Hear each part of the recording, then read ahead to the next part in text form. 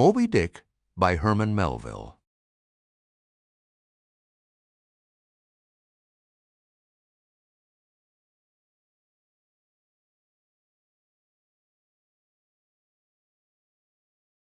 Moby Dick by Herman Melville.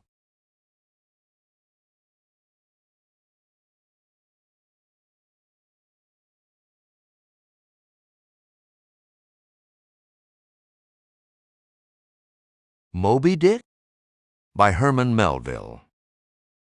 In token of my admiration for his genius, this book is inscribed to Nathaniel Hawthorne. Etymology. Supplied by a late consumptive usher to a grammar school, the pale usher threadbare in coat, heart, body, and brain. I see him now. He was ever dusting his old lexicons and grammars with a queer handkerchief mockingly embellished with all the gay flags of all the known nations of the world. He loved to dust his old grammars. It somehow mildly reminded him of his mortality.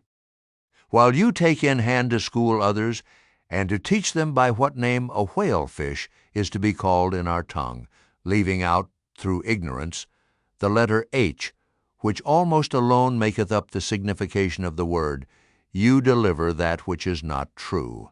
Hackloit, whale, swoe, and dan, fowl. This animal is named from roundness or rolling, for in dan fault is arched or vaulted.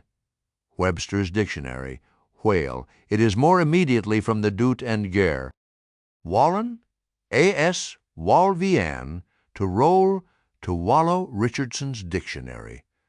Hand Hebrew, Etos Greek, Cetus Latin, Hul Anglo-Saxon, Walt Danish, Wal Dutch, Wal Swedish, Whale Icelandic, Whale English, Baleen French, Balena Spanish, Piki Nue, Nu Fiji, Pihi Nue, Aramangoan.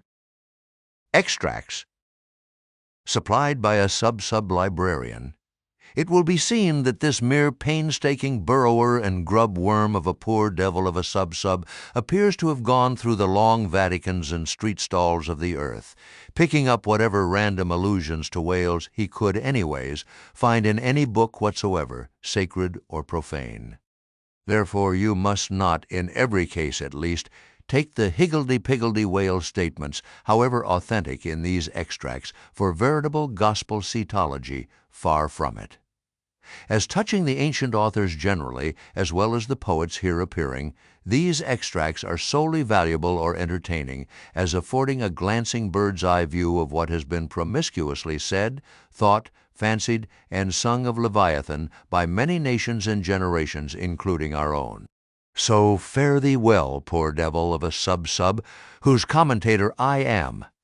Thou belongest to that hopeless, sallow tribe, which no wine of this world will ever warm, and for whom even pale sherry would be too rosy strong, but with whom one sometimes loves to sit, and feel poor devilish too, and grow convivial upon tears, and say to them bluntly, with full eyes and empty glasses, and in not altogether unpleasant sadness, give it up, subs.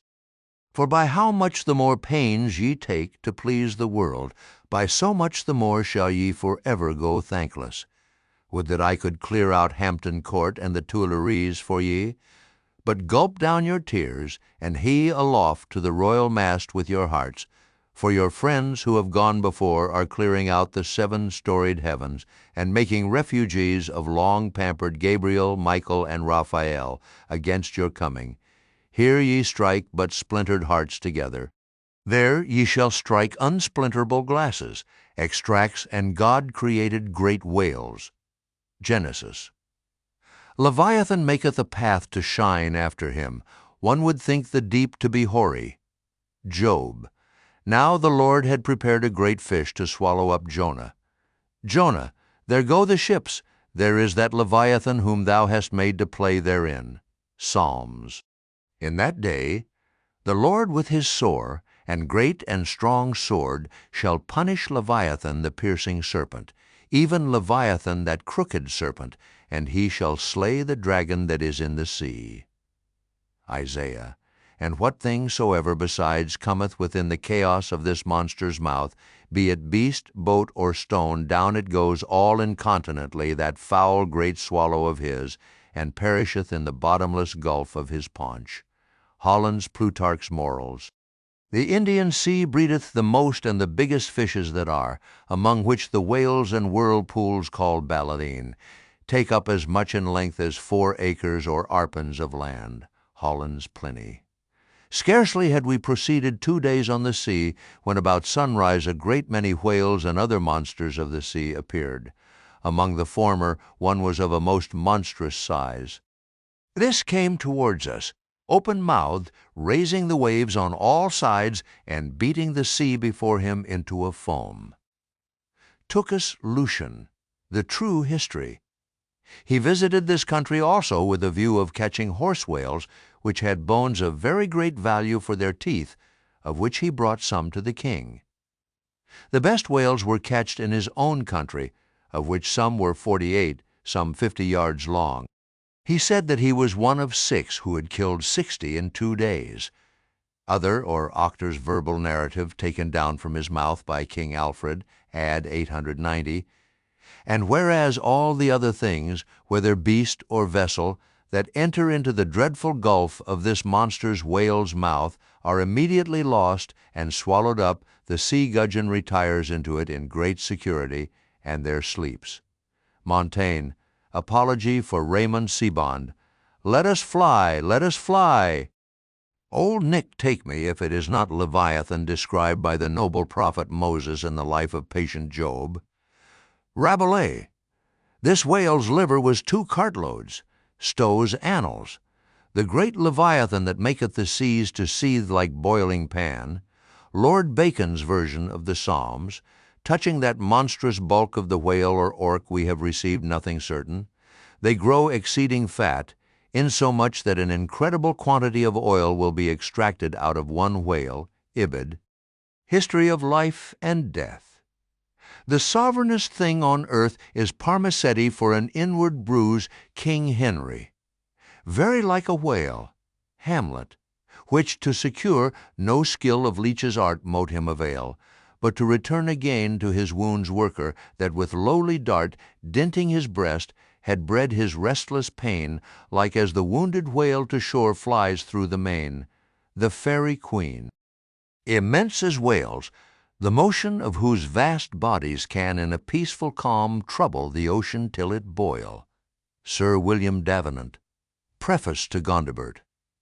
What spermaceti is, men might justly doubt, since the learned Hosmanus in his work of 30 years saith plainly, Nescio quid sit, Sir T. Brown, of spermaceti and the spermaceti whale, vidi his VE like Spencer's Talus with his modern flail, he threatens ruin with his ponderous tail. Their fixed javelins in his side he wears, and on his back a grove of pikes appears. Waller's Battle of the Summer Islands. By art is created that great Leviathan, called a commonwealth or state, in Latin, civitas, which is but an artificial man, opening sentence of Hobbes's Leviathan. Silly man-soul swallowed it without chewing, as if it had been a sprat in the mouth of a whale. Pilgrim's Progress. That sea-beast Leviathan, which God of all his works created hugest, that swim the ocean stream. Paradise Lost. There Leviathan, hugest of living creatures, in the deep stretched, like a promontory sleeps or swims, and seems a moving land, and at his gills draws in, and at his breath spouts out a sea. Ibid. The mighty whales which swim in a sea of water, and have a sea of oil swimming in them, Fuller's Profane and Holy State. So close behind some promontory lie the huge Leviathan to attend their prey, and give no chance, but swallow in the fry, which through their gaping jaws mistake the way. Dryden's Annus Mirabilis. While the whale is floating at the stern of the ship, they cut off his head and tow it with a boat as near the shore as it will come, but it will be aground in 12 or 13 feet water. Thomas Edge's 10 Voyages to Spitzbergen, in Purchas.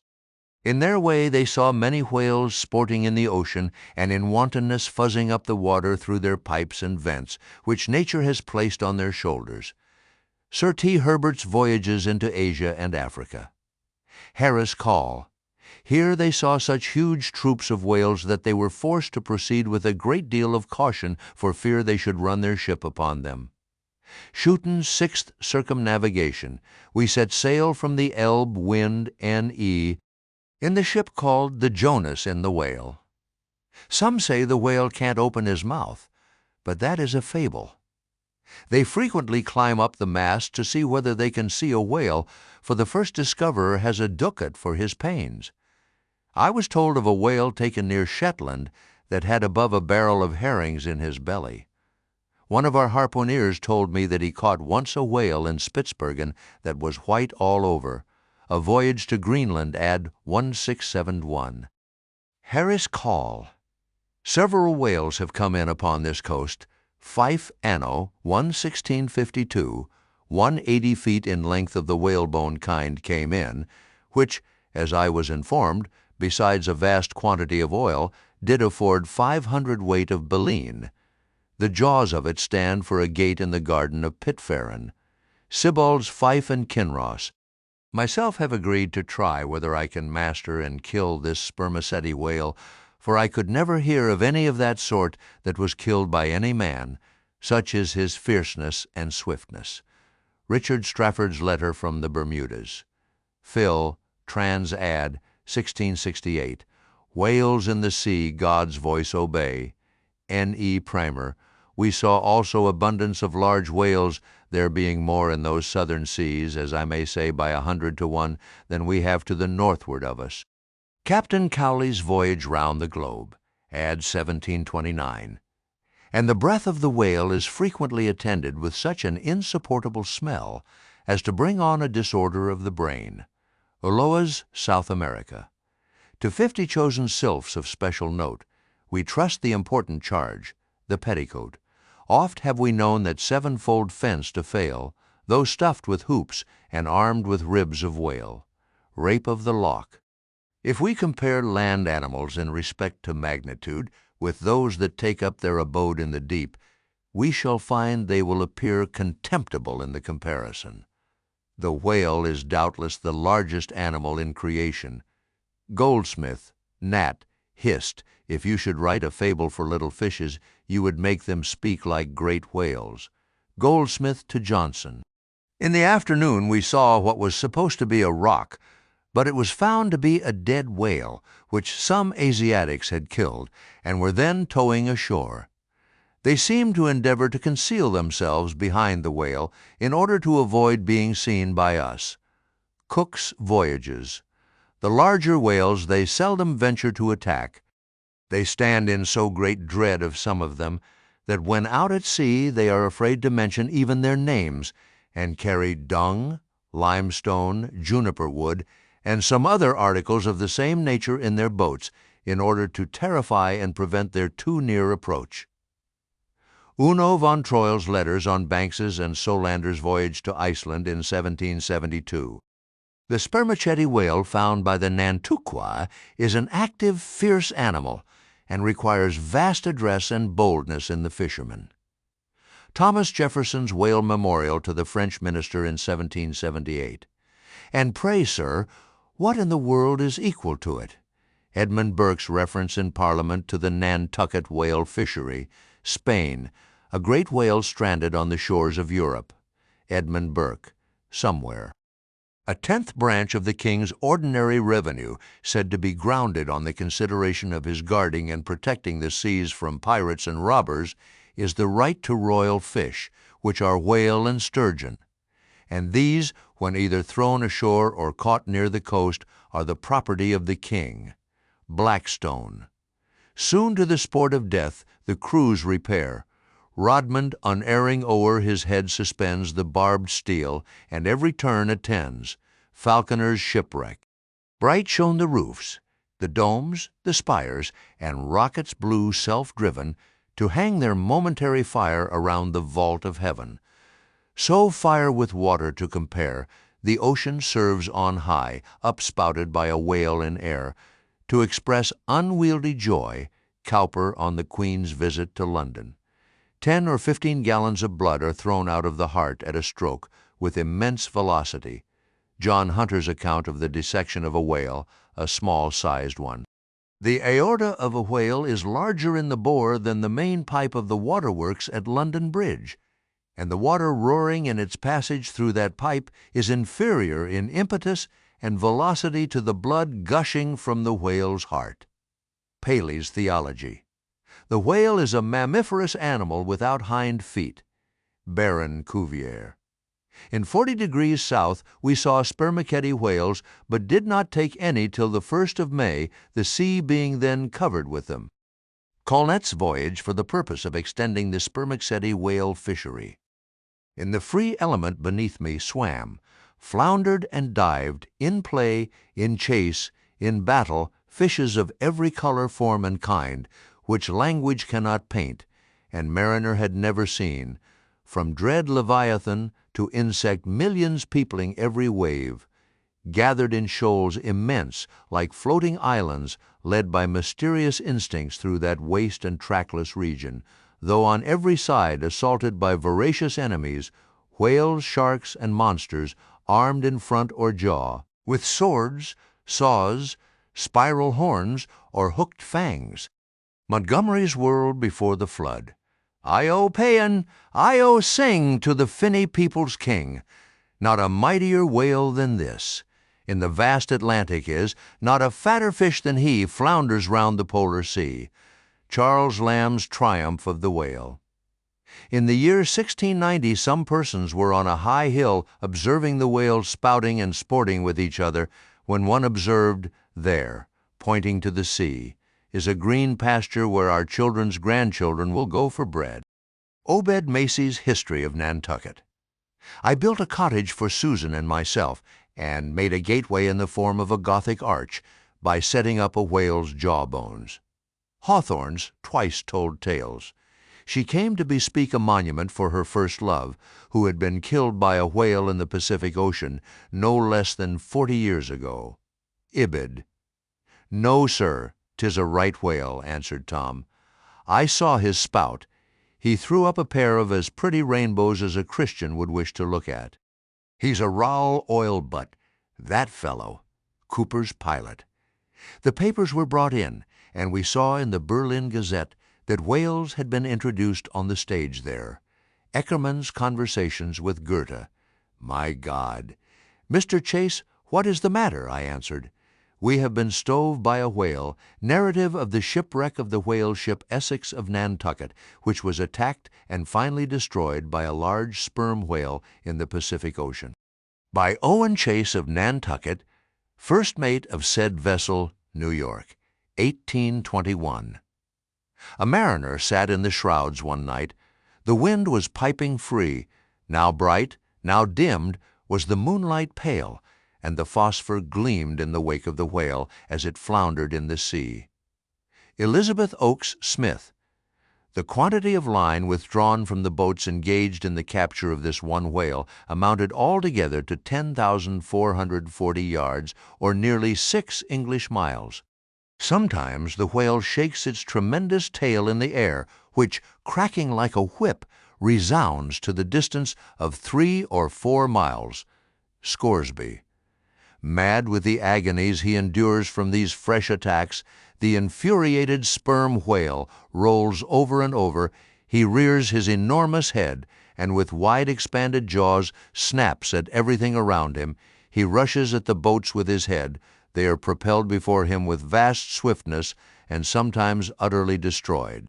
It is a matter of great astonishment that the consideration of the habits of so interesting and, in a commercial point of view, so important an animal as the sperm whale should have been so entirely neglected, or should have excited so little curiosity among the numerous, and many of them competent observers that of late years must have possessed the most abundant and the most convenient opportunities of witnessing their habitudes. Thomas Beale's History of the Sperm Whale, 1839. The cachalot sperm whale is not only better armed than the true whale, Greenland or right whale, in possessing a formidable weapon at either extremity of its body, but also more frequently displays a disposition to employ these weapons offensively and in manner at once so artful, bold, and mischievous as to lead to its being regarded as the most dangerous to attack of all the known species of the whale tribe. Frederick de Bell Bennett's Whaling Voyage Round the Globe, 1840. October 13th. "There she blows," was sung out from the masthead. "Where away?" demanded the captain. "3 points off the lee bow, sir." "Raise up your wheel." "Steady, steady, sir." "Masthead ahoy! Do you see that whale now?" "Aye, aye, sir, a shoal of sperm whales. There she blows, there she breaches. Sing out every time." "Aye, aye, sir. There she blows, there she blows, bows." Bow, os. How far off? 2.5 miles. "Thunder and lightning so near. Call all hands." J. Ross Brown's Etchings of a Whaling Cruise, 1846. The whale ship Globe, on board of which vessel occurred the horrid transactions we are about to relate, belonged to the island of Nantucket. Narrative of the Globe Mutiny by lay and hussy survivors, add 1828. Being once pursued by a whale which he had wounded, he parried the assault for some time with a lance, but the furious monster at length rushed on the boat, himself and comrades only being preserved by leaping into the water when they saw the onset was inevitable. Missionary Journal of Tyerman and Bennett. Nantucket itself, said Mr. Webster, is a very striking and peculiar portion of the national interest. There is a population of 8,000 or 9,000 persons living here in the sea, adding largely every year to the national wealth by the boldest and most persevering industry. Report of Daniel Webster's speech in the U.S. Senate on the application for the erection of a breakwater at Nantucket, 1828. The whale fell directly over him and probably killed him in a moment. The whale and his captors, or the whaleman's adventures and the whale's biography, gathered on the homeward cruise of the Commodore Preble, by Reverend Henry T. Cheever. "If you make the least damn bit of noise," replied Samuel, "I will send you to hell." Life of Samuel Comstock, the Mutineer, by his brother William Comstock, another version of the whale ship Globe narrative. The voyages of the Dutch and English to the Northern Ocean in order, if possible, to discover a passage through it to India, though they failed of their main object, laid open the haunts of the whale, McCulloch's Commercial Dictionary. These things are reciprocal. The ball rebounds, only to bound forward again, for now in laying open the haunts of the whalemen seem to have indirectly hit upon new clues to that same mystic northwest passage. From something unpublished. It is impossible to meet a whale ship on the ocean without being struck by her near appearance. The vessel under short sail, with lookouts at the mastheads eagerly scanning the wide expanse around them, has a totally different air from those engaged in regular voyage. Currents and Whaling, USX, X. Pedestrians in the vicinity of London and elsewhere may recollect having seen large curved bones set upright in the earth, either to form arches over gateways or entrances to alcoves, and they may perhaps have been told that these were the ribs of whales, tales of a whale voyager to the Arctic Ocean. It was not till the boats returned from the pursuit of these whales that the whites saw their ship in bloody possession of the savages enrolled among the crew. Newspaper account of the taking and retaking of the whale ship Hobomack. It is generally well known that out of the crews of whaling vessels, American, few ever return in the ships on board of which they departed, crews in a whale boat. Suddenly a mighty mass emerged from the water and shot up perpendicularly into the air. It was the whale. Miriam Coffin, or the whale fisherman. The whale is harpooned, to be sure, but bethink you how you would manage a powerful unbroken colt with the mere appliance of a rope tied to the root of his tail. A chapter on whaling in ribs and trucks. On one occasion I saw 2 of these monsters, whales, probably male and female, slowly swimming, one after the other, within less than a stone's throw of the shore, Terra del Fuego, over which the beech tree extended its branches, Darwin's voyage of a naturalist. "Stern all!" exclaimed the mate, as upon turning his head, he saw the distended jaws of a large sperm whale close to the head of the boat, threatening it with instant destruction. "Stern all for your lives." Wharton the whale killer. So be cheery, my lads, let your hearts never fail, while the bold harpooner is striking the whale. Nantucket Song. Oh, the rare old whale! Mid-storm and gale in his ocean home will be a giant in might, where might is right, and king of the boundless sea. Whale Song. Moby Dick, or the Whale. Chapter 1. Loomings. Call me Ishmael. Some years ago. Never mind how long precisely, having little or no money in my purse, and nothing particular to interest me on shore, I thought I would sail about a little and see the watery part of the world. It is a way I have of driving off the spleen and regulating the circulation. Whenever I find myself growing grim about the mouth, whenever it is a damp, drizzly November in my soul, whenever I find myself involuntarily pausing before coffin warehouses and bringing up the rear of every funeral I meet, and especially whenever my hypos get such an upper hand of me that it requires a strong moral principle to prevent me from deliberately stepping into the street and methodically knocking people's hats off. Then I account it high time to get to sea as soon as I can. This is my substitute for pistol and ball. With a philosophical flourish, Cato throws himself upon his sword. I quietly take to the ship. There is nothing surprising in this. If they but knew it, almost all men in their degree, sometime or other, cherish very nearly the same feelings towards the ocean with me. There now is your insular city of the Manhattoes, belted round by wharves as Indian isles by coral reefs. Commerce surrounds it with her surf. Right and left, the streets take you waterward. Its extreme downtown is the Battery, where that noble mole is washed by waves and cooled by breezes which a few hours previous were out of sight of land. Look at the crowds of water-gazers there, circumambulate the city of a dreamy Sabbath afternoon, go from Corlear's Hook to Coenty Slip, and from thence, by Whitehall, northward. What do you see? Posted like silent sentinels all around the town stand thousands upon thousands of mortal men fixed in ocean reveries, some leaning against the spiles, some seated upon the pierheads, some looking over the bulwarks of ships from China, some high aloft in the rigging, as if striving to get a still better seaward peep. But these are all landsmen, of week-days pent up in lath and plaster, tied to counters, nailed to benches, clinched to desks. How then is this? Are the green fields gone? What do they hear? But look, here come more crowds, pacing straight for the water, and seemingly bound for a dive. Strange, nothing will content them but the extremest limit of the land. Loitering under the shady lee of yonder warehouses will not suffice, no. They must get just as nigh the water as they possibly can without falling in.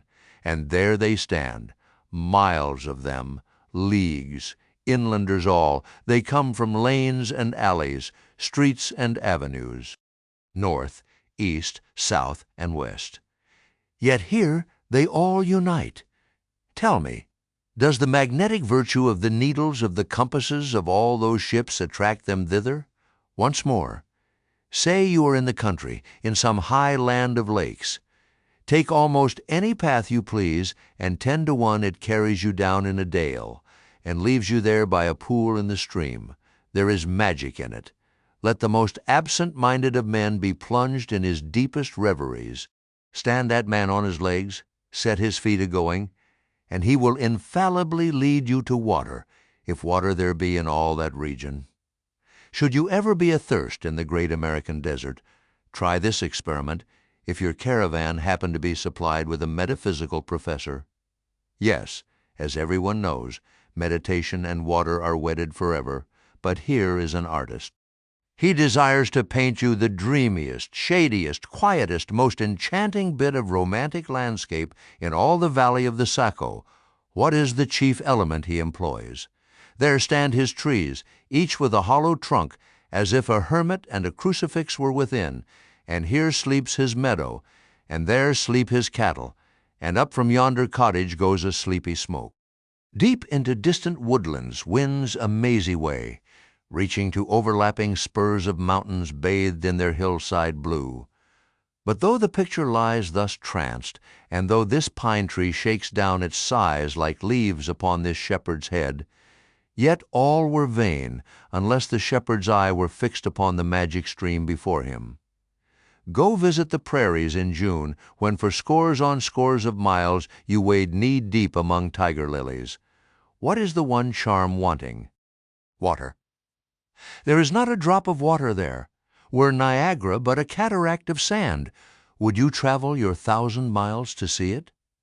Why did the poor poet of Tennessee, upon suddenly receiving 2 handfuls of silver, deliberate whether to buy him a coat, which he sadly needed, or invest his money in a pedestrian trip to Rockaway Beach? Why is almost every robust, healthy boy with a robust, healthy soul in him at some time or other crazy to go to sea? Why, upon your first voyage as a passenger, did you yourself feel such a mystical vibration when first told that you and your ship were now out of sight of land? Why did the old Persians hold the sea holy? Why did the Greeks give it a separate deity and own brother of Jove? Surely all this is not without meaning. And still deeper, the meaning of that story of Narcissus, who, because he could not grasp the tormenting, mild image he saw in the fountain, plunged into it and was drowned. But that same image we ourselves see in all rivers and oceans. It is the image of the ungraspable phantom of life, and this is the key to it all. Now, when I say that I am in the habit of going to sea whenever I begin to grow hazy about the eyes and begin to be overconscious of my lungs, I do not mean to have it inferred that I ever go to sea as a passenger. For to go as a passenger you must needs have a purse, and a purse is but a rag unless you have something in it. Besides, passengers get seasick, grow quarrelsome, don't sleep of nights, do not enjoy themselves much as a general thing. No, I never go as a passenger, nor, though I am something of a salt, do I ever go to sea as a commodore, or a captain, or a cook. I abandon the glory and distinction of such offices to those who like them. For my part, I abominate all honorable, respectable toils, trials, and tribulations of every kind whatsoever. It is quite as much as I can do to take care of myself without taking care of ships, barks, brigs, schooners, and what not.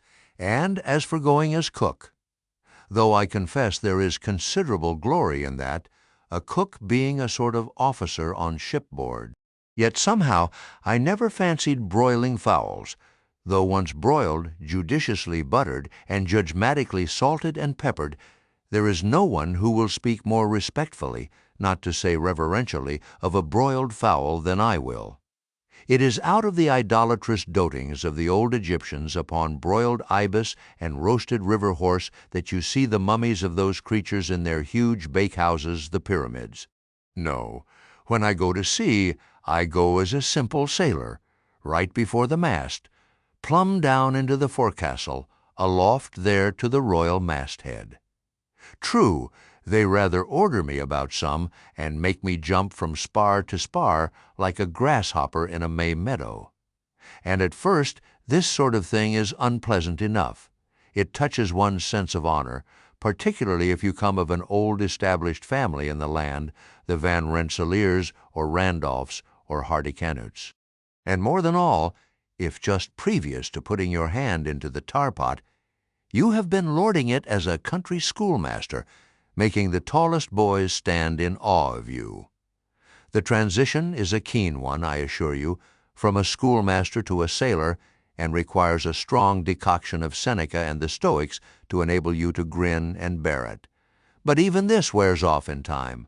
What of it, if some old hunks of a sea captain orders me to get a broom and sweep down the decks?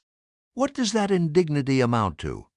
Weighed, I mean, in the scales of the New Testament. Do you think the Archangel Gabriel thinks anything the less of me because I promptly and respectfully obey that old hunks in that particular instance? Who ain't a slave? Tell me that. Well then, however the old sea captains may order me about, however they may thump and punch me about, I have the satisfaction of knowing that it is all right, that everybody else is one way or other served in much the same way, either in a physical or metaphysical point of view, that is, and so the universal thump is passed round, and all hands should rub each other's shoulder blades and be content. Again, I always go to sea as a sailor, because they make a point of paying me for my trouble, whereas they never pay passengers a single penny that I ever heard of. On the contrary, passengers themselves must pay, and there is all the difference in the world between paying and being paid. The act of paying is perhaps the most uncomfortable infliction that the two orchard thieves entailed upon us. But being paid, what will compare with it? The urbane activity with which a man receives money is really marvelous, considering that we so earnestly believe money to be the root of all earthly ills, and that on no account can a moneyed man enter heaven. Ah, how cheerfully we consign ourselves to perdition. Finally, I always go to sea as a sailor, because of the wholesome exercise and pure air of the forecastle deck. For as in this world, head winds are far more prevalent than winds from astern, that is, if you never violate the Pythagorean maxim, so for the most part the Commodore on the quarterdeck gets his atmosphere at second hand from the sailors on the forecastle. He thinks he breathes it first, but not so. In much the same way do the commonalty lead their leaders in many other things, at the same time that the leaders little suspect it.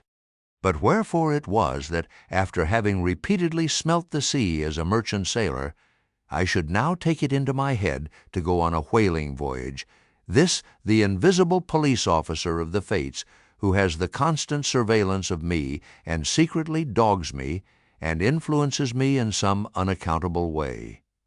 He can better answer than anyone else, and, doubtless, my going on this whaling voyage formed part of the grand program of Providence that was drawn up a long time ago. It came in as a sort of brief interlude and solo between more extensive performances. I take it that this part of the bill must have run something like this: Grand contested election for the presidency of the United States, whaling voyage by one Ishmael, bloody battle in Afghanistan. Though I cannot tell why it was exactly that those stage managers, the fates, put me down for this shabby part of a whaling voyage, when others were set down for magnificent parts in high tragedies, and short and easy parts in genteel comedies, and jolly parts in farces. Though I cannot tell why this was exactly, yet, now that I recall all the circumstances, I think I can see a little into the springs and motives which, being cunningly presented to me under various disguises, induced me to set about performing the part I did, besides cajoling me into the delusion that it was a choice resulting from my own unbiased free will and discriminating judgment. Chief among these motives was the overwhelming idea of the great whale himself. Such a portentous and mysterious monster roused all my curiosity. Then the wild and distant seas where he rolled his island bulk, the undeliverable nameless perils of the whale, these, with all the attending marvels of 1,000 Patagonian sights and sounds, helped to sway me to my wish. With other men, perhaps, such things would not have been inducements, but as for me, I am tormented with an everlasting itch for things remote. I love to sail forbidden seas and land on barbarous coasts. Not ignoring what is good, I am quick to perceive a horror, and could still be social with it. Would they let me? Since it is but well to be on friendly terms with all the inmates of the place one lodges in. By reason of these things, then, the whaling voyage was welcome. The great floodgates of the wonder world swung open, and in the wild conceits that swayed me to my purpose, two and two there floated into my inmost soul endless processions of the whale, and midmost of them all one grand hooded phantom, like a snow hill in the air. Chapter 2. The Carpetbag. I stuffed a shirt or two into my old carpetbag, tucked it under my arm, and started for Cape Horn and the Pacific. Quitting the good city of old Manhattan, I duly arrived in New Bedford. It was a Saturday night in December. Much was I disappointed upon learning that the little packet for Nantucket had already sailed, and that no way of reaching that place would offer till the following Monday. As most young candidates for the pains and penalties of whaling stop at this same New Bedford, thence to embark on their voyage, it may as well be related that I, for one, had no idea of so doing, for my mind was made up to sail in no other than a Nantucket craft, because there was a fine, boisterous something about everything connected with that famous old island which amazingly pleased me. Besides, though New Bedford has of late been gradually monopolizing the business of whaling, and though in this matter poor old Nantucket is now much behind her, yet Nantucket was her great original, the Tyre of this Carthage, the place where the first dead American whale was stranded. Where else but from Nantucket did those aboriginal whalemen, the red men, first sally out in canoes to give chase to the Leviathan? And where but from Nantucket, too, did that first adventurous little sloop put forth, partly laden with imported cobblestones? So goes the story. To throw at the whales in order to discover when they were nigh enough to risk a harpoon from the bowsprit, now having a night, a day, and still another night following before me in New Bedford, ere I could embark for my destined port, it became a matter of concernment where I was to eat and sleep meanwhile. It was a very dubious-looking, nay, a very dark and dismal night, bitingly cold and cheerless. I knew no one in the place. With anxious grapnels I had sounded my pocket, and only brought up a few pieces of silver. So, wherever you go, Ishmael, said I to myself, as I stood in the middle of a dreary street, shouldering my bag, and comparing the gloom towards the north with the darkness towards the south. Wherever in your wisdom you may conclude to lodge for the night, my dear Ishmael, be sure to inquire the price, and don't be too particular. With halting steps I paced the streets and passed the sign of the Crossed Harpoons, but it looked too expensive and jolly there. Further on, from the bright red windows of the Swordfish Inn, there came such fervent rays that it seemed to have melted the packed snow and ice from before the house, for everywhere else the congealed frost lay 10 inches thick in a hard, asphaltic pavement, rather weary for me when I struck my foot against the flinty projections, because from hard, remorseless service the soles of my boots were in a most miserable plight. Too expensive and jolly again, thought I, pausing one moment to watch the broad glare in the street and hear the sounds of the tinkling glasses within. But go on, Ishmael, said I at last. Don't you hear? Get away from before the door, your patched boots are stopping the way. So on I went. I now by instinct followed the streets that took me waterward, for there, doubtless, were the cheapest, if not the cheeriest, inns. Such dreary streets, blocks of blackness, not houses on either hand, and here and there a candle, like a candle moving about in a tomb, at this hour of the night of the last day of the week, that quarter of the town proved all but deserted. But presently I came to a smoky light proceeding from a low, wide building, the door of which stood invitingly open. It had a careless look, as if it were meant for the uses of the public, so entering, the first thing I did was to stumble over an ash-box in the porch. Ha! thought I, ha! as the flying particles almost choked me. Are these ashes from that destroyed city, Gomorrah? But the crossed harpoons and the swordfish? This, then, must needs be the sign of the trap. However, I picked myself up, and hearing a loud voice within, pushed on and opened a second, interior door. It seemed the great black Parliament sitting in Tophet. 100 black faces turned round in their rows to peer, and beyond, a black angel of doom was beating a book in a pulpit. It was a Negro church, and the preacher's text was about the blackness of darkness and the weeping and wailing and teeth-gnashing there. Ha, Ishmael, muttered I, backing out, wretched entertainment at the sign of the trap. Moving on, I at last came to a dim sort of light not far from the docks, and heard a forlorn creaking in the air, and looking up saw a swinging sign over the door with a white painting upon it, faintly representing a tall straight jet of misty spray, and these words underneath: "The Spouter-Inn, Peter Coffin." Coffin? Spouter? Rather ominous in that particular connection, thought I. But it is a common name in Nantucket, they say, and I suppose this Peter here is an emigrant from there.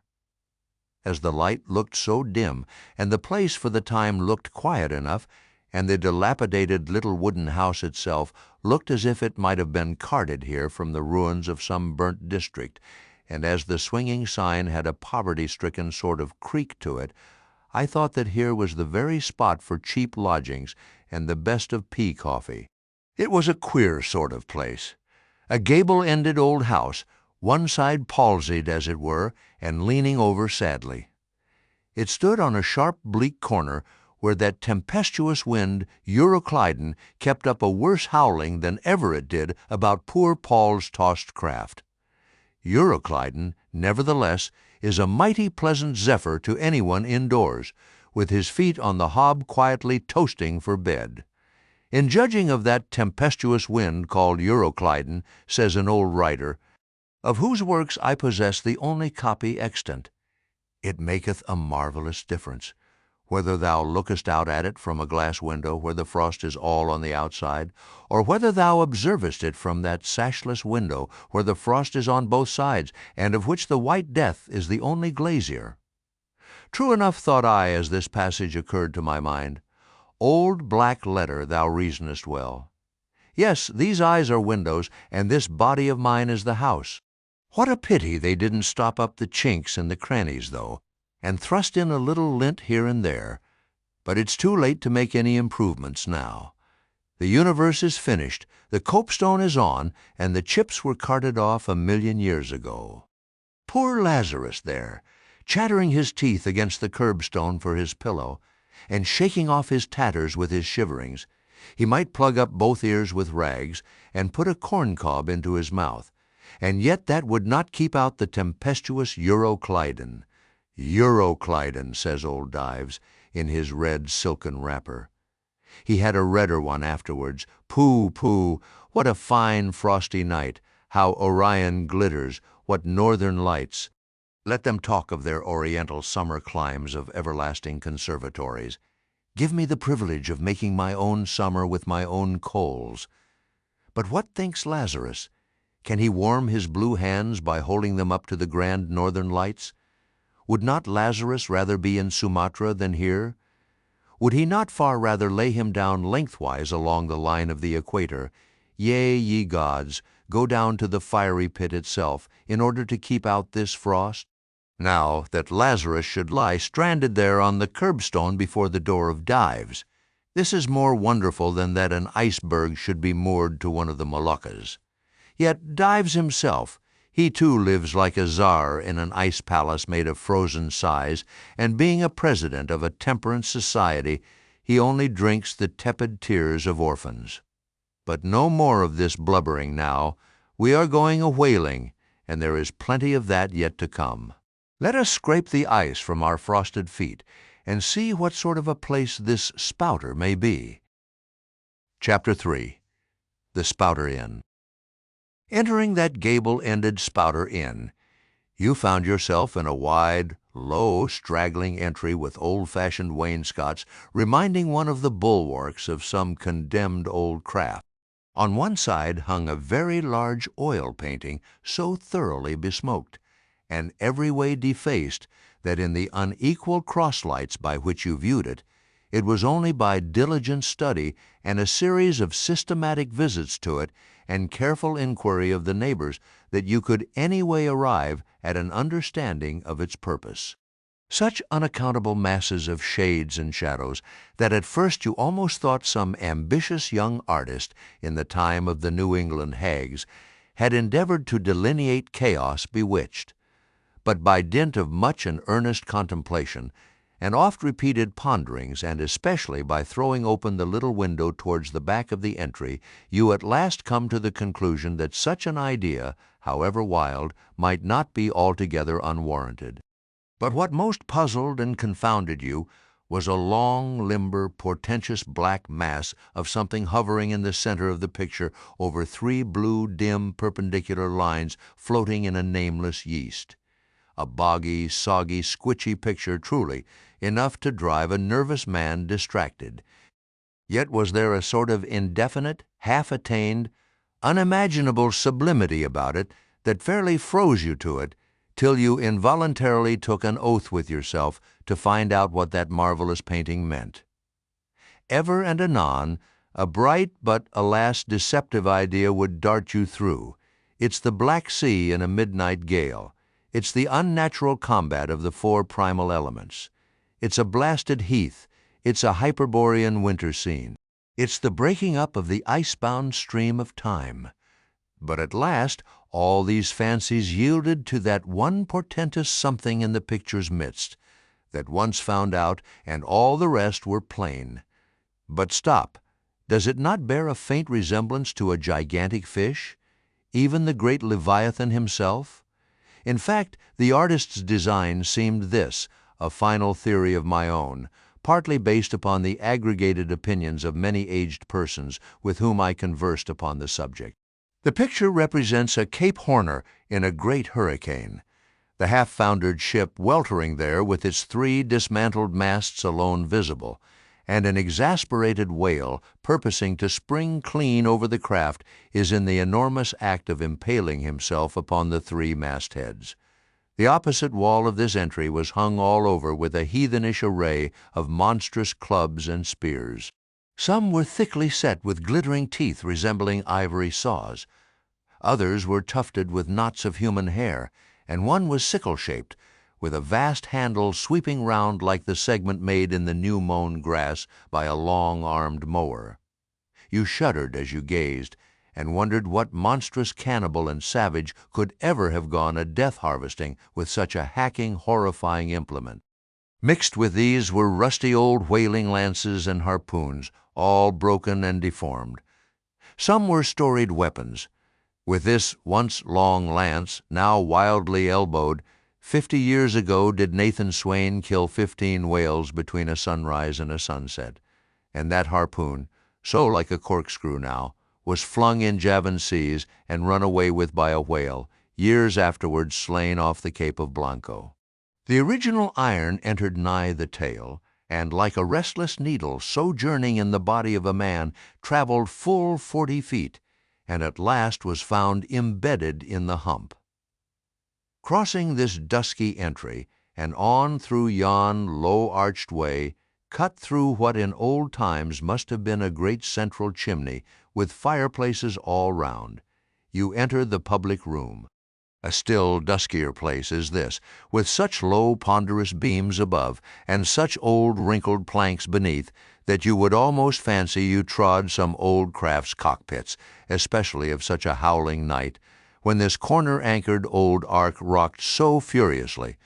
On one side stood a long, low, shelf-like table covered with cracked glass cases, filled with dusty rarities gathered from this wide world's remotest nooks. Projecting from the further angle of the room stands a dark-looking den, the bar, a rude attempt at a right whale's head. Be that how it may, there stands the vast arched bone of the whale's jaw, so wide a coach might almost drive beneath it. Within are shabby shelves, ranged round with old decanters, bottles, flasks, and in those jaws of swift destruction, like another cursed Jonah, by which name indeed they called him, bustles a little withered old man who, for their money, dearly sells the sailors deliriums and death. Abominable are the tumblers into which he pours his poison, though true cylinders without, within the villainous green goggling glasses deceitfully tapered downwards to a cheating bottom. Parallel meridians rudely pecked into the glass surround these footpads goblets.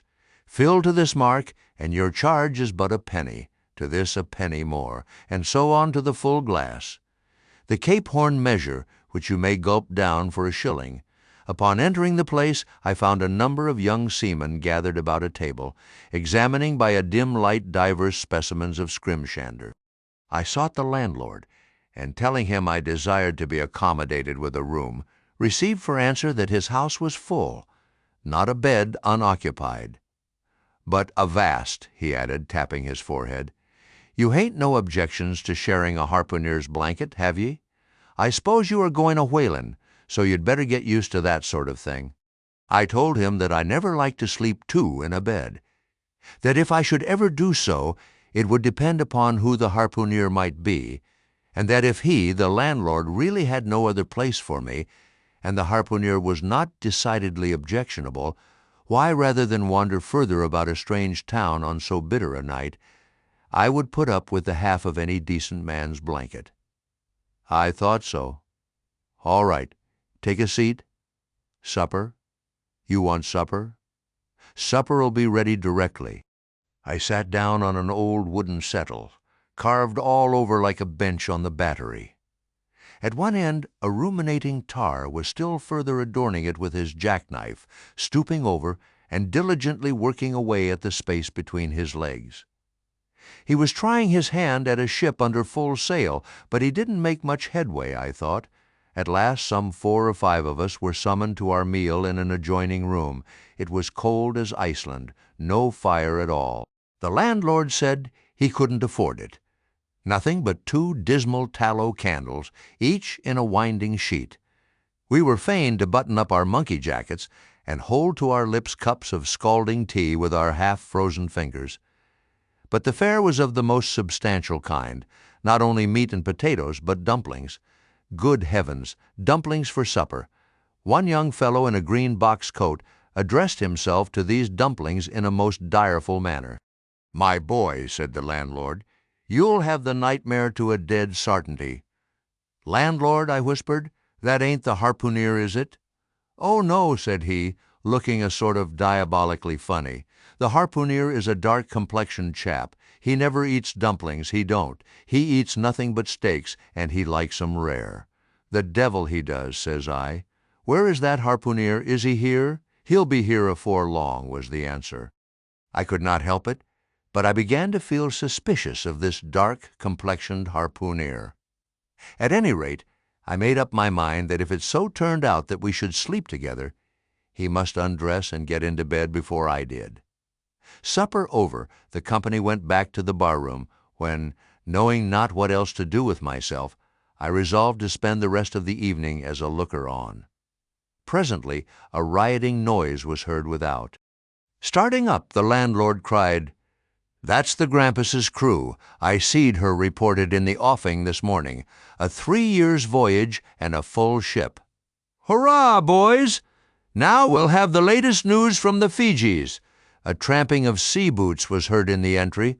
The door was flung open, and in rolled a wild set of mariners enough.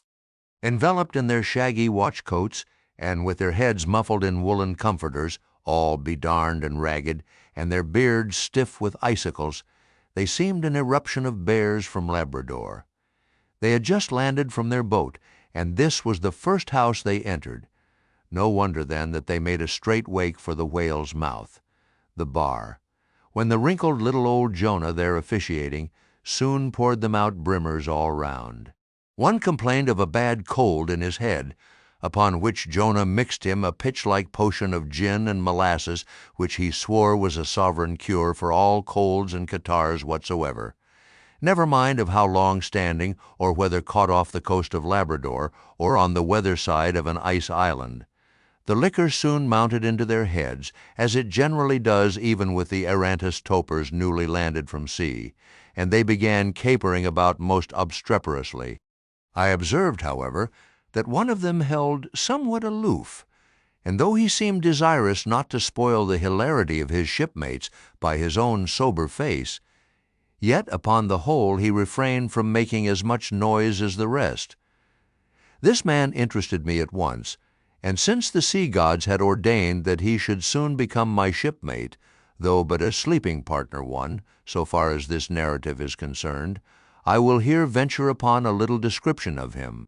He stood full 6 feet in height, with noble shoulders and a chest like a cofferdam. I have seldom seen such brawn in a man. His face was deeply brown and burnt, making his white teeth dazzling by the contrast, while in the deep shadows of his eyes floated some reminiscences that did not seem to give him much joy. His voice at once announced that he was a Southerner, and from his fine stature I thought he must be one of those tall mountaineers from the Alleghanian Ridge in Virginia. When the revelry of his companions had mounted to its height, this man slipped away unobserved, and I saw no more of him till he became my comrade on the sea. In a few minutes, however, he was missed by his shipmates, and being, it seems, for some reason a huge favorite with them, they raised a cry of "Bulkington! Bulkington! Where's Bulkington?" and darted out of the house in pursuit of him. It was now about 9 o'clock, and the room seeming almost supernaturally quiet after these orgies, I began to congratulate myself upon a little plan that had occurred to me just previous to the entrance of the seamen. No man prefers to sleep two in a bed. In fact, you would a good deal rather not sleep with your own brother. I don't know how it is, but people like to be private when they are sleeping. And when it comes to sleeping with an unknown stranger, in a strange inn, in a strange town, and that stranger a harpooneer, then your objections indefinitely multiply. Nor was there any earthly reason why I, as a sailor, should sleep two in a bed, more than anybody else. For sailors no more sleep two in a bed at sea than bachelor kings do ashore. To be sure, they all sleep together in one apartment, but you have your own hammock, and cover yourself with your own blanket, and sleep in your own skin. The more I pondered over this harpooneer, the more I abominated the thought of sleeping with him. It was fair to presume that being a harpooneer, his linen or woolen, as the case might be, would not be of the tidiest, certainly none of the finest. I began to twitch all over. Besides, it was getting late, and my decent harpooneer ought to be home and going bedwards. Suppose now he should tumble in upon me at midnight. How could I tell from what vile hole he had been coming? Landlord, I've changed my mind about that harpooneer. I shan't sleep with him. I'll try the bench here, just as you please. I'm sorry I can't spare ye a tablecloth for a mattress, and it's a plaguey rough board here, feeling of the knots and notches. But wait a bit, Scrimshander. I've got a carpenter's plane there in the bar. Wait, I say, and I'll make ye snug enough. So saying, he procured the plane, and with his old silk handkerchief, first dusting the bench, vigorously set to planing away at my bed, the while grinning like an ape. The shavings flew right and left, till at last the plane iron came bump against an indestructible knot. The landlord was near spraining his wrist, and I told him for heaven's sake to quit. The bed was soft enough to suit me, and I did not know how all the planing in the world could make eider down of a pine plank.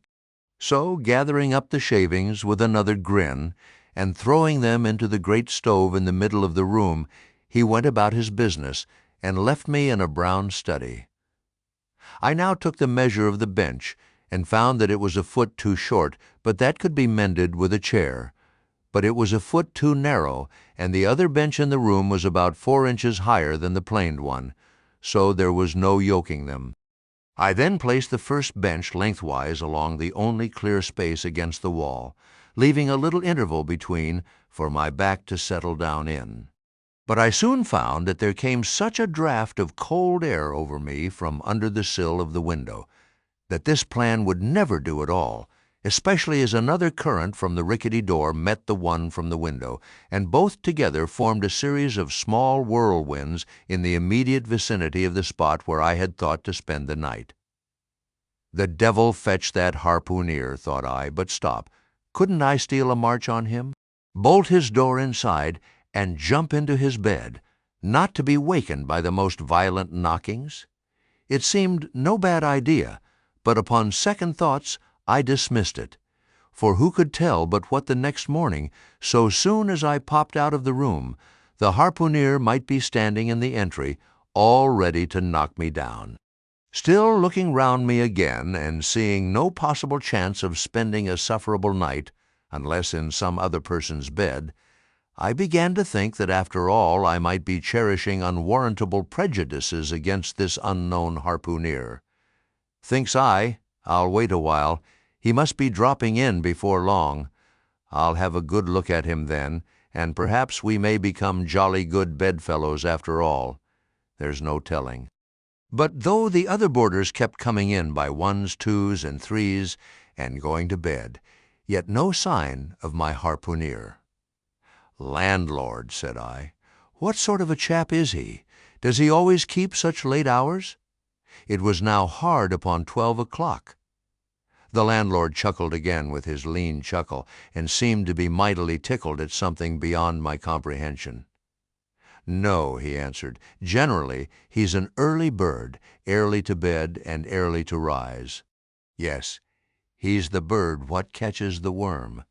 But tonight he went out a-peddling, you see, and I don't see what on earth keeps him so late, unless, maybe, he can't sell his head." "Can't sell his head? What sort of a bamboozingly story is this you are telling me?" Getting into a towering rage. "Do you pretend to say, landlord, that this harpooneer is actually engaged this blessed Saturday night, or rather Sunday morning, in peddling his head around this town?" "That's precisely it," said the landlord, "and I told him he couldn't sell it here. The market's overstocked." "With what?" shouted I. "With heads, to be sure. Ain't there too many heads in the world?" "I tell you what it is, landlord," said I quite calmly. "You'd better stop spinning that yarn to me. I'm not green." "Maybe not," taking out a stick and whittling a toothpick, "but I rather guess you'll be done brown if that 'ere harpooneer hears you a-slanderin' his head. I'll break it for him," said I, now flying into a passion again at this unaccountable farrago of the landlord's. "It's broke a'ready," said he. "Broke," said I.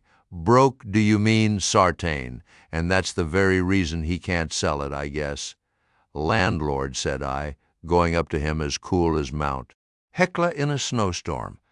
"Landlord, stop whittling. You and I must understand one another, and that too without delay. I come to your house and want a bed. You tell me you can only give me half a one, that the other half belongs to a certain harpooneer. And about this harpooneer, whom I have not yet seen, you persist in telling me the most mystifying and exasperating stories, tending to beget in me an uncomfortable feeling towards the man whom you design for my bedfellow. A sort of connection, landlord, which is an intimate and confidential one in the highest degree. I now demand of you to speak out and tell me who and what this harpooneer is, and whether I shall be in all respects safe to spend the night with him.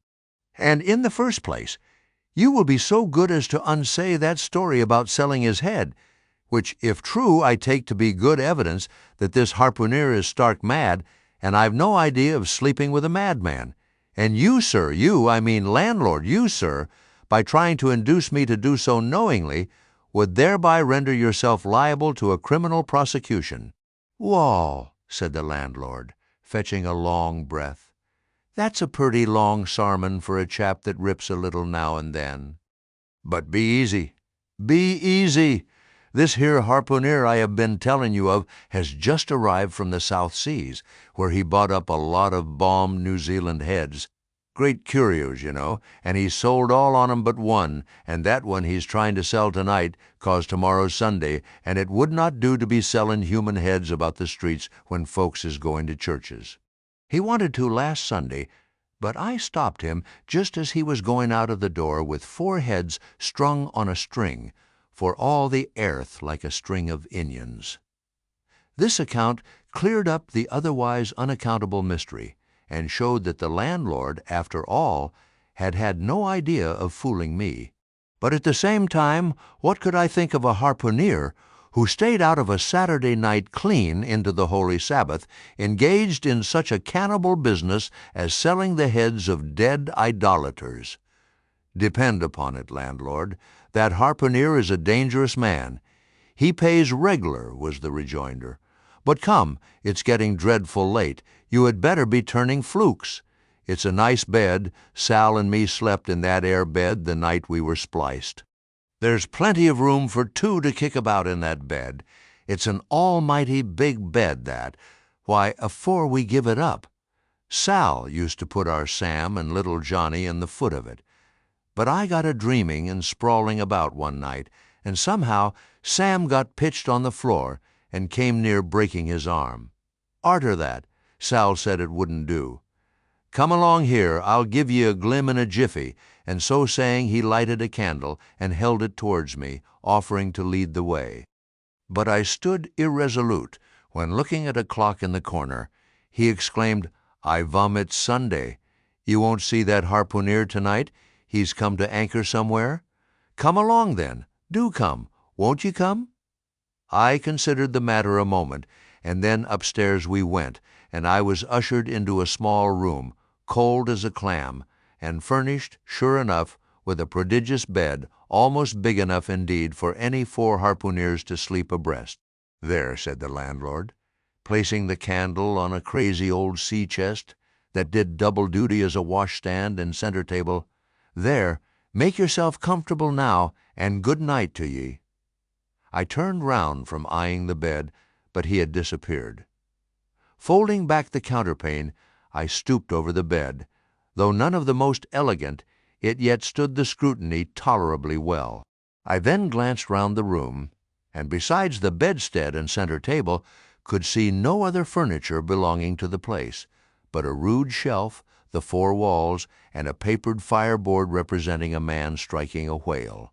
Of things not properly belonging to the room, there was a hammock lashed up and thrown upon the floor in one corner, also a large seaman's bag containing the harpooneer's wardrobe, no doubt in lieu of a land trunk. Likewise, there was a parcel of outlandish bone fish hooks on the shelf over the fireplace, and a tall harpoon standing at the head of the bed. But what is this on the chest? I took it up and held it close to the light, and felt it, and smelt it, and tried every way possible to arrive at some satisfactory conclusion concerning it. I can compare it to nothing but a large doormat, ornamented at the edges with little tinkling tags, something like the stained porcupine quills round an Indian moccasin. There was a hole or slit in the middle of this mat, as you see the same in South American ponchos. But could it be possible that any sober harpooneer would get into a doormat and parade the streets of any Christian town in that sort of guise? I put it on to try it, and it weighed me down like a hamper, being uncommonly shaggy and thick, and I thought a little damp, as though this mysterious harpooneer had been wearing it of a rainy day. I went up in it to a bit of glass stuck against the wall, and I never saw such a sight in my life. I tore myself out of it in such a hurry that I gave myself a kink in the neck. I sat down on the side of the bed and commenced thinking about this head-peddling harpooneer and his doormat. After thinking some time on the bedside, I got up and took off my monkey jacket, and then stood in the middle of the room thinking. I then took off my coat and thought a little more in my shirt sleeves. But beginning to feel very cold now, half undressed as I was, and remembering what the landlord said about the harpooneers not coming home at all that night, it being so very late, I made no more ado, but jumped out of my pantaloons and boots, and then blowing out the light tumbled into bed and commended myself to the care of heaven. Whether that mattress was stuffed with corncobs or broken crockery, there is no telling, but I rolled about a good deal and could not sleep for a long time. At last I slid off into a light doze, and had pretty nearly made a good offing towards the land of Nod, when I heard a heavy footfall in the passage and saw a glimmer of light come into the room from under the door. Lord save me, thinks I, that must be the harpooneer, the infernal head peddler. But I lay perfectly still, and resolved not to say a word till spoken to. Holding a light in one hand and that identical New Zealand head in the other, the stranger entered the room, and without looking towards the bed, placed his candle a good way off from me on the floor in one corner, and then began working away at the knotted cords of the large bag I before spoke of as being in the room. I was all eagerness to see his face, but he kept it averted for some time while employed in unlacing the bag's mouth. This accomplished, however, he turned round, when, good heavens, what a sight! Such a face! It was of a dark purplish-yellow color, here and there stuck over with large blackish-looking squares. Yes, it's just as I thought. He's a terrible bedfellow. He's been in a fight, got dreadfully cut, and here he is, just from the surgeon. But at that moment he chanced to turn his face so towards the light that I plainly saw they could not be sticking plasters at all, those black squares on his cheeks. They were stains of some sort or other. At first I knew not what to make of this, but soon an inkling of the truth occurred to me. I remembered a story of a white man, a whaleman too, who, falling among the cannibals, had been tattooed by them. I concluded that this harpooner, in the course of his distant voyages, must have met with a similar adventure. And what is it, thought I, after all? It's only his outside. A man can be honest in any sort of skin, but then, what to make of his unearthly complexion, that part of it, I mean, lying round about and completely independent of the squares of tattooing? To be sure, it might be nothing but a good coat of tropical tanning, but I never heard of a hot sun's tanning a white man into a purplish-yellow one. However, I had never been in the South Seas, and perhaps the sun there produced these extraordinary effects upon the skin. Now, while all these ideas were passing through me like lightning, this harpooner never noticed me at all. But after some difficulty having opened his bag, he commenced fumbling in it, and presently pulled out a sort of tomahawk and a sealskin wallet with the hair on. Placing these on the old chest in the middle of the room, he then took the New Zealand head, a ghastly thing enough, and crammed it down into the bag. He now took off his hat, a new beaver hat, when I came nigh singing out with fresh surprise. There was no hair on his head, none to speak of at least, nothing but a small scalp, not twisted up on his forehead. His bald, purplish head now looked for all the world like a mildewed skull. Had not the stranger stood between me and the door, I would have bolted out of it quicker than ever I bolted a dinner. Even as it was, I thought something of slipping out of the window, but it was the second floor back. I am no coward, but what to make of this head-peddling purple rascal altogether passed my comprehension. Ignorance is the parent of fear, and being completely nonplussed and confounded about the stranger, I confess I was now as much afraid of him as if it was the devil himself who had thus broken into my room at the dead of night. In fact, I was so afraid of him that I was not game enough just then to address him and demand a satisfactory answer concerning what seemed inexplicable in him. Meanwhile he continued the business of undressing, and at last showed his chest and arms. As I live, these covered parts of him were checkered with the same squares as his face. His back, too, was all over the same dark squares. He seemed to have been in a 30-years' war, and just escaped from it with a sticking-plaster shirt. Still more, his very legs were marked as if a parcel of dark green frogs were running up the trunks of young palms. It was now quite plain that he must be some abominable savage or other shipped aboard of a whaleman in the South Seas, and so landed in this Christian country. I quake to think of it. A peddler of heads, too. Perhaps the heads of his own brothers. He might take a fancy to mine. Heavens, look at that tomahawk! But there was no time for shuddering, for now the savage went about something that completely fascinated my attention and convinced me that he must indeed be a heathen.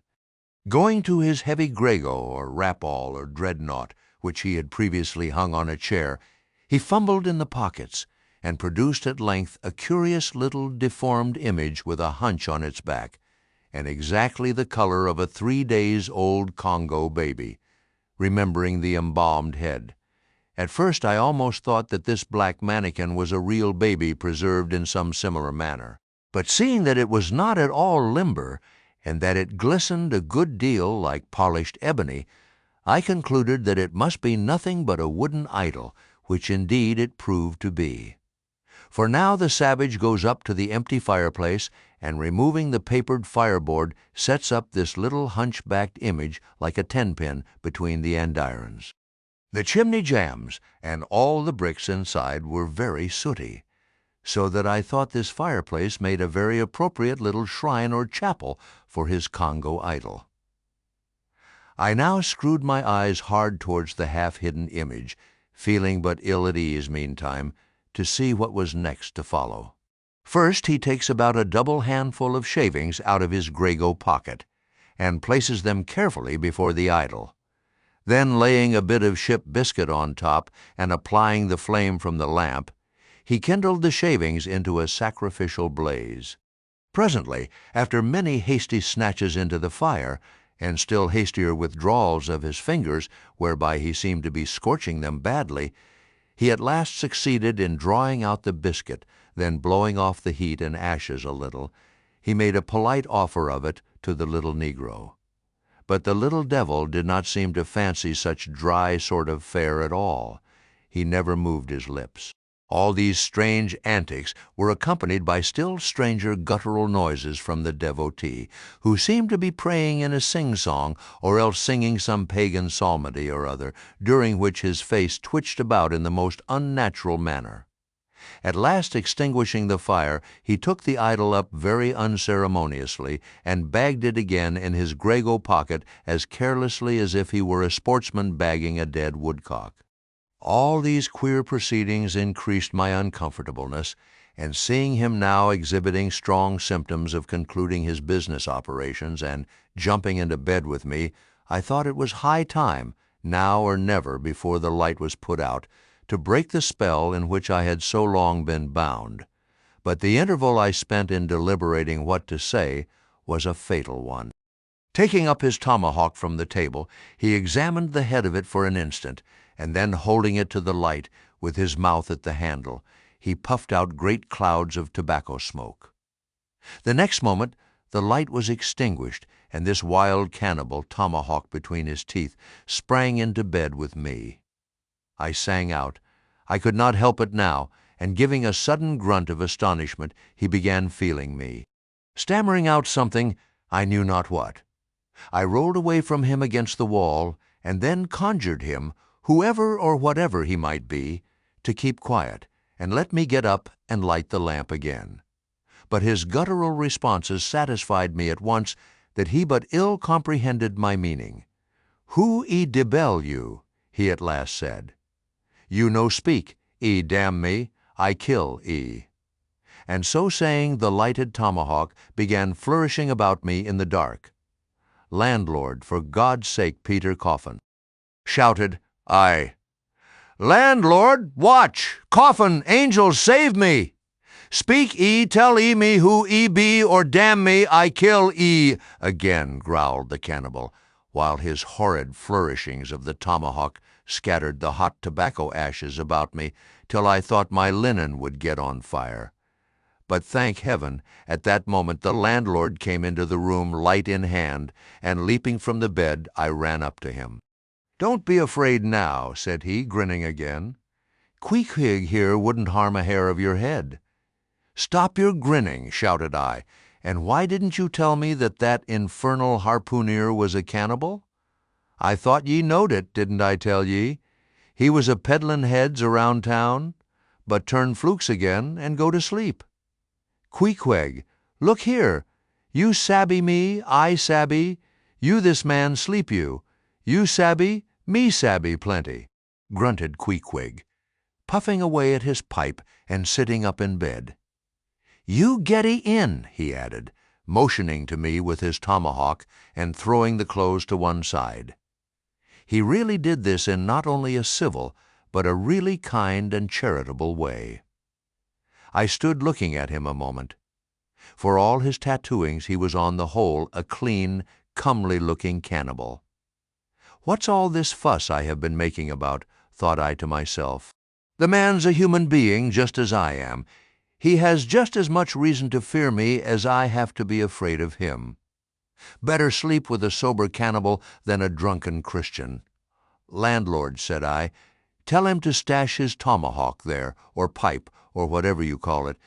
Tell him to stop smoking, in short, and I will turn in with him. But I don't fancy having a man smoking in bed with me. It's dangerous. Besides, I ain't insured." This being told to Queequeg, he at once complied, and again politely motioned me to get into bed, rolling over to one side as much as to say, "I won't touch a leg of ye." "Good night, landlord," said I. "You may go." I turned in and never slept better in my life. Chapter 4. The Counterpane. Upon waking next morning about daylight, I found Queequeg's arm thrown over me in the most loving and affectionate manner. You would almost thought I had been his wife. The counterpane was of patchwork, full of odd little party-colored squares and triangles, and this arm of his tattooed all over with an interminable Cretan labyrinth of a figure, no two parts of which were of one precise shade. Owing, I suppose, to his keeping his arm at sea unmethodically in sun and shade, his shirt sleeves irregularly rolled up at various times. This same arm of his, I say, looked for all the world like a strip of that same patchwork quilt. Indeed, partly lying on it, as the arm did when I first awoke, I could hardly tell it from the quilt, they so blended their hues together, and it was only by the sense of weight and pressure that I could tell that Queequeg was hugging me. My sensations were strange. Let me try to explain them. When I was a child, I well remember a somewhat similar circumstance that befell me. Whether it was a reality or a dream, I never could entirely settle. The circumstance was this. I had been cutting up some caper or other. I think it was trying to crawl up the chimney, as I had seen a little sweep do a few days previous, and my stepmother, who somehow or other was all the time whipping me or sending me to bed supperless.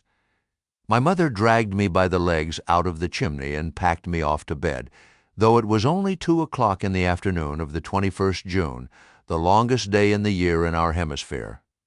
I felt dreadfully, but there was no help for it. So upstairs I went to my little room in the 3rd floor, undressed myself as slowly as possible so as to kill time, and with a bitter sigh got between the sheets.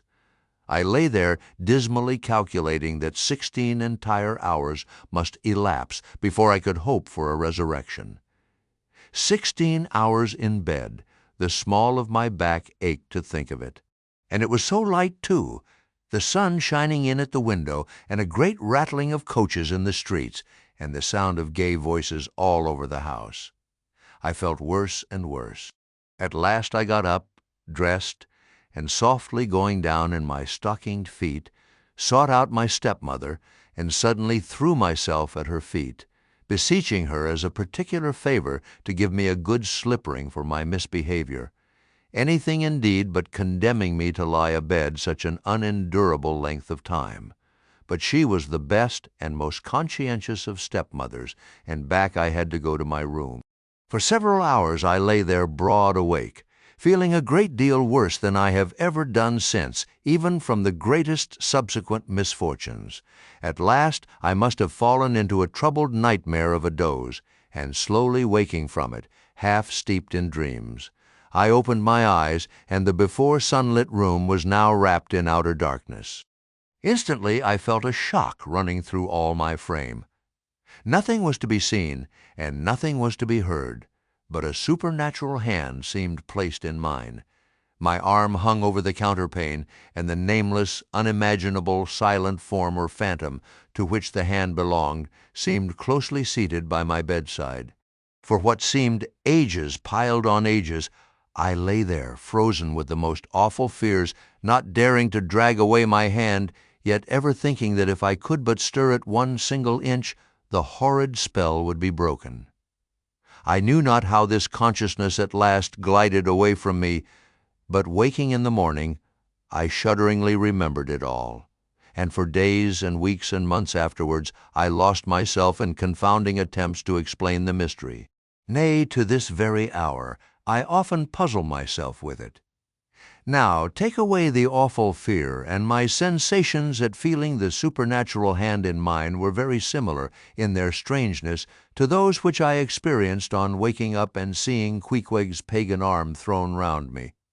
But at length all the past night's events soberly recurred, one by one in fixed reality, and then I lay only alive to the comical predicament, for though I tried to move his arm, unlock his bridegroom clasp, yet sleeping as he was, he still hugged me tightly, as though naught but death should part us twain. I now strove to rouse him. "Queequeg!" But his only answer was a snore. I then rolled over, my neck feeling as if it were in a horse collar, and suddenly felt a slight scratch. Throwing aside the counterpane, there lay the tomahawk sleeping by the savage's side, as if it were a hatchet-faced baby. A pretty pickle, truly, thought I. A bed here in a strange house in the broad day, with a cannibal and a tomahawk. "Queequeg, in the name of goodness, Queequeg, wake!" At length, by dint of much wriggling and loud and incessant expostulations upon the unbecomingness of his hugging a fellow male in that matrimonial sort of style, I succeeded in extracting a grunt, and presently he drew back his arm, shook himself all over like a Newfoundland dog just from the water, and sat up in bed, stiff as a pikestaff, looking at me and rubbing his eyes as if he did not altogether remember how I came to be there, though a dim consciousness of knowing something about me seemed slowly dawning over him. Meanwhile, I lay quietly eyeing him, having no serious misgivings now, and bent upon narrowly observing so curious a creature, when at last his mind seemed made up touching the character of his bedfellow, and he became, as it were, reconciled to the fact. He jumped out upon the floor, and by certain signs and sounds gave me to understand that, if it pleased me, he would dress first, and then leave me to dress afterwards, leaving the whole apartment to myself. Thinks I, Queequeg, under the circumstances, this is a very civilized overture. But the truth is, these savages have an innate sense of delicacy. Say what you will, it is marvelous how essentially polite they are. I pay this particular compliment to Queequeg because he treated me with so much civility and consideration while I was guilty of great rudeness, staring at him from the bed and watching all his toilette motions, for the time my curiosity getting the better of my breeding. Nevertheless, a man like Queequeg you don't see every day. He and his ways were well worth unusual regarding. He commenced dressing at top by donning his beaver hat, a very tall one by the by, and then, still minus his trousers, he hunted up his boots. What under the heavens he did it for, I cannot tell, but his next movement was to crush himself, boots in hand and hat on under the bed, when from sundry violent gaspings and strainings I inferred he was hard at work booting himself, though by no law of propriety that I ever heard of is any man required to be private when putting on his boots. But Queequeg, do you see, was a creature in the transition stage, neither caterpillar nor butterfly. He was just enough civilized to show off his outlandishness in the strangest possible manners. His education was not yet completed. He was an undergraduate. If he had not been a small degree civilized, he very probably would not have troubled himself with boots at all. But then, if he had not been still a savage, he never would have dreamt of getting under the bed to put them on. At last, he emerged with his hat very much dented and crushed down over his eyes, and began creaking and limping about the room, as if, not being much accustomed to boots, his pair of damp, wrinkled cowhide ones, probably not made to order either, rather pinched and tormented him at the first go-off of a bitter cold morning. Seeing, now, that there were no curtains to the window, and that the street being very narrow, the house opposite commanded a plain view into the room, and observing more and more the indecorous figure that Queequeg made, staving about with little else but his hat and boots on, I begged him, as well as I could, to accelerate his toilet somewhat, and particularly to get into his pantaloons as soon as possible. He complied, and then proceeded to wash himself. At that time in the morning, Any Christian would have washed his face, but Queequeg, to my amazement, contented himself with restricting his ablutions to his chest, arms, and hands. He then donned his waistcoat, and taking up a piece of hard soap on the washstand center table, dipped it into water and commenced lathering his face. I was watching to see where he kept his razor, when lo and behold, he takes the harpoon from the bed corner, slips out the long wooden stock, unsheathes the head, whets it a little on his boot, and striding up to the bit of mirror against the wall, begins a vigorous scraping, or rather harpooning of his cheeks. Thinks I, Queequeg, this is using Rogers's best cutlery with a vengeance. Afterwards, I wondered the less at this operation when I came to know of what fine steel the head of a harpoon is made, and how exceedingly sharp the long, straight edges are always kept. The rest of his toilet was soon achieved, and he proudly marched out of the room, wrapped up in his great pilot monkey jacket, and sporting his harpoon like a marshal's baton. Chapter 5. Breakfast. I quickly followed suit, and descending into the bar-room, accosted the grinning landlord very pleasantly. I cherished no malice towards him, though he had been skylarking with me not a little in the matter of my bedfellow. However, a good laugh is a mighty good thing, and rather too scarce a good thing, the more's the pity. So if any one man, in his own proper person, affords stuff for a good joke to anybody, let him not be backward, but let him cheerfully allow himself to spend and be spent in that way. And the man that has anything bountifully laughable about him, be sure there is more in that man than you perhaps think for. The bar-room was now full of the boarders who had been dropping in the night previous, and whom I had not as yet had a good look at. They were nearly all whalemen, chief mates, and second mates, and third mates, and sea carpenters, and sea coopers, and sea blacksmiths, and harpooneers, and ship-keepers, a brown and brawny company with bosky beards, an unshorn, shaggy set, all wearing monkey jackets for morning gowns. You could pretty plainly tell how long each one had been ashore. This young fellow's healthy cheek is like a sun-toasted pear in hue, and would seem to smell almost as musky. He cannot have been 3 days landed from his Indian voyage. That man next him looks a few shades lighter. You might say a touch of satin wood is in him. In the complexion of a third still lingers a tropic tawn, but slightly bleached withal. He doubtless has tarried whole weeks ashore, but who could show a cheek like Queequeg, which, barred with various tints, seemed like the Andes' western slope, to show forth in one array, contrasting climates, zone by zone. "Grub, ho! now," cried the landlord, flinging open a door, and in we went to breakfast. They say that men who have seen the world thereby become quite at ease in manner, quite self-possessed in company. Not always, though. Ledyard, the great New England traveler, and Mungo Park, the Scotch one, of all men, they possess the least assurance in the parlor. But perhaps the mere crossing of Siberia in a sledge drawn by dogs, as Ledyard did, or the taking a long solitary walk on an empty stomach in the Negro heart of Africa, which was the sum of poor Mungo's performances. This kind of travel, I say, may not be the very best mode of attaining a high social polish. Still, for the most part, that sort of thing is to be had anywhere. These reflections just here are occasioned by the circumstance that after we were all seated at the table, and I was preparing to hear some good stories about whaling, to my no small surprise, nearly every man maintained a profound silence, and not only that, but they looked embarrassed. Yes, here were a set of sea dogs, many of whom, without the slightest bashfulness, had boarded great whales on the high seas, entire strangers to them, and duelled them dead without winking. And yet here they sat at a social breakfast table, all of the same calling, all of kindred tastes, looking round as sheepishly at each other as though they had never been out of sight of some sheepfold among the Green Mountains. A curious sight, these bashful bears, these timid warrior whalemen, but as for Queequeg, why, Queequeg sat there among them. At the head of the table, too, it so chanced, as cool as an icicle. To be sure, I cannot say much for his breeding.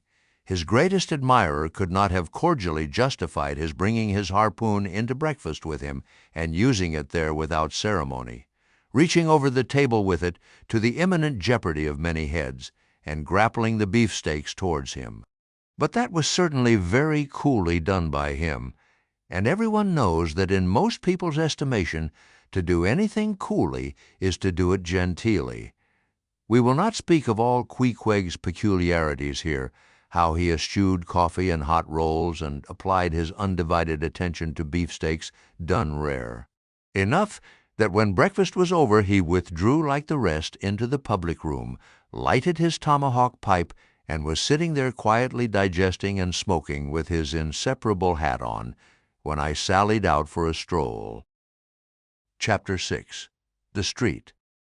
If I had been astonished at first catching a glimpse of so outlandish an individual as Queequeg circulating among the polite society of a civilized town, that astonishment soon departed upon taking my first daylight stroll through the streets of New Bedford.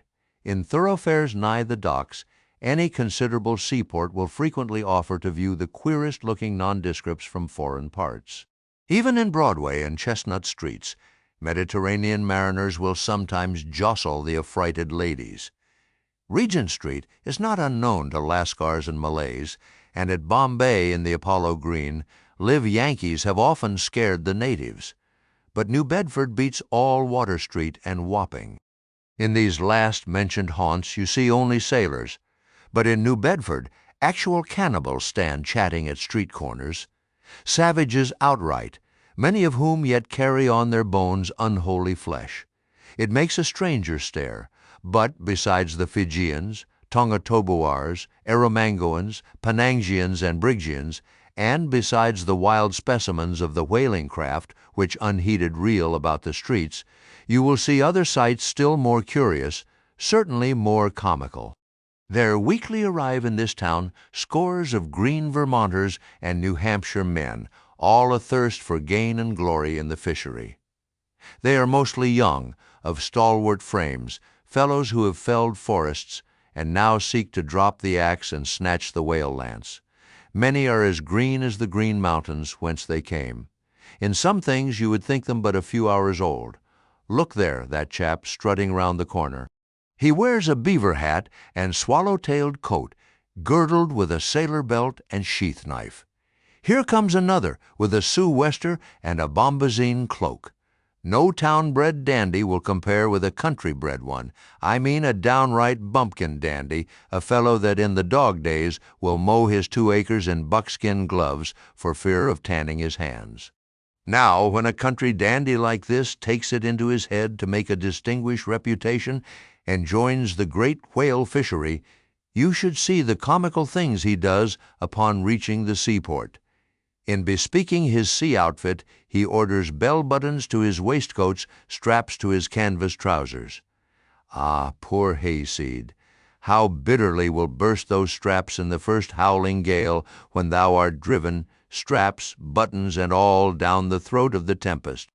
But think not that this famous town has only harpooneers, cannibals, and bumpkins to show her visitors. Not at all. Still, New Bedford is a queer place.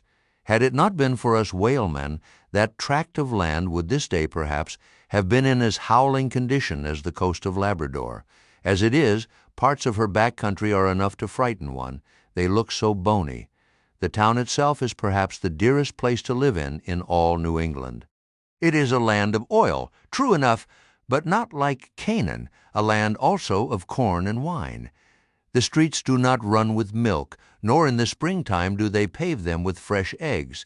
Yet, in spite of this, nowhere in all America will you find more patrician-like houses, parks, and gardens more opulent than in New Bedford. Whence came they? How planted upon this once scraggy scoria of a country? Go and gaze upon the iron emblematical harpoons round yonder lofty mansion, and your question will be answered yes. All these brave houses and flowery gardens came from the Atlantic, Pacific, and Indian Oceans. One and all, they were harpooned and dragged up hither from the bottom of the sea. Can Herr Alexander perform a feat like that? In New Bedford, fathers, they say, give whales for dowers to their daughters and portion off their nieces with a few porpoises apiece.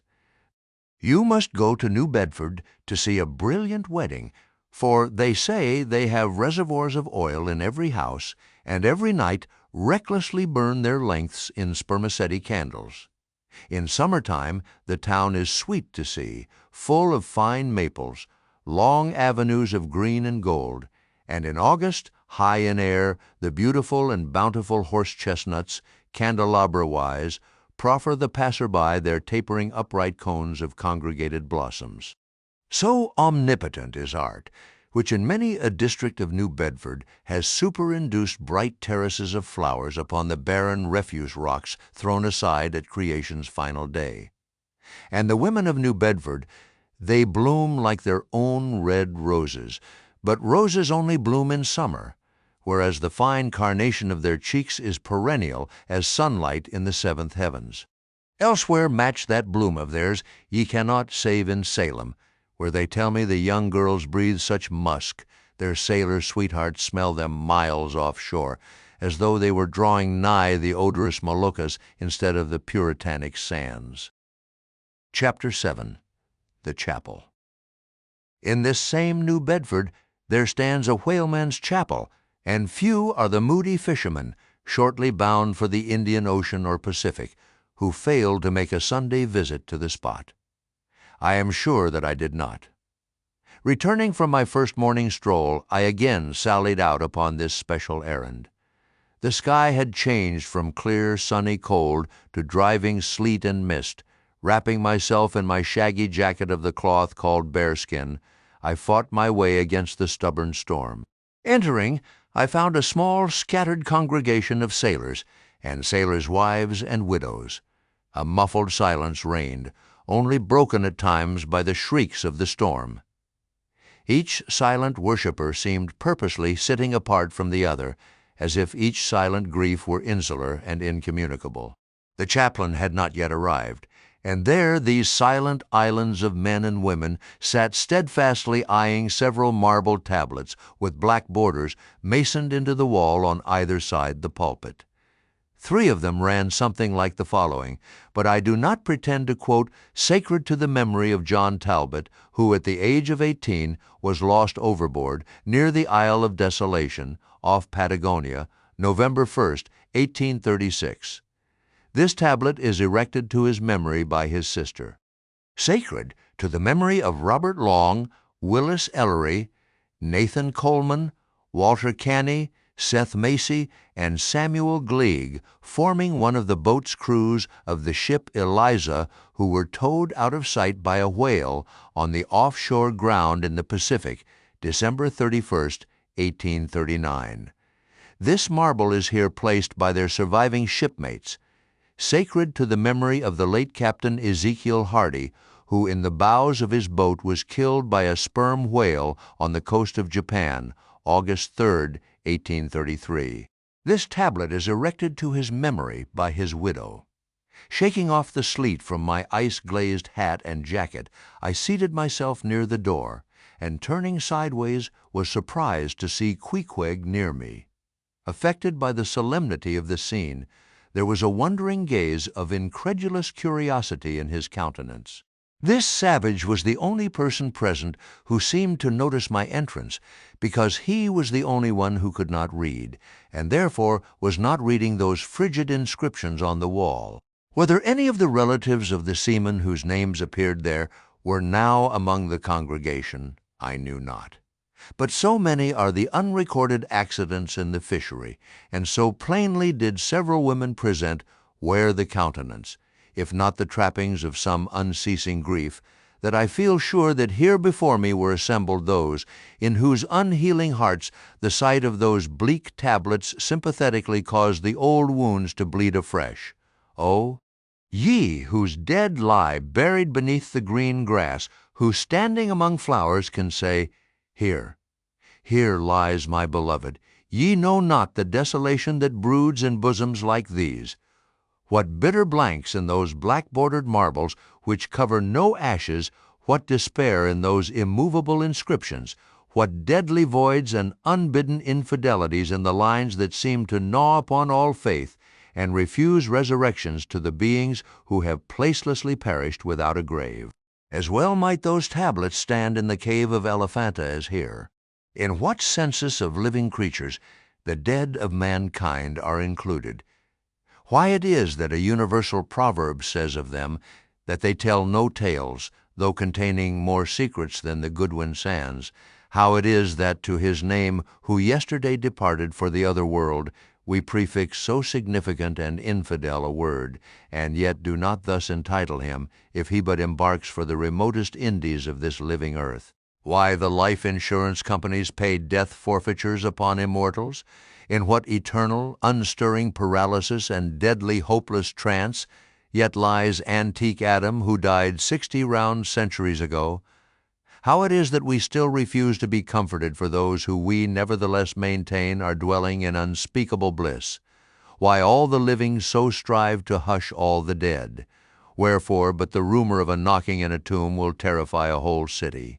All these things are not without their meanings, but faith, like a jackal, feeds among the tombs, and even from these dead doubts she gathers her most vital hope. It needs scarcely to be told with what feelings on the eve of a Nantucket voyage I regarded those marble tablets, and by the murky light of that darkened, doleful day read the fate of the whalemen who had gone before me. Yes, Ishmael, the same fate may be thine, but somehow I grew merry again. Delightful inducements to embark, fine chance for promotion, it seems. Aye, a stove-boat will make me an immortal by brevet. Yes, there is death in this business of whaling, a speechlessly quick, chaotic bundling of a man into eternity. But what then? Methinks we have hugely mistaken this matter of life and death. Methinks that what they call my shadow here on earth is my true substance. Methinks that, in looking at things spiritual, we are too much like oysters observing the sun through the water, and thinking that thick water the thinnest of air. Methinks my body is but the lees of my better being. In fact, take my body who will. Take it, I say. It is not me. And therefore 3 cheers for Nantucket, and come a stove-boat and stove-body when they will, for stave my soul, Jove himself cannot. Chapter 8. The Pulpit. I had not been seated very long ere a man of a certain venerable robustness entered. Immediately, as the storm-pelted door flew back upon admitting him, a quick regardful eyeing of him by all the congregation sufficiently attested that this fine old man was the chaplain. Yes, it was the famous Father Mapple, so called by the whalemen, among whom he was a very great favorite. He had been a sailor and a harpooneer in his youth, but for many years past had dedicated his life to the ministry. At the time I now write of, Father Mapple was in the hardy winter of a healthy old age, that sort of old age which seems merging into a second flowering youth, for among all the fissures of his wrinkles there shone certain mild gleams of a newly developing bloom, the spring verdure peeping forth even beneath February's snow. No one having previously heard his history could for the first time behold Father Mapple without the utmost interest, because there were certain engrafted clerical peculiarities about him, imputable to that adventurous maritime life he had led. When he entered, I observed that he carried no umbrella, and certainly had not come in his carriage, for his tarpaulin hat ran down with melting sleet, and his great pilot cloth jacket seemed almost to drag him to the floor with the weight of the water it had absorbed. However, hat and coat and overshoes were one by one removed and hung up in a little space in an adjacent corner, when, arrayed in a decent suit, he quietly approached the pulpit. Like most old-fashioned pulpits, it was a very lofty one, and since a regular stairs to such a height would, by its long angle with the floor, seriously contract the already small area of the chapel, the architect, it seemed, had acted upon the hint of Father Mapple and finished the pulpit without a stairs, substituting a perpendicular side ladder like those used in mounting a ship from a boat at sea. The wife of a whaling captain had provided the chapel with a handsome pair of red worsted man-ropes for this ladder, which, being itself nicely headed and stained with a mahogany color, the whole contrivance, considering what manner of chapel it was, seemed by no means in bad taste. Halting for an instant at the foot of the ladder, and with both hands grasping the ornamental knobs of the man-ropes, Father Mapple cast a look upwards, and then, with a truly sailor-like but still reverential dexterity, hand over hand, mounted the steps as if ascending the main top of his vessel.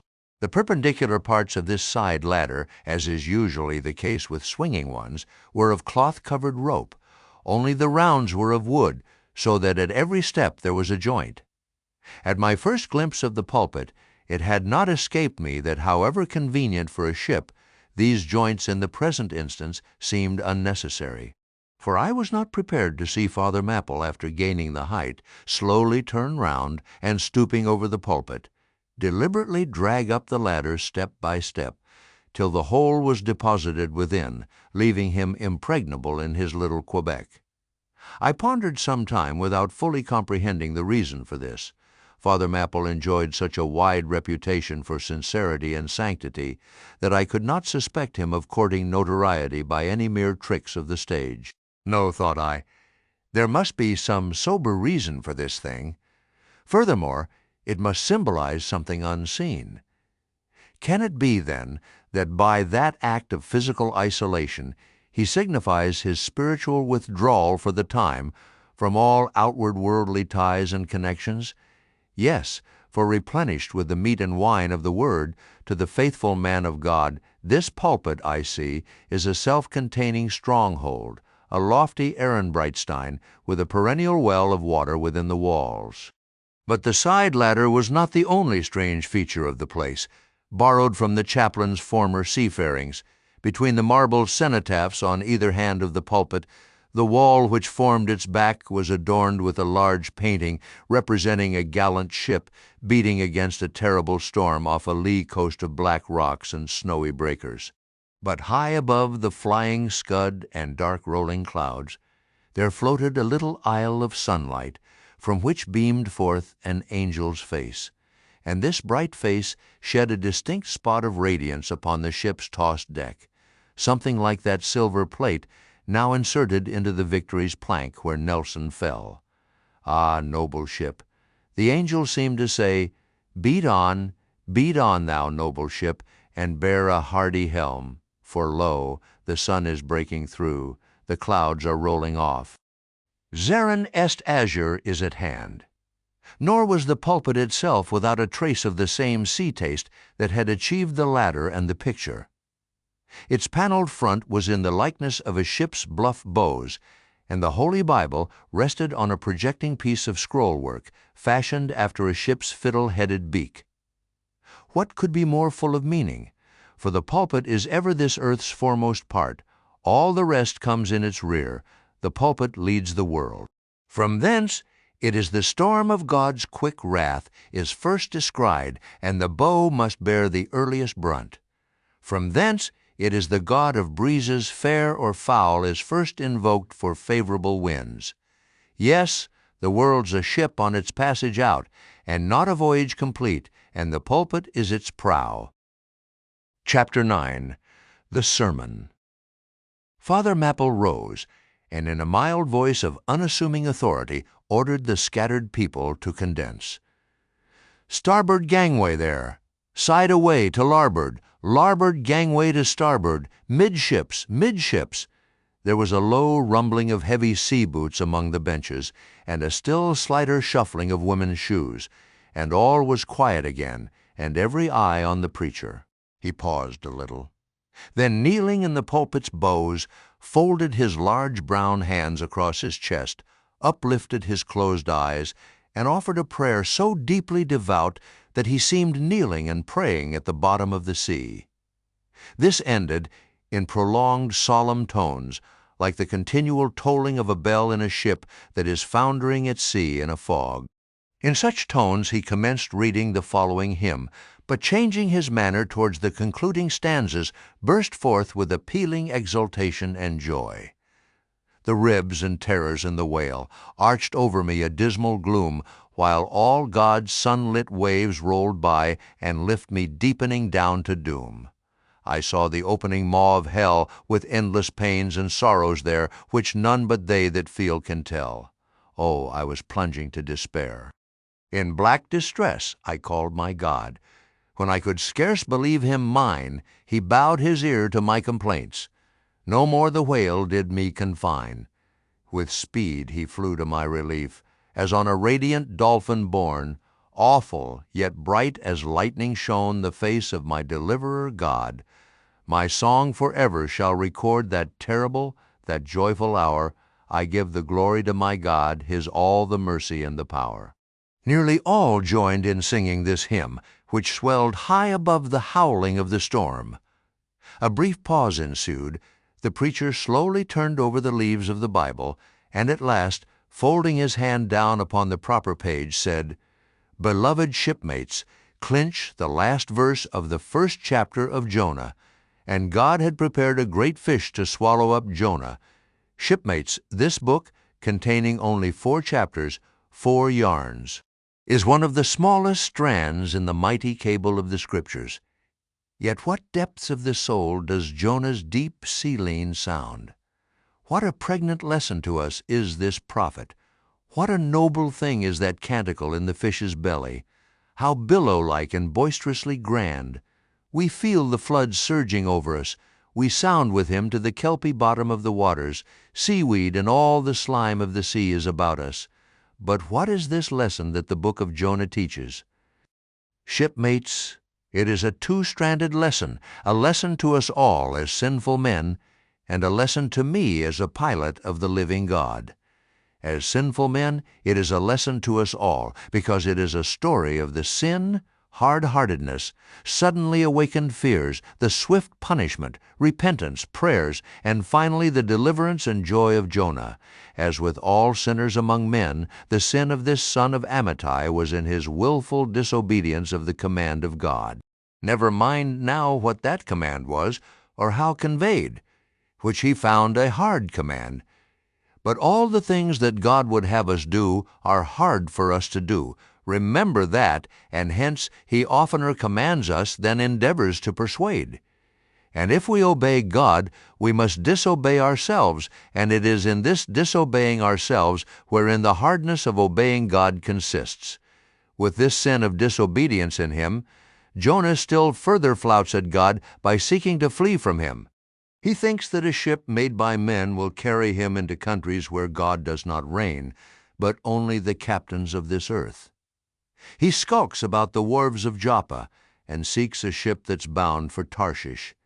There lurks, perhaps, a hitherto unheeded meaning here. By all accounts, Tarshish could have been no other city than the modern Cadiz. That's the opinion of learned men. And where is Cadiz, shipmates? Cadiz is in Spain, as far by water from Joppa as Jonah could possibly have sailed in those ancient days when the Atlantic was an almost unknown sea. Because Joppa, the modern Jaffa, shipmates, is on the most easterly coast of the Mediterranean, the Syrian, and Tarshish or Cadiz more than 2,000 miles to the westward from that, just outside the Straits of Gibraltar. See ye not then, shipmates, that Jonah sought to flee worldwide from God? Miserable man! Oh, most contemptible and worthy of all scorn, with slouched hat and guilty eye, skulking from his God, prowling among the shipping like a vile burglar hastening to cross the seas. So disordered, self-condemning is his look, that had there been policemen in those days, Jonah, on the mere suspicion of something wrong, had been arrested ere he touched a deck. How plainly he's a fugitive! No baggage, not a hat-box, valise, or carpetbag. No friends accompany him to the wharf with their adieu. At last, after much dodging search, he finds the Tarshish ship receiving the last items of her cargo, and as he steps on board to see its captain in the cabin, all the sailors for the moment desist from hoisting in the goods, to mark the stranger's evil eye. Jonah sees this, but in vain he tries to look all ease and confidence, in vain essays his wretched smile. Strong intuitions of the man assure the mariners he can be no innocent. In their gamesome but still serious way, one whispers to the other, "Jack, he's robbed a widow," or "Joe, do you mark him? He's a bigamist," or "Harry, lad, I guess he's the adulterer that broke jail in old Gomorrah," or belike one of the missing murderers from Sodom.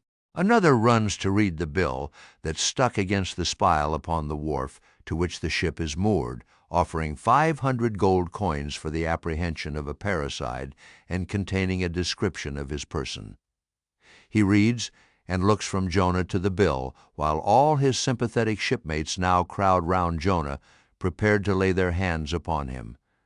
Frighted Jonah trembles, and summoning all his boldness to his face, only looks so much the more a coward. He will not confess himself suspected, but that itself is strong suspicion. So he makes the best of it, and when the sailors find him not to be the man that is advertised, they let him pass, and he descends into the cabin. "Who's there?" cries the captain at his busy desk, hurriedly making out his papers for the customs. "Who's there?" Oh, how that harmless question mangles Jonah!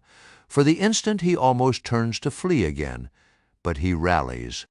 "I seek a passage in this ship to Tarshish. How soon sail ye, sir?" Thus far the busy captain had not looked up to Jonah, though the man now stands before him, but no sooner does he hear that hollow voice than he darts a scrutinizing glance. "We sail with the next coming tide," at last he slowly answered, still intently eyeing him. "No sooner, sir?" "Soon enough for any honest man that goes a passenger." "Ha! Jonah, that's another stab." But he swiftly calls away the captain from that scent. "I'll sail with ye," he says. "The passage money? How much is that? I'll pay now." For it is particularly written, shipmates, as if it were a thing not to be overlooked in this history, that he paid the fare thereof ere the craft did sail. And taken with the context, this is full of meaning. Now, Jonah's captain, shipmates, was one whose discernment detects crime in any, but whose cupidity exposes it only in the penniless. In this world, shipmates, sin that pays its way can travel freely, and without a passport, whereas virtue, if a pauper, is stopped at all frontiers. So Jonah's captain prepares to test the length of Jonah's purse ere he judge him openly. He charges him thrice the usual sum, and it's assented to. Then the captain knows that Jonah is a fugitive, but at the same time resolves to help a flight that paves its rear with gold. Yet when Jonah fairly takes out his purse, prudent suspicions still molest the captain. He rings every coin to find a counterfeit. "Not a forger, anyway," he mutters, and Jonah is put down for his passage. "Point out my stateroom, sir," says Jonah. "Now, I'm travel-weary. I need sleep." "Thou lookest like it," says the captain. "There's thy room." Jonah enters and would lock the door, but the lock contains no key. Hearing him foolishly fumbling there, the captain laughs lowly to himself and mutters something about the doors of convicts' cells being never allowed to be locked within. All dressed and dusty as he is, Jonah throws himself into his berth and finds the little stateroom ceiling almost resting on his forehead. The air is close, and Jonah gasps. Then, in that contracted hole, sunk too beneath the ship's waterline, Jonah feels the heralding presentiment of that stifling hour when the whale shall hold him in the smallest of his bowels wards. Screwed at its axis against the side, a swinging lamp slightly oscillates in Jonah's room, and the ship, heeling over towards the wharf with the weight of the last bales received, the lamp, flame, and all, though in slight motion, still maintains a permanent obliquity with reference to the room, though in truth infallibly straight itself, it but made obvious the false, lying levels among which it hung. The lamp alarms and frightens Jonah, as lying in his berth his tormented eyes roll round the place, and this thus far successful fugitive finds no refuge for his restless glance. But that contradiction in the lamp more and more appalls him. The floor, the ceiling, and the side are all awry. Oh, so my conscience hangs in me. he groans, straight upwards, so it burns, but the chambers of my soul are all in crookedness. Like one who, after a night of drunken revelry, hies to his bed, still reeling, but with conscience yet pricking him, as the plungings of the Roman racehorse but so much the more strike his steel tags into him, as one who in that miserable plight still turns and turns in giddy anguish, praying God for annihilation until the fit be past, and at last amid the whirl of woe he feels a deep stupor steals over him, as over the man who bleeds to death, for conscience is the wound, and there's naught to staunch it. So after sore wrestlings in his berth, Jonah's prodigy of ponderous misery drags him drowning down to sleep. And now the time of tide has come. The ship casts off her cables, and from the deserted wharf the uncheered ship for Tarshish, all careening, glides to sea. That ship, my friends, was the first of recorded smugglers. The contraband was Jonah, but the sea rebels, he will not bear the wicked burden. A dreadful storm comes on, the ship is like to break. But now when the boatswain calls all hands to lighten her, when boxes, bales, and jars are clattering overboard, when the wind is shrieking and the men are yelling, and every plank thunders with trampling feet right over Jonah's head, in all this raging tumult, Jonah sleeps his hideous sleep. He sees no black sky and raging sea, feels not the reeling timbers, and little hears he or heeds he the far rush of the mighty whale, which even now with open mouth is cleaving the seas after him. Aye, shipmates, Jonah was gone down into the sides of the ship, a berth in the cabin as I have taken it, and was fast asleep. But the frightened master comes to him, and shrieks in his dead ear, "What meanest thou, O sleeper? Arise." Startled from his lethargy by that direful cry, Jonah staggers to his feet, and stumbling to the deck, grasps a shroud to look out upon the sea. But at that moment he is sprung upon by a panther billow leaping over the bulwarks.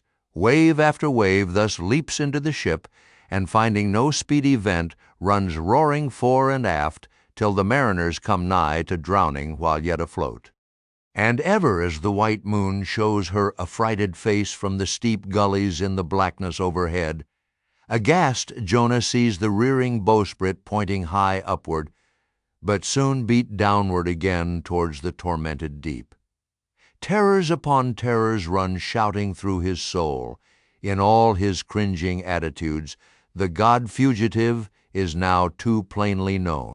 The sailors mark him. More and more certain grow their suspicions of him, and at last, fully to test the truth, by referring the whole matter to high heaven, they fall to casting lots, to see for whose cause this great tempest was upon them. The lot is Jonah's, that discovered then how furiously they mob him with their questions. What is thine occupation? Whence comest thou? Thy country? What people? But mark now, my shipmates, the behavior of poor Jonah. The eager mariners but ask him who he is, and where from, whereas they not only receive an answer to those questions, but likewise another answer to a question not put by them, but the unsolicited answer is forced from Jonah by the hard hand of God that is upon him. I am a Hebrew, he cries, and then, I fear the Lord, the God of heaven, who hath made the sea and the dry land. Fear him, O Jonah? Aye, well mightest thou fear the Lord God then.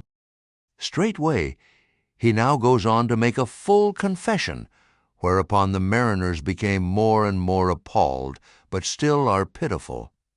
For when Jonah, not yet supplicating God for mercy, since he but too well knew the darkness of his deserts, when wretched Jonah cries out to them to take him and cast him forth into the sea, for he knew that for his sake this great tempest was upon them, they mercifully turn from him and seek by other means to save the ship. But all in vain. The indignant gale howls louder. Then, with one hand raised invokingly to God, with the other they not unreluctantly lay hold of Jonah. And now behold Jonah taken up as an anchor and dropped into the sea, when instantly an oily calmness floats out from the east, and the sea is still as Jonah carries down the gale with him, leaving smooth water behind. He goes down in the whirling heart of such a masterless commotion that he scarce heeds the moment when he drops seething into the yawning jaws awaiting him, and the whale shoots to all his ivory teeth like so many white bolts upon his prison. Then Jonah prayed unto the Lord out of the fish's belly. But observe his prayer, and learn a weighty lesson. For sinful as he is, Jonah does not weep and wail for direct deliverance. He feels that his dreadful punishment is just. He leaves all his deliverance to God, contenting himself with this, that spite of all his pains and pangs, he will still look towards his holy temple. And here, shipmates, is true and faithful repentance, not clamorous for pardon, but grateful for punishment. And how pleasing to God was this conduct in Jonah is shown in the eventual deliverance of him from the sea and the whale. Shipmates, I do not place Jonah before you to be copied for his sin, but I do place him before you as a model for repentance. Sin not, but if you do, take heed to repent of it like Jonah. While he was speaking these words, the howling of the shrieking, slanting storm without seemed to add new power to the preacher, who, when describing Jonah's sea storm, seemed tossed by a storm himself. His deep chest heaved as with a ground swell. His tossed arms seemed the warring elements at work, and the thunders that rolled away from off his swarthy brow and the light leaping from his eye made all his simple hearers look on him with a quick fear that was strange to them. There now came a lull in his look as he silently turned over the leaves of the book once more, and at last, standing motionless with closed eyes for the moment, seemed communing with God and himself. But again he leaned over towards the people, and bowing his head lowly, with an aspect of the deepest yet manliest humility, he spake these words, Shipmates, God has laid but one hand upon you, both his hands press upon me. I have read ye by what murky light may be mine the lesson that Jonah teaches to all sinners, and therefore to ye, and still more to me, for I am a greater sinner than ye. And now how gladly would I come down from this masthead, and sit on the hatches there where you sit, and listen as you listen, while some one of you reads me that other and more awful lesson which Jonah teaches to me as a pilot of the living God. How being an anointed pilot prophet, or speaker of true things, and bidden by the Lord to sound those unwelcome truths in the ears of a wicked Nineveh, Jonah, appalled at the hostility he should raise, fled from his mission and sought to escape his duty and his God by taking ship at Joppa. But God is everywhere. Tarshish he never reached. As we have seen, God came upon him in the whale and swallowed him down to living gulfs of doom, and with swift slantings tore him along into the midst of the seas, where the eddying depths sucked him 10,000 fathoms down, and the weeds were wrapped about his head, and all the watery world of woe bowled over him, yet even then beyond the reach of any plummet, out of the belly of hell. When the whale grounded upon the ocean's utmost bones, even then God heard the engulfed, repenting prophet when he cried. Then God spake unto the fish, and from the shuddering cold and blackness of the sea, the whale came breaching up towards the warm and pleasant sun, and all the delights of air and earth, and vomited out Jonah upon the dry land. When the word of the Lord came a second time, and Jonah bruised and beaten, his ears, like two seashells, still multitudinously murmuring of the ocean. Jonah did the Almighty's bidding, and what was that, shipmates? To preach the truth to the face of falsehood, that was it. This, shipmates, this is that other lesson, and woe to that pilot of the living God who slights it, woe to him whom this world charms from gospel duty, woe to him who seeks to pour oil upon the waters when God has brewed them into a gale, woe to him who seeks to please rather than to appall. Woe to him whose good name is more to him than goodness. Woe to him who in this world courts not dishonor. Woe to him who would not be true, even though to be false were salvation. Yea, woe to him who, as the great pilot Paul has it, while preaching to others is himself a castaway. He dropped and fell away from himself for a moment, then lifting his face to them again, showed a deep joy in his eyes as he cried out with a heavenly enthusiasm, "But, oh, shipmates, on the starboard hand of every woe there is a sure delight, and higher the top of that delight than the bottom of the woe is deep. Is not the main truck higher than the kelson is low? Delight is to him, a far, far upward and inward delight. Who against the proud gods and commodores of this earth ever stands forth his own inexorable self? Delight is to him whose strong arms yet support him, when the ship of this base treacherous world has gone down beneath him. Delight is to him who gives no quarter in the truth, and kills, burns, and destroys all sin, though he pluck it out from under the robes of senators and judges. Delight, top-gallant delight is to him who acknowledges no law or lord, but the Lord his God, and is only a patriot to heaven.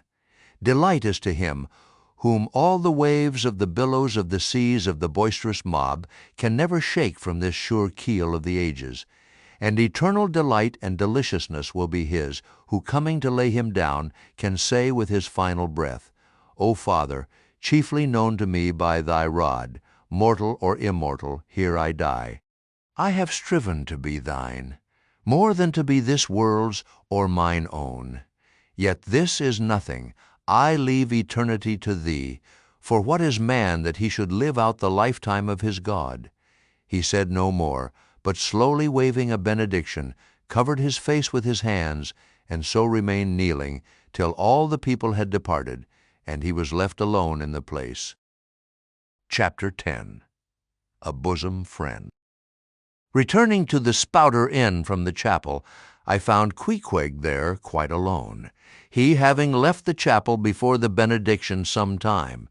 He was sitting on a bench before the fire, with his feet on the stove hearth, and in one hand was holding close up to his face that little negro idol of his, peering hard into its face, and with a jackknife gently whittling away at its nose, meanwhile humming to himself in his heathenish way. But being now interrupted, he put up the image, and pretty soon, going to the table, took up a large book there, and placing it on his lap, began counting the pages with deliberate regularity at every 50th page, as I fancied. Stopping a moment, looking vacantly around him, and giving utterance to a long-drawn, gurgling whistle of astonishment. He would then begin again at the next 50, seeming to commence at number 1 each time, as though he could not count more than 50. And it was only by such a large number of 50s being found together that his astonishment at the multitude of pages was excited. With much interest I sat watching him. Savage though he was, and hideously marred about the face, at least to my taste, his countenance yet had a something in it which was by no means disagreeable. You cannot hide the soul.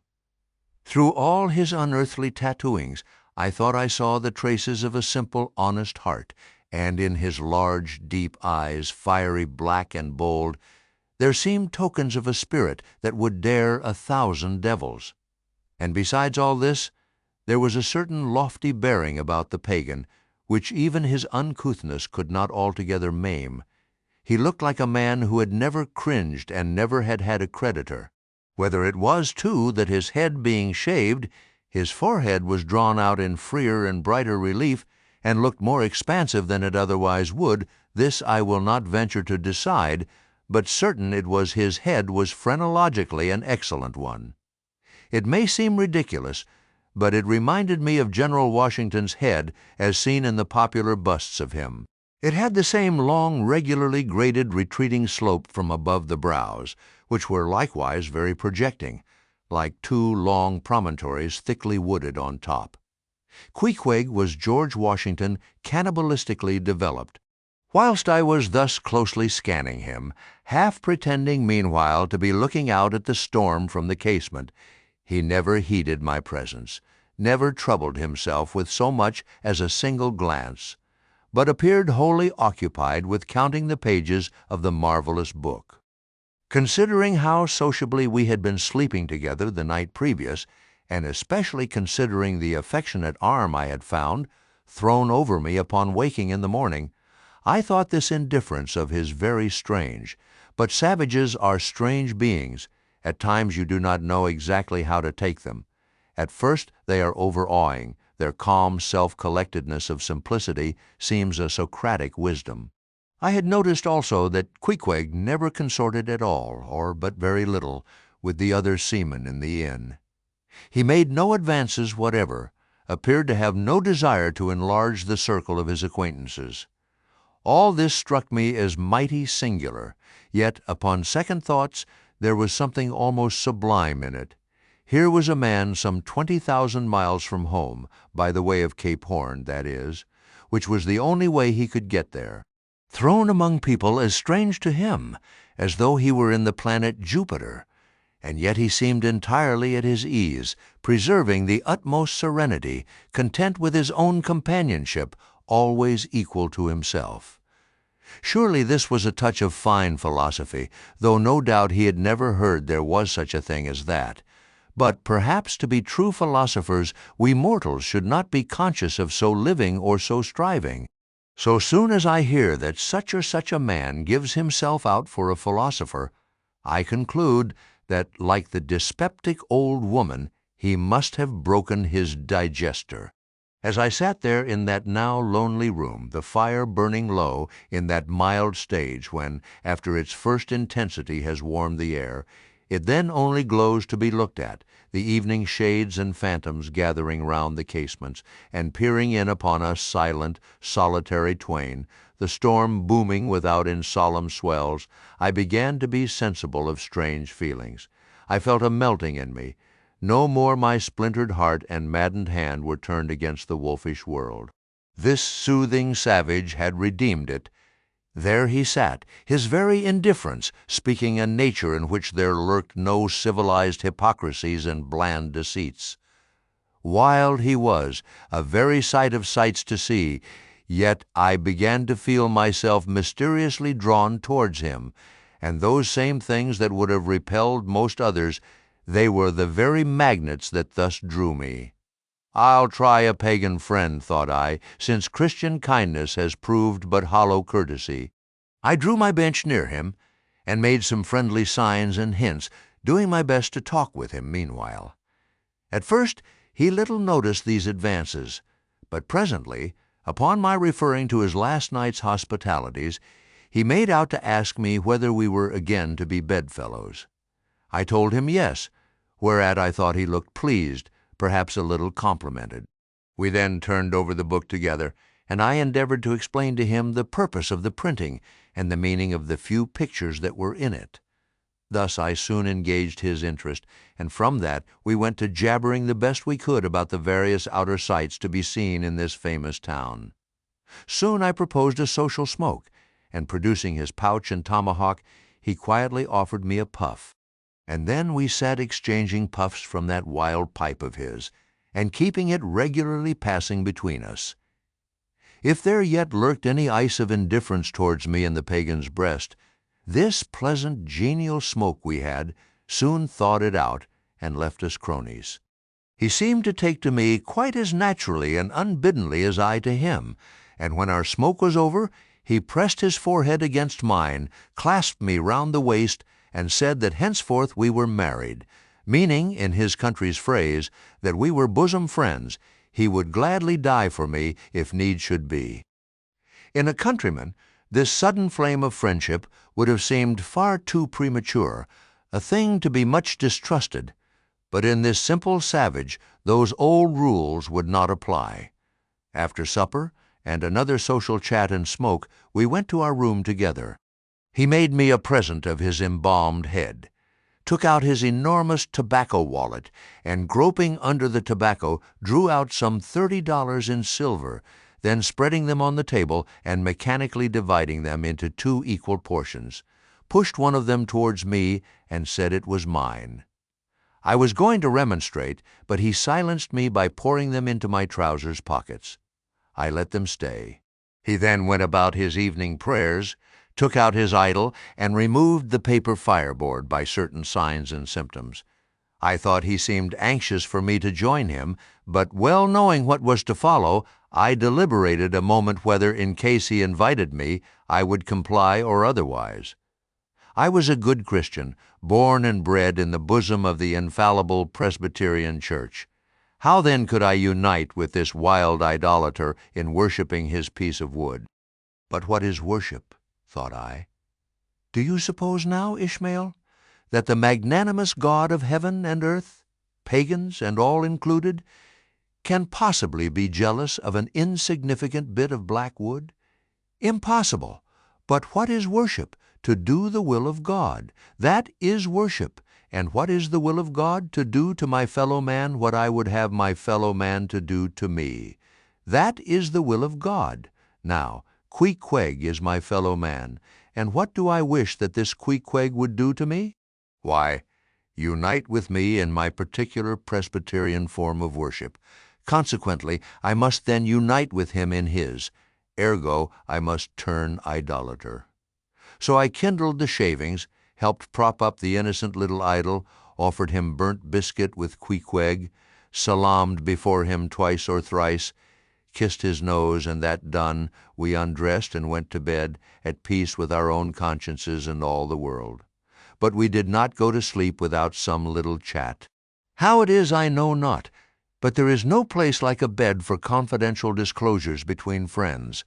Man and wife, they say, there open the very bottom of their souls to each other, and some old couples often lie and chat over old times till nearly morning.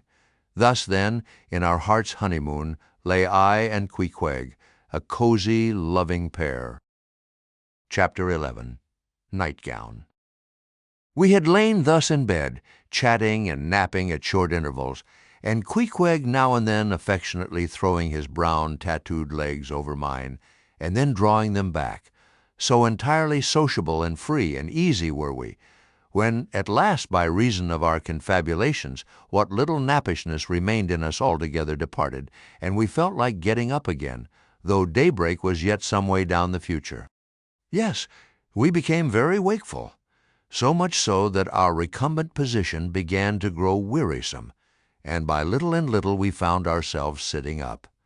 The clothes well tucked around us, leaning against the headboard with our 4 knees drawn up close together, and our 2 noses bending over them, as if our knee-pans were warming pans.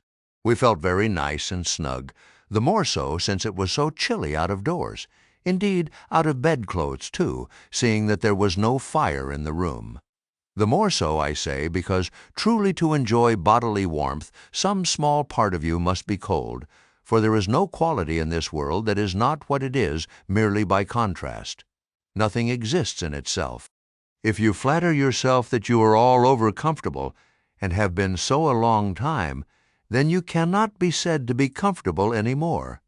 But if, like Queequeg and me in the bed, the tip of your nose or the crown of your head be slightly chilled, why then, indeed, in the general consciousness, you feel most delightfully and unmistakably warm. For this reason, a sleeping apartment should never be furnished with a fire, which is one of the luxurious discomforts of the rich. For the height of this sort of deliciousness is to have nothing but the blanket between you and your snugness and the cold of the outer air. Then there you lie like the one warm spark in the heart of an Arctic crystal. We had been sitting in this crouching manner for some time, when all at once I thought I would open my eyes. For when between sheets, whether by day or by night, and whether asleep or awake, I have a way of always keeping my eyes shut, in order the more to concentrate the snugness of being in bed. Because no man can ever feel his own identity aright except his eyes be closed, as if darkness were indeed the proper element of our essences, though light be more congenial to our clayey part. Upon opening my eyes, then, and coming out of my own pleasant and self-created darkness into the imposed and coarse outer gloom of the unilluminated 12 o'clock at night, I experienced a disagreeable revulsion. Nor did I at all object to the hint from Queequeg that perhaps it were best to strike a light, seeing that we were so wide awake, and besides he felt a strong desire to have a few quiet puffs from his tomahawk.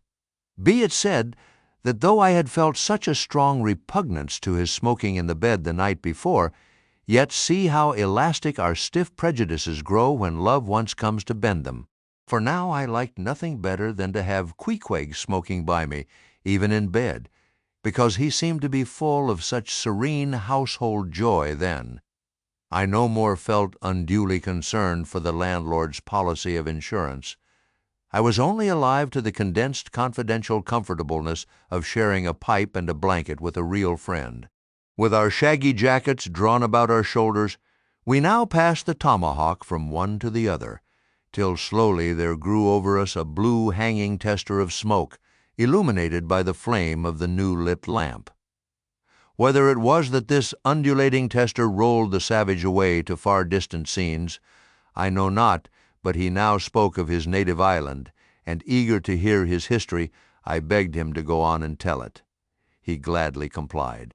Though at the time I but ill comprehended not a few of his words, yet subsequent disclosures, when I had become more familiar with his broken phraseology, now enable me to present the whole story such as it may prove in the mere skeleton I give. Chapter 12. Biographical. Queequeg was a native of Rokovoko, an island far away to the west and south. It is not down in any map, true places never are. When a new-hatched savage running wild about his native woodlands in a grass clout, followed by the nibbling goats as if he were a green sapling, even then in Queequeg's ambitious soul lurked a strong desire to see something more of Christendom than a specimen whaler or two. His father was a high chief, a king, his uncle a high priest, and on the maternal side he boasted aunts who were the wives of unconquerable warriors. There was excellent blood in his veins, royal stuff, though sadly vitiated, I fear, by the cannibal propensity he nourished in his untutored youth. A Sag Harbor ship visited his father's bay, and Queequeg sought a passage to Christian lands. But the ship, having her full complement of seamen, spurned his suit, and not all the king his father's influence could prevail. But Queequeg vowed a vow. Alone in his canoe, he paddled off to a distant strait, which he knew the ship must pass through when she quitted the island. On one side was a coral reef, on the other a low tongue of land, covered with mangrove thickets that grew out into the water. Hiding his canoe still afloat among these thickets, with its prow seaward, he sat down in the stern, paddle low in hand, and when the ship was gliding by like a flash he darted out, gained her side with one backward dash of his foot, capsized and sank his canoe, climbed up the chains, and throwing himself at full length upon the deck, grappled a ring-bolt there, and swore not to let it go, though hacked in pieces. In vain the captain threatened to throw him overboard, suspended a cutlass over his naked wrists. Queequeg was the son of a king, and Queequeg budged not.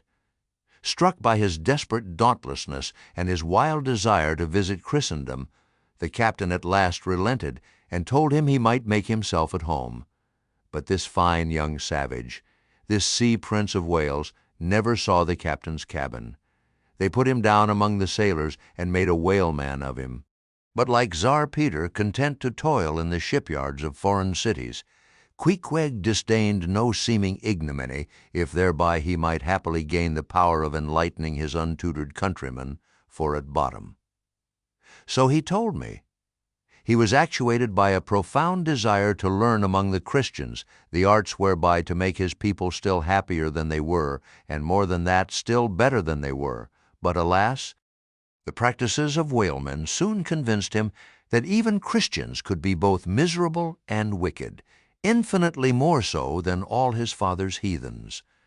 Arrived at last in Old Sag Harbor, and seeing what the sailors did there, and then going on to Nantucket, and seeing how they spent their wages in that place also, poor Queequeg gave it up for lost. Thought he, it's a wicked world in all meridians, I'll die a pagan, and thus an old idolater at heart. He yet lived among these Christians, wore their clothes, and tried to talk their gibberish. Hence the queer ways about him, though now sometime from home. By hints I asked him whether he did not propose going back and having a coronation, since he might now consider his father dead and gone, he being very old and feeble at the last accounts. He answered no, not yet, and added that he was fearful Christianity, or rather Christians, had unfitted him for ascending the pure and undefiled throne of 30 pagan kings before him. But by and by, he said, he would return, as soon as he felt himself baptized again. For the nonce, however, he proposed to sail about and sow his wild oats in all 4 oceans. They had made a harpooneer of him, and that barbed iron was in lieu of a scepter now. I asked him what might be his immediate purpose, touching his future movements. He answered, to go to sea again, in his old vocation. Upon this I told him that whaling was my own design, and informed him of my intention to sail out of Nantucket, as being the most promising port for an adventurous whaleman to embark from. He at once resolved to accompany me to that island ship aboard the same vessel, get into the same watch, the same boat, the same mess with me, in short, to share my every hap, with both my hands in his, boldly dip into the potluck of both worlds.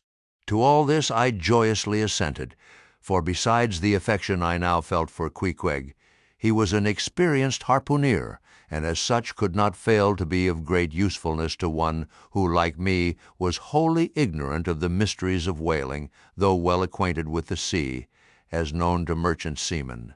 His story being ended with his pipe's last dying puff, Queequeg embraced me, pressed his forehead against mine, and blowing out the light, we rolled over from each other, this way and that, and very soon were sleeping. Chapter 13. Wheelbarrow. Next morning, Monday, after disposing of the embalmed head to a barber for a block, I settled my own and comrade's bill, using, however, my comrade's money. The grinning landlord, as well as the boarders, seemed amazingly tickled at the sudden friendship which had sprung up between me and Queequeg, especially as Peter Coffin's cock and bull stories about him had previously so much alarmed me concerning the very person whom I now companied with. We borrowed a wheelbarrow, and embarking our things, including my own poor carpetbag and Queequeg's canvas sack and hammock, away we went down to the Moss, the little Nantucket packet schooner moored at the wharf. As we were going along, the people stared, not at Queequeg so much, for they were used to seeing cannibals like him in their streets, but at seeing him and me upon such confidential terms. But we heeded them not, going along wheeling the barrow by turns, and Queequeg now and then stopping to adjust the sheath on his harpoon barbs. I asked him why he carried such a troublesome thing with him ashore, and whether all whaling ships did not find their own harpoons. To this, in substance, he replied, that though what I hinted was true enough, yet he had a particular affection for his own harpoon, because it was of assured stuff, well tried in many a mortal combat, and deeply intimate with the hearts of whales. In short, like many inland reapers and mowers who go into the farmers' meadows armed with their own scythes, though in no wise obliged to furnish them, even so Queequeg, for his own private reasons, preferred his own harpoon. Shifting the barrow from my hand to his, he told me a funny story about the first wheelbarrow he had ever seen. It was in Sag Harbor. The owners of his ship, it seems, had lent him one in which to carry his heavy chest to his boarding-house. Not to seem ignorant about the thing, though in truth he was entirely so, concerning the precise way in which to manage the barrow. Queequeg puts his chest upon it, lashes it fast, and then shoulders the barrow and marches up the wharf. "Why," said I, "Queequeg, you might have known better than that, one would think. Didn't the people laugh?" Upon this he told me another story. The people of his island of Rokovoko, it seems, at their wedding feasts expressed the fragrant water of young coconuts into a large stained calabash like a punch bowl, and this punch bowl always forms the great central ornament on the braided mat where the feast is held. Now a certain grand merchant ship once touched at Rokovoko, and its commander, from all accounts, a very stately, punctilious gentleman, at least for a sea captain. This commander was invited to the wedding feast of Queequeg's sister, a pretty young princess just turned of 10. Well, when all the wedding guests were assembled at the bride's bamboo cottage, this captain marches in, and being assigned the post of honor, placed himself over against the punch bowl, and between the high priest and his majesty, the king, Queequeg's father, grace being said, for those people have their grace as well as we. Though Queequeg told me that, unlike us, who at such times look downwards to our platters, they, on the contrary, copying the ducks, glance upwards to the great giver of all feasts. Grace, I say, being said, the high priest opens the banquet by the immemorial ceremony of the island, that is, dipping his consecrated and consecrating fingers into the bowl before the blessed beverage circulates, seeing himself placed next the priest, and noting the ceremony, and thinking himself being captain of a ship, as having plain precedence over a mere island king, especially in the king's own house. The captain coolly proceeds to wash his hands in the punch bowl, taking it, I suppose, for a huge finger-glass. "Now," said Queequeg, "what you tink now? Didn't our people laugh?" At last, passage paid and luggage safe, we stood on board the schooner. Hoisting sail, it glided down the Acushnet River. On one side, New Bedford rose in terraces of streets, their ice-covered trees all glittering in the clear, cold air. Huge hills and mountains of casks on casks were piled upon her wharves, and side by side the world-wandering whale ships lay silent and safely moored at last, while from others came a sound of carpenters and coopers, with blended noises of fires and forges to melt the pitch, all betokening that new cruises were on the start, that one most perilous and long voyage ended, only begins a second, and a second ended, only begins a third, and so on forever and for aye. Such is the endlessness, yea, the intolerableness of all earthly effort. Gaining the more open water, the bracing breeze waxed fresh. The little moss tossed the quick foam from her bows as a young colt his snortings. How I snuffed that Tartar air, how I spurned that turnpike earth, that common highway all over dented with the marks of slavish heels and hoofs, and turned me to admire the magnanimity of the sea which will permit no records. At the same foam fountain, Queequeg seemed to drink and reel with me. His dusky nostrils swelled apart, he showed his filed and pointed teeth. On we flew, and our offing gained, the moss did homage to the blast, ducked and dived her bows as a slave before the Sultan. Sideways leaning, we sideways darted, every ropey yarn tingling like a wire, the two tall masts buckling like Indian canes in land tornadoes. So full of this reeling scene were we, as we stood by the plunging bowsprit, that for some time we did not notice the jeering glances of the passengers, a lubber-like assembly, who marveled that two fellow beings should be so companionable as though a white man were anything more dignified than a whitewashed Negro. But there were some boobies and bumpkins there, who by their intense greenness must have come from the heart and center of all verdure. Queequeg caught one of these young saplings, mimicking him behind his back. I thought the bumpkin's hour of doom was come. Dropping his harpoon, the brawny savage caught him in his arms, and by an almost miraculous dexterity and strength sent him high up bodily into the air, then slightly tapping his stern in mid-somerset.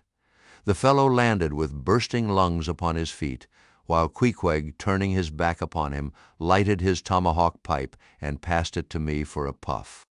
"Capting! Capting!" yelled the bumpkin, running towards that officer. "Capting! Capting! Here's the devil! Hullo, you, sir!" cried the captain, a gaunt rib of the sea, stalking up to Queequeg. "What in thunder do you mean by that? Don't you know you might have killed that chap?" "What him say?" said Queequeg, as he mildly turned to me. "He say," said I, "that you came near killy that man there," pointing to the still shivering greenhorn.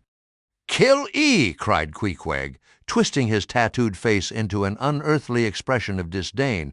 "Ah, him bevy small-ee fish, "E Queequeg no kill e so small e fish, e Queequeg kill e big whale." "Look you," roared the captain, "I'll kill you, you cannibal, if you try any more of your tricks aboard here, so mind your eye." But it so happened just then that it was high time for the captain to mind his own eye. The prodigious strain upon the mainsail had parted the weather sheet, and the tremendous boom was now flying from side to side, completely sweeping the entire after part of the deck. The poor fellow whom Queequeg had handled so roughly was swept overboard. All hands were in a panic, and to attempt snatching at the boom to stay it seemed madness. It flew from right to left, and back again, almost in one ticking of a watch, and every instant seemed on the point of snapping into splinters. Nothing was done, and nothing seemed capable of being done. Those on deck rushed towards the bows and stood eyeing the boom as if it were the lower jaw of an exasperated whale. In the midst of this consternation, Queequeg dropped deftly to his knees and, crawling under the path of the boom, whipped hold of a rope, secured one end to the bulwarks, and then, flinging the other like a lasso, caught it round the boom as it swept over his head. And at the next jerk the spar was that way trapped, and all was safe. The schooner was run into the wind, and while the hands were clearing away the stern boat, Queequeg, stripped to the waist, darted from the side with a long living arc of a leap. For 3 minutes or more he was seen swimming like a dog, throwing his long arms straight out before him, and by turns revealing his brawny shoulders through the freezing foam. I looked at the grand and glorious fellow, but saw no one to be saved. The greenhorn had gone down. Shooting himself perpendicularly from the water, Queequeg now took an instant's glance around him, and seeming to see just how matters were, dived down and disappeared. A few minutes more, and he rose again, one arm still striking out, and with the other dragging a lifeless form. The boat soon picked them up. The poor bumpkin was restored. All hands voted Queequeg a noble trump. The captain begged his pardon. From that hour I clove to Queequeg like a barnacle, yea, till poor Queequeg took his last long dive. Was there ever such unconsciousness? He did not seem to think that he at all deserved a medal from the humane and magnanimous societies. He only asked for water, fresh water, something to wipe the brine off. That done, he put on dry clothes, lighted his pipe, and leaning against the bulwarks and mildly eyeing those around him, seemed to be saying to himself, "It's a mutual joint-stock world in all meridians. We cannibals must help these Christians." Chapter 14. Nantucket. Nothing more happened on the passage worthy the mentioning, so, after a fine run, we safely arrived in Nantucket. Nantucket! Take out your map and look at it. See what a real corner of the world it occupies, how it stands there, away offshore, more lonely than the Eddystone lighthouse. Look at it, a mere hillock and elbow of sand, all beach, without a background. There is more sand there than you would use in 20 years as a substitute for blotting paper. Some gamesome whites will tell you that they have to plant weeds there. They don't grow naturally, that they import Canada thistles, that they have to send beyond seas for a spile to stop a leak in an oil cask, that pieces of wood in Nantucket are carried about like bits of the true cross in Rome, that people there plant toadstools before their houses to get under the shade in summertime, that one blade of grass makes an oasis, 3 blades in a day's walk a prairie, that they wear quicksand shoes, something like Laplander snowshoes, that they are so shut up, belted about, every way enclosed, surrounded, and made an utter island of by the ocean, that to their very chairs and tables small clams will sometimes be found adhering, as to the backs of sea turtles. But these extravaganzas only show that Nantucket is no Illinois. Look now at the wondrous traditional story of how this island was settled by the red men. Thus goes the legend. In olden times an eagle swooped down upon the New England coast and carried off an infant Indian in his talons. With loud lament the parents saw their child borne out of sight over the wide waters. They resolved to follow in the same direction. Setting out in their canoes, after a perilous passage, they discovered the island, and there they found an empty ivory casket, the poor little Indian's skeleton. What wonder, then, that these Nantucketers, born on a beach, should take to the sea for a livelihood. They first caught crabs and quahogs in the sand. Grown bolder, they waded out with nets for mackerel. More experienced, they pushed off in boats and captured cod, and at last, launching a navy of great ships on the sea, explored this watery world, put an incessant belt of circumnavigations round it, peeped in at Bering's Straits, and in all seasons and all oceans declared everlasting war with the mightiest animated mass that has survived the flood, most monstrous and most mountainous, that Himalayan, salt sea mastodon, clothed with such portentousness of unconscious power that his very panics are more to be dreaded than his most fearless and malicious assaults, and thus have these naked Nantucketers, these sea hermits issuing from their ant-hill in the sea, overrun and conquered the watery world like so many Alexanders, parcelling out among them the Atlantic, Pacific, and Indian Oceans, as the three pirate powers did Poland. Let America add Mexico to Texas, and pile Cuba upon Canada. Let the English overswarm all India, and hang out their blazing banner from the sun. 2/3 of this terraqueous globe are the Nantucketers, for the sea is his, he owns it, as emperors own empires, other seamen having but a right-of-way through it. Merchant ships are but extension bridges, armed ones but floating forts. Even pirates and privateers, though following the sea as highwaymen the road, they but plunder other ships, other fragments of the land like themselves, without seeking to draw their living from the bottomless deep itself. The Nantucketer, he alone resides and riots on the sea. He alone, in Bible language, goes down to it in ships, to and fro plowing it as his own special plantation. There is his home.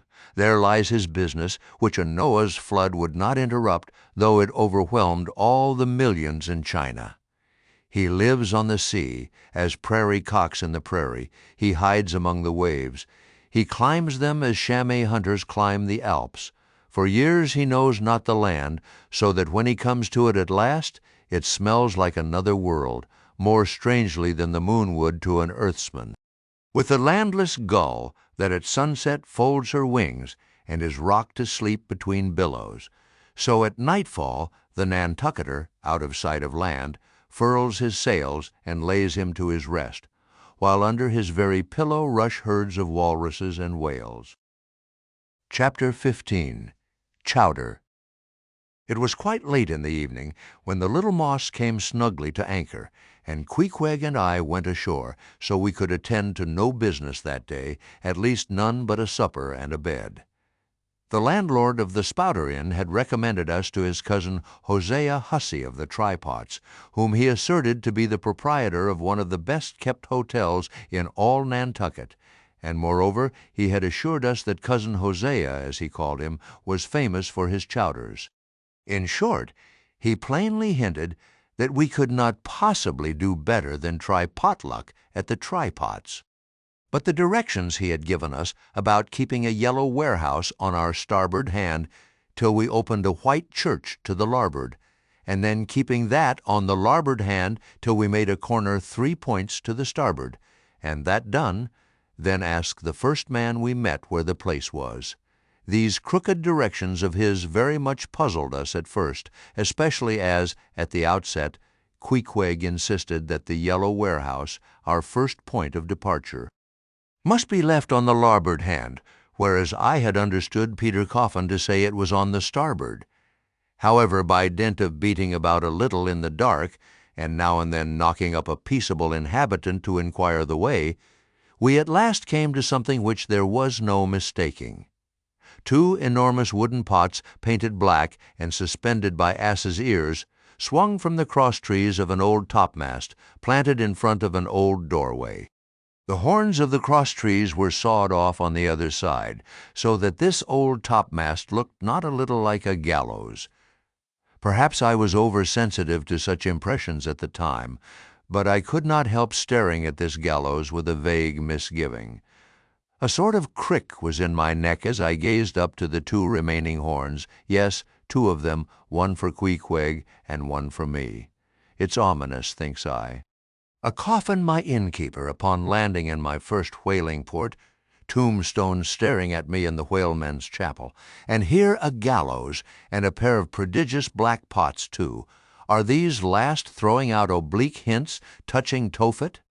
I was called from these reflections by the sight of a freckled woman with yellow hair and a yellow gown standing in the porch of the inn under a dull red lamp swinging there that looked much like an injured eye and carrying on a brisk scolding with a man in a purple woolen shirt. "Get along with ye," said she to the man, "or I'll be combing ye." "Come on, Queequeg," said I. "All right. There's Mrs. Hussey." And so it turned out, Mr. Hosea Hussey being from home, but leaving Mrs. Hussey entirely competent to attend to all his affairs.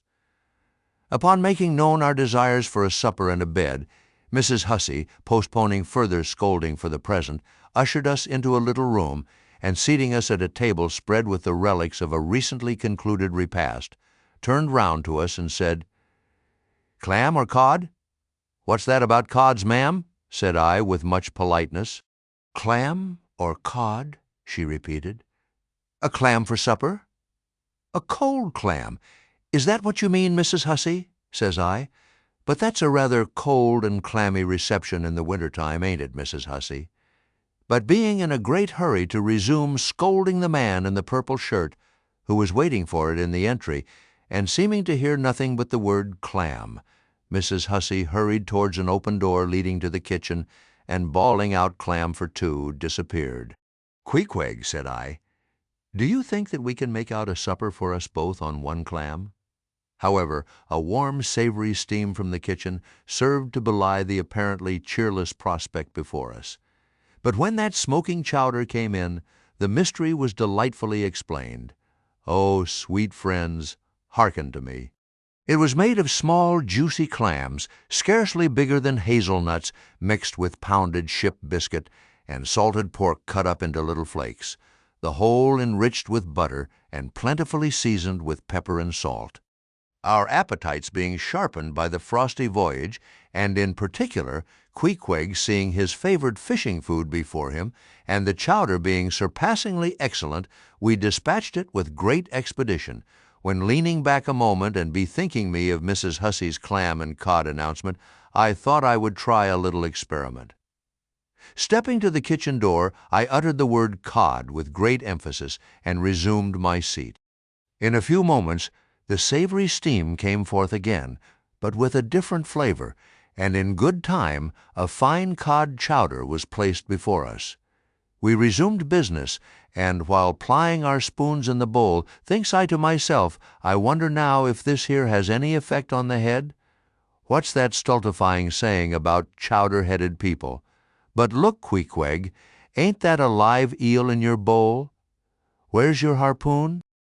Fishiest of all fishy places was the try-pots, which well deserved its name, for the pots there were always boiling chowders. Chowder for breakfast, and chowder for dinner, and chowder for supper, till you began to look for fish bones coming through your clothes. The area before the house was paved with clamshells. Mrs. Hussey wore a polished necklace of codfish vertebra, and Hosea Hussey had his account books bound in superior old sharkskin. There was a fishy flavor to the milk, too, which I could not at all account for, till one morning, happening to take a stroll along the beach among some fishermen's boats, I saw Hosea's brindled cow feeding on fish remnants and marching along the sand with each foot in a cod's decapitated head, looking very slipshod, I assure ye. Supper concluded, we received a lamp and directions from Mrs. Hussey concerning the nearest way to bed, but as Queequeg was about to precede me up the stairs, the lady reached forth her arm and demanded his harpoon. She allowed no harpoon in her chambers. "Why not?" said I. Every true whaleman sleeps with his harpoon. But why not? Because it's dangerous, says she. Ever since young Stig's coming from that unfortunate voyage of his, when he was gone 4 years and a half, with only 3 barrels of ill, was found dead in my first floor back, with his harpoon in his side. Ever since then I allow no boarders to take sick dangerous weapons in their rooms at night. So, Mr. Queequeg, for she had learned his name, I will just take this here iron and keep it for you till morning. But the chowder, clam, or cod tomorrow for breakfast, men. Both, says I, and let's have a couple of smoked herring by way of variety. Chapter 16. The Ship. In bed we concocted our plans for the morrow. But to my surprise, and no small concern, Queequeg now gave me to understand that he had been diligently consulting Yojo, the name of his black little god. And Yojo had told him 2 or 3 times over, and strongly insisted upon it every way, that instead of our going together among the whaling fleet in harbor, and in concert selecting our craft, instead of this, I say, Yojo earnestly enjoined that the selection of the ship should rest wholly with me, inasmuch as Yojo purposed befriending us, and, in order to do so, had already pitched upon a vessel which, if left to myself, I, Ishmael, should infallibly light upon, for all the world as though it had turned out by chance, and in that vessel I must immediately ship myself, for the present irrespective of Queequeg. I have forgotten to mention that, in many things, Queequeg placed great confidence in the excellence of Yojo's judgment and surprising forecast of things, and cherished Yojo with considerable esteem as a rather good sort of god, who perhaps meant well enough upon the whole, but in all cases did not succeed in his benevolent designs. Now this plan of Queequeg's, or rather Yojo's, touching the selection of our craft, I did not like that plan at all. I had not a little relied upon Queequeg's sagacity to point out the whaler best fitted to carry us and our fortunes securely. But as all my remonstrances produced no effect upon Queequeg, I was obliged to acquiesce, and accordingly prepared to set about this business with a determined, rushing sort of energy and vigor that should quickly settle that trifling little affair. Next morning early, leaving Queequeg shut up with Yojo in our little bedroom, for it seemed that it was some sort of Lent or Ramadan or day of fasting, humiliation, and prayer with Queequeg and Yojo that day. How it was I never could find out, for though I applied myself to it several times, I never could master his liturgies and Ixex articles. Leaving Queequeg, then fasting on his tomahawk pipe, and Yojo warming himself at his sacrificial fire of shavings, I sallied out among the shipping. After much prolonged sauntering and many random inquiries, I learnt that there were 3 ships up for 3 years' voyages: the Devil Dam, the Tit-Bit, and the Pequod.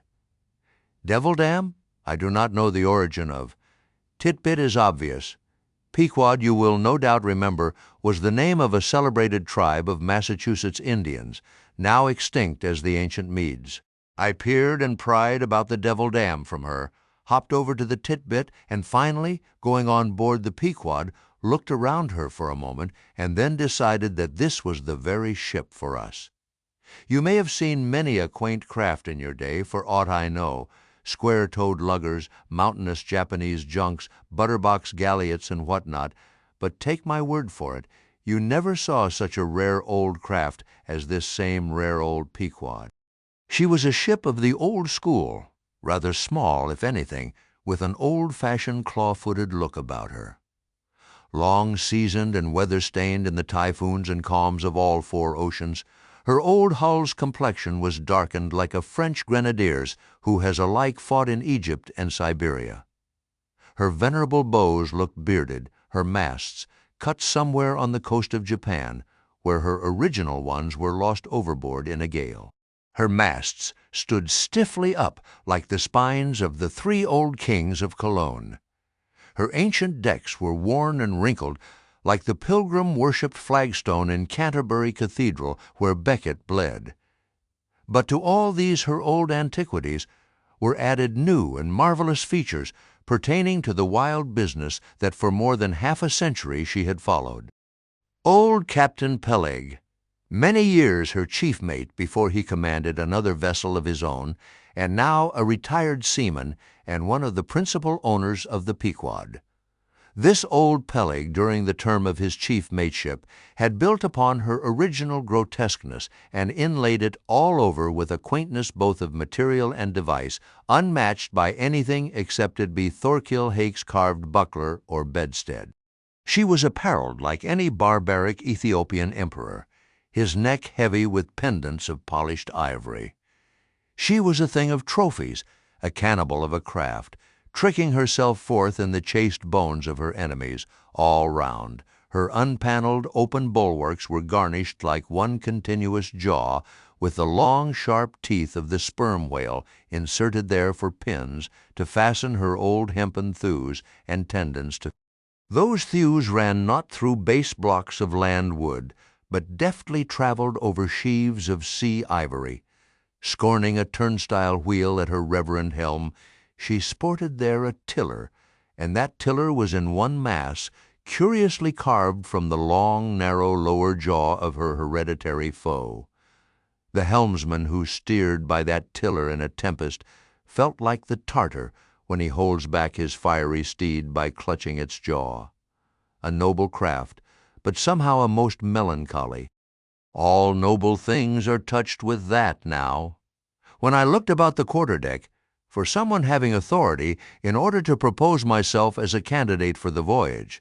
At first I saw nobody, but I could not well overlook a strange sort of tent, or rather wigwam, pitched a little behind the mainmast. It seemed only a temporary erection used in port. It was of a conical shape, some 10 feet high, consisting of the long, huge slabs of limber black bone taken from the middle and highest part of the jaws of the right whale, planted with their broad ends on the deck. A circle of these slabs laced together, mutually sloped towards each other, and at the apex united in a tufted point, where the loose hairy fibers waved to and fro like the top knot on some old Potawatomi sacham's head. A triangular opening faced towards the bows of the ship, so that the insider commanded a complete view forward. And half concealed in this queer tenement, I at length found one who by his aspect seemed to have authority, and who, it being noon, and the ship's work suspended, was now enjoying respite from the burden of command. He was seated on an old-fashioned oaken chair, wriggling all over with curious carving, and the bottom of which was formed of a stout interlacing of the same elastic stuff of which the wigwam was constructed. There was nothing so very particular, perhaps, about the appearance of the elderly man I saw. He was brown and brawny, like most old seamen, and heavily rolled up in blue pilot cloth, cut in the Quaker style. Only there was a fine and almost microscopic network of the minutest wrinkles interlacing round his eyes, which must have arisen from his continual sailings in many hard gales, and always looking to windward. For this causes the muscles about the eyes to become pursed together. Such eye wrinkles are very effectual in a scowl. "Is this the captain of the Pequod?" said I, advancing to the door of the tent. "Supposing it be the captain of the Pequod, what dost thou want of him?" he demanded. "I was thinking of shipping. Thou wast thou? I see thou art no Nantucketer. Ever been in a stove-boat?" "No, sir, I never have." "Dost know nothing at all about whaling, I dare say, eh?" "Nothing, sir, but I have no doubt I shall soon learn. I've been several voyages in the merchant service, and I think that merchant service be damned. Talk not that lingo to me. Dost see that leg? I'll take that leg away from thy stern if ever thou talkest of the marchant service to me again. Marchant service indeed. I suppose now ye feel considerable proud of having served in those marchant ships. But flukes, man, what makes thee want to go a-whaling, eh? It looks a little suspicious, don't it, eh? Hast not been a pirate, hast thou? Didst not rob thy last captain? Didst thou? Dost not think of murdering the officers when thou gettest to sea? I protested my innocence of these things. I saw that under the mask of these half-humorous innuendos, this old seaman, as an insulated Quakerish Nantucketer, was full of his insular prejudices and rather distrustful of all aliens unless they hailed from Cape Cod or the Vineyard. But what takes thee a whaling? I want to know that before I think of shipping ye. Well, sir, I want to see what whaling is. I want to see the world. Want to see what whaling is, eh? Have ye clapped eye on Captain Ahab? Who is Captain Ahab, sir? Aye, I thought so. Captain Ahab is the captain of this ship. I am mistaken, then. I thought I was speaking to the captain himself. Thou art speaking to Captain Peleg. That's who ye are speaking to, young man. It belongs to me and Captain Bildad to see the Pequod fitted out for the voyage and supplied with all her needs, including crew. We are part owners and agents. But as I was going to say, if thou wantest to know what whaling is, as thou tellest ye do, I can put ye in a way of finding it out before ye bind yourself to it, past backing out. Clap eye on Captain Ahab, young man, and thou wilt find that he has only one leg. What do you mean, sir? Was the other one lost by a whale? Lost by a whale, young man. Come nearer to me. It was devoured, chewed up, crunched by the monstrosest parmacetti that ever chipped a boat. Ah! I was a little alarmed by his energy, perhaps also a little touched at the hearty grief in his concluding exclamation, but said as calmly as I could, "What you say is no doubt true enough, sir, but how could I know there was any peculiar ferocity in that particular whale, though indeed I might have inferred as much from the simple fact of the accident. Look ye now, young man, thy lungs are a sort of soft, d'ye see, thou dost not talk shark a bit. Sure ye've been to sea before now? Sure of that? Sir, said I thought I told you that I had been 4 voyages in the Merchant. Hard down out of that. Mind what I said about the marchant service. Don't aggravate me. I won't have it. But let us understand each other. I have given thee a hint about what whaling is. Do ye yet feel inclined for it? I do, sir. Very good. Now art thou the man to pitch a harpoon down a live whale's throat and then jump after it? Answer, quick. I am, sir, if it should be positively indispensable to do so, not to be got rid of, that is, which I don't take to be the fact. Good again. Now then, thou not only wantest to go a-whaling, to find out by experience what whaling is, but ye also want to go in order to see the world? Was not that what ye said? I thought so. Well then, just step forward there, and take a peep over the weather bow, and then back to me and tell me what ye see there. For a moment I stood a little puzzled by this curious request, not knowing exactly how to take it, whether humorously or in earnest. But concentrating all his crow's feet into one scowl, Captain Peleg started me on the errand. Going forward and glancing over the weather bow, I perceived that the ship swinging to her anchor with the flood tide was now obliquely pointing towards the open ocean. The prospect was unlimited, but exceedingly monotonous and forbidding, not the slightest variety that I could see. "Well, what's the report?" said Peleg when I came back. "What did ye see?" "Not much," I replied. "Nothing but water, considerable horizon, though, and there's a squall coming up, I think." "Well, what dost thou think, then, of seeing the world? Do ye wish to go round Cape Horn to see any more of it, eh? Can't ye see the world where you stand?" I was a little staggered, but go a-whaling I must, and I would, and the Pequod was as good a ship as any, I thought the best. And all this I now repeated to Peleg. Seeing me so determined, he expressed his willingness to ship me. "And thou mayest as well sign the papers right off," he added. "Come along with ye." And so saying, he led the way below deck into the cabin. Seated on the transom was what seemed to me a most uncommon and surprising figure.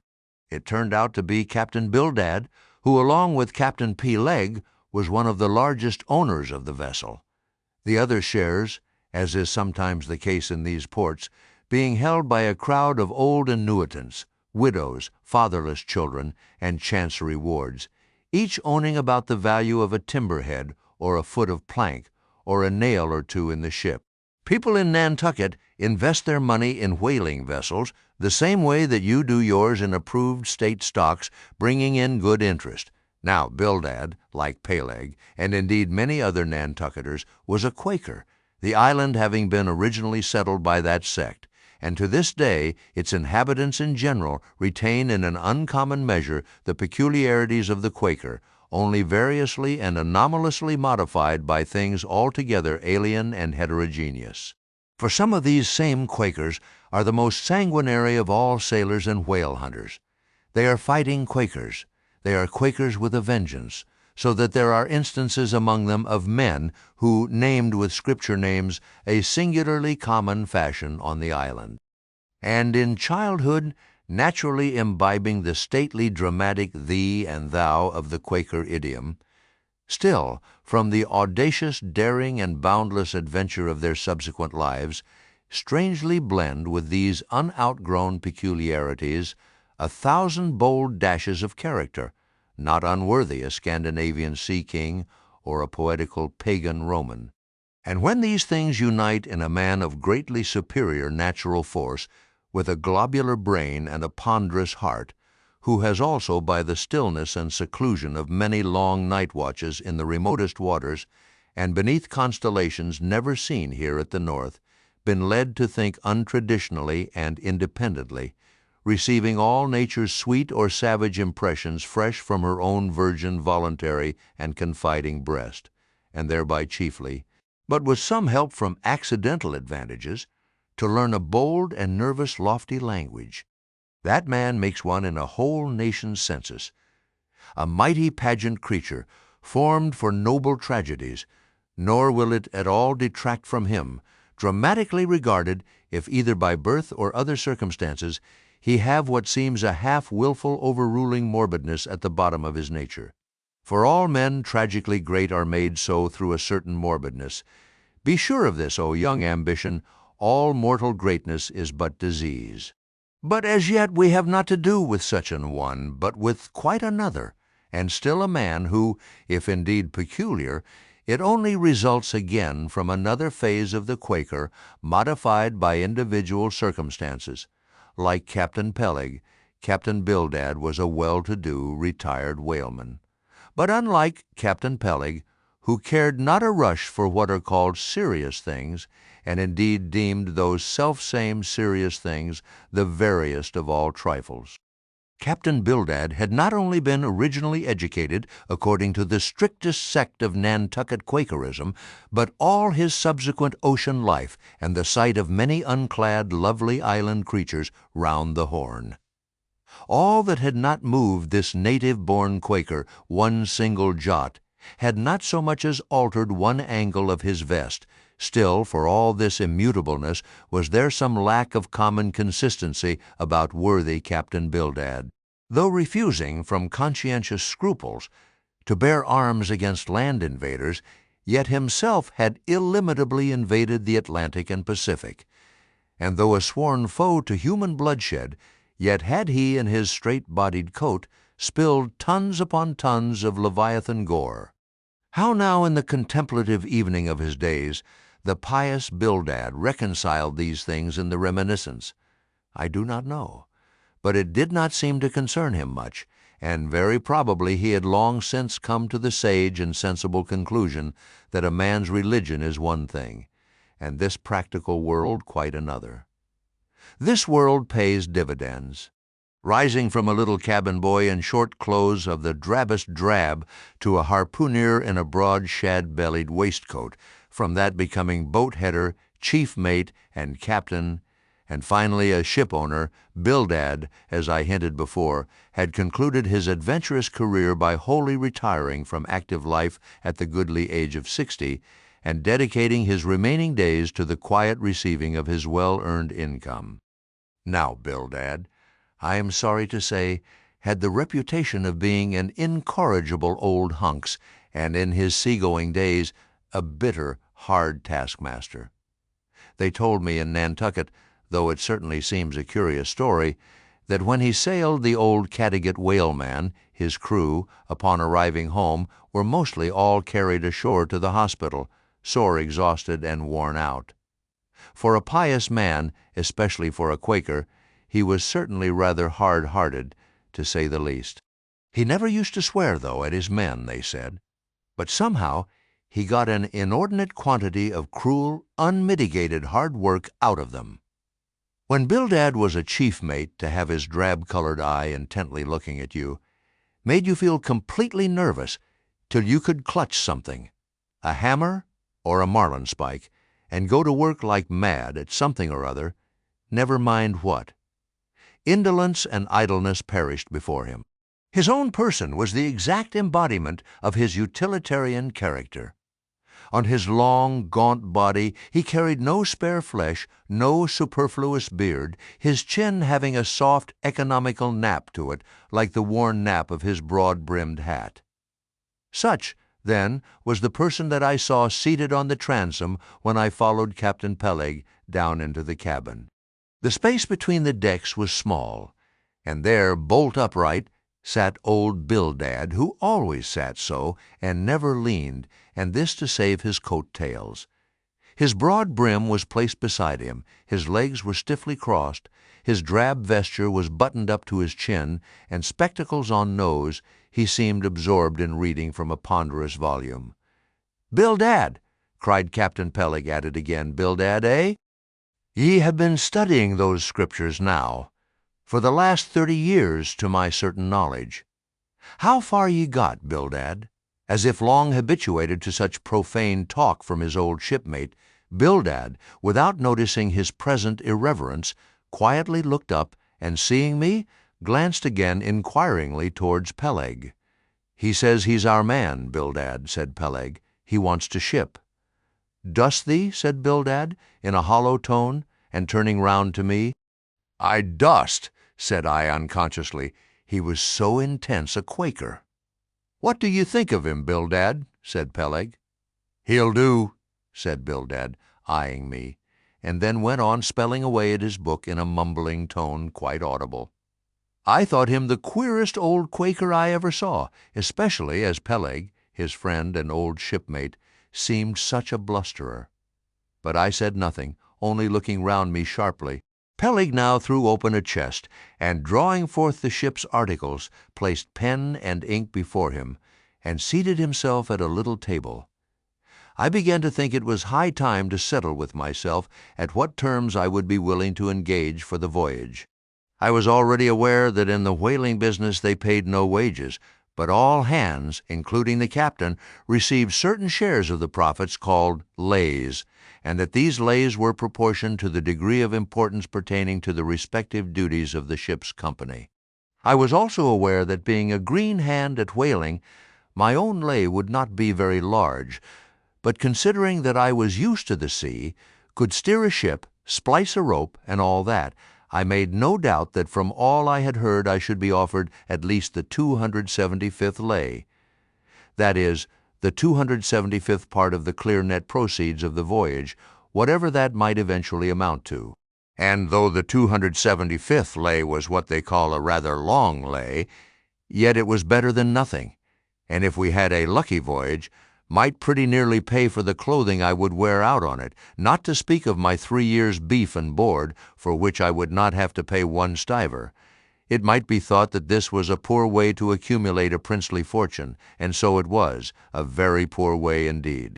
But I am one of those that never take on about princely fortunes, and am quite content if the world is ready to board and lodge me, while I am putting up at this grim sign of the thundercloud. Upon the whole, I thought that the 275th lay would be about the fair thing, but would not have been surprised had I been offered the 200th, considering I was of a broad-shouldered make. But one thing, nevertheless, that made me a little distrustful about receiving a generous share of the profits was this. Ashore I had heard something of both Captain Peleg and his unaccountable old crony Bildad, how that they, being the principal proprietors of the Pequod, therefore the other and more inconsiderable and scattered owners left nearly the whole management of the ship's affairs to these two. and I did not know but what the stingy old Bildad might have a mighty deal to say about shipping hands, especially as I now found him on board the Pequod, quite at home there in the cabin, and reading his Bible as if at his own fireside. Now while Peleg was vainly trying to mend a pen with his jackknife, old Bildad, to my no small surprise, considering that he was such an interested party in these proceedings, Bildad never heeded us, but went on mumbling to himself out of his book, "Lay not up for yourselves treasures upon earth where moth—" "Well, Captain Bildad," interrupted Peleg, "what do you say? What lay shall we give this young man?" "Thou knowest best," was the sepulchral reply. "The 777th wouldn't be too much, would it? Where moth and rust do corrupt but lay." Lay indeed, thought I, and such a lay, the 777th. "Well, old Bildad, you are determined that I, for one, shall not lay up many lays here below, where moth and rust do corrupt." It was an exceedingly long lay, that indeed, and though from the magnitude of the figure it might at first deceive a landsman, yet the slightest consideration will show that though 777 is a pretty large number, yet when you come to make a tenth of it, you will then see, I say, that the 777th part of a farthing is a good deal less than 777 gold doubloons, and so I thought at the time. "Why, blast your eyes, Bildad!" cried Peleg. "Thou dost not want to swindle this young man. He must have more than that." 777th, again said Bildad, without lifting his eyes, and then went on mumbling. "For where your treasure is, there will your heart be also. I am going to put him down for the 300th, said Peleg. "Do ye hear that, Bildad? The 300th lay, I say." Bildad laid down his book, and turning solemnly towards him said, "Captain Peleg, thou hast a generous heart, but thou must consider the duty thou owest to the other owners of this ship, widows and orphans, many of them, and that if we too abundantly reward the labors of this young man, we may be taking the bread from those widows and those orphans. The 777th lay, Captain Peleg." "Thou, Bildad," roared Peleg, starting up and clattering about the cabin. "Blast ye, Captain Bildad, if I had followed thy advice in these matters, I would afore now had a conscience to lug about that would be heavy enough to founder the largest ship that ever sailed round Cape Horn." "Captain Peleg," said Bildad steadily, "thy conscience may be drawing 10 inches of water or 10 fathoms, I can't tell, but as thou art still an impenitent man, Captain Peleg, I greatly fear lest thy conscience be but a leaky one, and will in the end sink thee foundering down to the fiery pit, Captain Peleg. Fiery pit, ye insult me, man. Past all natural bearing, ye insult me. It's an all-fired outrage to tell any human creature that he's bound to hell. Flukes and flames. Bildad, say that again to me, and start my soul bolts. But yes, I'll swallow a live goat with all his hair and horns on, out of the cabin, ye canting, drab-colored son of a wooden gun, a straight wake with ye."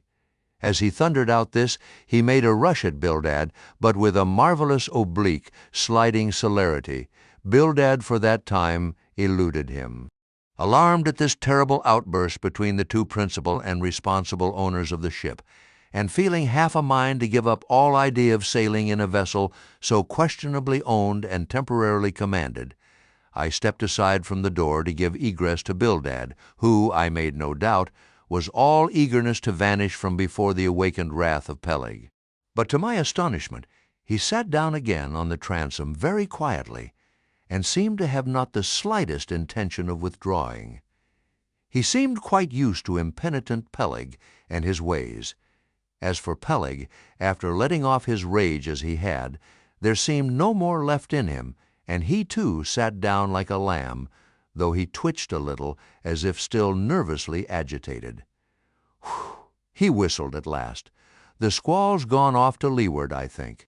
"Bildad, thou used to be good at sharpening a lance. Mend that pen, will ye? My jackknife here needs the grindstone." "That's he, thank ye, Bildad. Now then, my young man, Ishmael's thy name, didn't ye say? Well then, down ye go here, Ishmael, for the 300th lay. Captain Peleg, said I have a friend with me who wants to ship too. Shall I bring him down tomorrow? To be sure, said Peleg. Fetch him along, and we'll look at him. What lay does he want? Groaned Bildad, glancing up from the book in which he had again been burying himself. Oh, never thee mind about that, Bildad, said Peleg. Has he ever whaled it any? Turning to me. Killed more whales than I can count, Captain Peleg. Well, bring him along then. And, after signing the papers, off I went, nothing doubting but that I had done a good morning's work, and that the Pequod was the identical ship that Yojo had provided to carry Queequeg and me round the Cape. But I had not proceeded far when I began to bethink me that the captain with whom I was to sail yet remained unseen by me, though indeed, in many cases, a whale ship will be completely fitted out and receive all her crew on board ere the captain makes himself visible by arriving to take command, for sometimes these voyages are so prolonged and the shore intervals at home so exceedingly brief that if the captain have a family or any absorbing concernment of that sort, he does not trouble himself much about his ship in port, but leaves her to the owners till all is ready for sea. However, it is always as well to have a look at him before irrevocably committing yourself into his hands. Turning back, I accosted Captain Peleg, inquiring where Captain Ahab was to be found. And what dost thou want of Captain Ahab? It's all right enough, thou art shipped. Yes, but I should like to see him. But I don't think thou wilt be able to at present.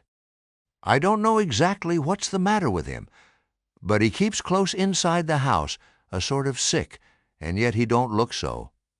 In fact, he ain't sick, but no, he isn't well either. Anyhow, young man, he won't always see me, so I don't suppose he will thee. He's a queer man, Captain Ahab, so some think, but a good one.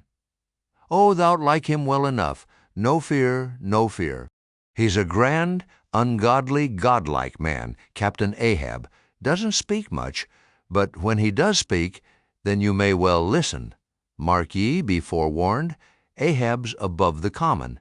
Ahab's been in colleges, as well as 'mong the cannibals, been used to deeper wonders than the waves, fixed his fiery lance in mightier, stranger foes than whales. His lance? Aye, the keenest and the surest that out of all our isle, oh, he ain't Captain Bildad, no, and he ain't Captain Peleg. He's Ahab, boy, and Ahab of old, thou knowest, was a crowned king, and a very vile one. When that wicked king was slain, the dogs, did they not lick his blood? Come hither to me, hither, hither, said Peleg, with a significance in his eye that almost startled me. Look ye, lad, never say that on board the Pequod. Never say it anywhere. Captain Ahab did not name himself. 'Twas a foolish, ignorant whim of his crazy, widowed mother, who died when he was only a 12-month-old. And yet the old squaw Tistig at Gayhead said that the name would somehow prove prophetic, and perhaps other fools like her may tell thee the same. I wish to warn thee. It's a lie. I know Captain Ahab well. I've sailed with him as mate years ago. I know what he is. A good man, not a pious good man like Bildad, but a swearing good man, something like me. Only there's a good deal more of him.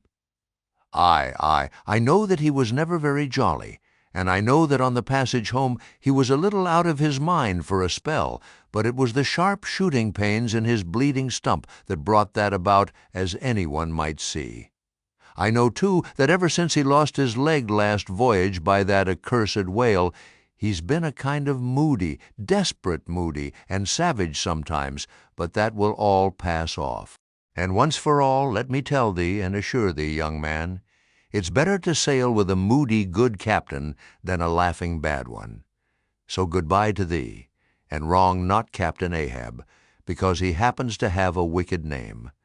Besides, my boy, he has a wife, not 3 voyages wedded, a sweet, resigned girl. Think of that. By that sweet girl that old man has a child, Hold ye then there can be any utter hopeless harm in Ahab? No, no, my lad, stricken blasted if he be, Ahab has his humanities. As I walked away, I was full of thoughtfulness. What had been incidentally revealed to me of Captain Ahab filled me with a certain wild vagueness of painfulness concerning him, and somehow at the time I felt a sympathy and a sorrow for him, but for I don't know what, unless it was the cruel loss of his leg. And yet I also felt a strange awe of him, but that sort of awe, which I cannot at all describe, was not exactly awe. I do not know what it was, but I felt it, and it did not disincline me towards him, though I felt impatience at what seemed like mystery in him, so imperfectly as he was known to me then. However, my thoughts were at length carried in other directions, so that for the present dark Ahab slipped my mind. Chapter 17. The Ramadan. As Queequeg's Ramadan, or fasting and humiliation, was to continue all day, I did not choose to disturb him till towards nightfall, for I cherish the greatest respect towards everybody's religious obligations, never mind how comical, and could not find it in my heart to undervalue even a congregation of ants worshipping a toadstool, or those other creatures in certain parts of our earth who, with a degree of footmanism quite unprecedented in other planets, bow down before the torso of a deceased landed proprietor merely on account of the inordinate possessions yet owned and rented in his name. I say we good Presbyterian Christians should be charitable in these things, and not fancy ourselves so vastly superior to other mortals, pagans, and what not, because of their half-crazy conceits on these subjects. There was Queequeg now, certainly entertaining the most absurd notions about Yojo and his Ramadan, but what of that? Queequeg thought he knew what he was about, I suppose. He seemed to be content, and there let him rest. All our arguing with him would not avail. Let him be, I say, and heaven have mercy on us all, Presbyterians and pagans alike, for we are all somehow dreadfully cracked about the head, and sadly need mending. Towards evening, when I felt assured that all his performances and rituals must be over, I went up to his room and knocked at the door, but no answer. I tried to open it, but it was fastened inside. "Queequeg," said I softly through the keyhole, all silent. "I say, Queequeg, why don't you speak?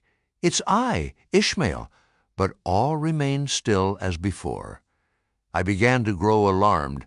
I had allowed him such abundant time, I thought he might have had an apoplectic fit. I looked through the keyhole, but the door opening into an odd corner of the room, the keyhole prospect was but a crooked and sinister one. I could only see part of the footboard of the bed and a line of the wall, but nothing more.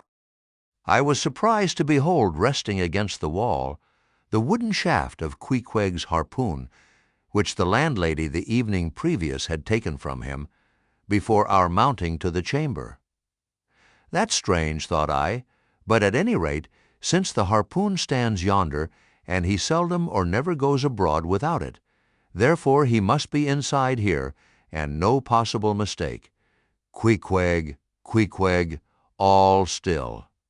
Something must have happened. Apoplexy. I tried to burst open the door, but it stubbornly resisted. Running downstairs, I quickly stated my suspicions to the first person I met, the chambermaid.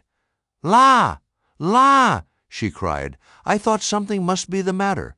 I went to make the bed after breakfast, and the door was locked, and not a mouse to be heard, and it's been just so silent ever since. But I thought maybe you had both gone off and locked your baggage in for safekeeping. "La! La, ma'am! Mistress! Murder! Mrs. Hussey! Apoplexy!" And with these cries she ran towards the kitchen, I following. Mrs. Hussey soon appeared with a mustard pot in one hand and a vinegar cruet in the other, having just broken away from the occupation of attending to the castors and scolding her little black boy meantime. "Wood house!" cried I. "Which way to it? Run for God's sake and fetch something to pry open the door. The axe! The axe! He's had a stroke, depend upon it." And so saying, I was unmethodically rushing upstairs again, empty-handed, when Mrs. Hussey interposed the mustard pot and vinegar cruet and the entire castor of her countenance. "What's the matter with you, young man? Get the axe, for God's sake, run for the doctor, someone, while I pry it open." "Look here," said the landlady, quickly putting down the vinegar cruet, so as to have one hand free. "Look here, are you talking about prying open any of my doors?" And with that, she seized my arm. "What's the matter with you?" "What's the matter with you, shipmate?" In as calm but rapid a manner as possible, I gave her to understand the whole case. Unconsciously clapping the vinegar cruet to one side of her nose, she ruminated for an instant, then exclaimed, "No, I haven't seen it since I put it there." Running to a little closet under the landing of the stairs, she glanced in, and returning told me that Queequeg's harpoon was missing. "He's killed himself," she cried. "It's unfortunate Stig's done over again. There goes another counterpane. God pity his poor mother, it will be the ruin of my house. Has the poor lad a sister? Where's that girl there, Betty? Go to Snarls the painter and tell him to paint me a sign with 'No suicides permitted here, and no smoking in the parlor.' Might as well kill both birds at once." "Kill? The Lord be merciful to his ghost. What's that noise there?" "You, young man, avast there." And running up after me, she caught me as I was again trying to force open the door. "I don't allow it. I won't have my premises spoiled. Go for the locksmith. There's one about a mile from here. But avast," putting her hand in her side pocket, "here's a key that'll fit, I guess. Let's see." And with that she turned it in the lock. But alas, Queequeg's supplemental bolt remained unwithdrawn within. "Have to burst it open," said I, and was running down the entry a little, for a good start, when the landlady caught at me, again vowing I should not break down her premises, but I tore from her, and with a sudden bodily rush dashed myself full against the mark. With a prodigious noise the door flew open, and the knob slamming against the wall sent the plaster to the ceiling, and there, good heavens, there sat Queequeg, altogether cool and self-collected, right in the middle of the room, squatting on his hams and holding Yojo on top of his head. He looked neither one way nor the other way, but sat like a carved image with scarce a sign of active life. "Queequeg," said I, going up to him. "Queequeg, what's the matter with you?" "He hain't been a-sittin' so all day, has he?" said the landlady. But all we said, not a word could we drag out of him. I almost felt like pushing him over, so as to change his position, for it was almost intolerable. It seemed so painfully and unnaturally constrained, especially as in all probability he had been sitting so for upwards of 8 or 10 hours, going too without his regular meals. "Mrs. Hussey," said I, "he's alive at all events. So leave us, if you please, and I will see to this strange affair myself." Closing the door upon the landlady, I endeavored to prevail upon Queequeg to take a chair, but in vain. There he sat, and all he could do, for all my polite arts and blandishments. He would not move a peg, nor say a single word, nor even look at me, nor notice my presence in the slightest way. "I wonder," thought I, "if this can possibly be a part of his Ramadan.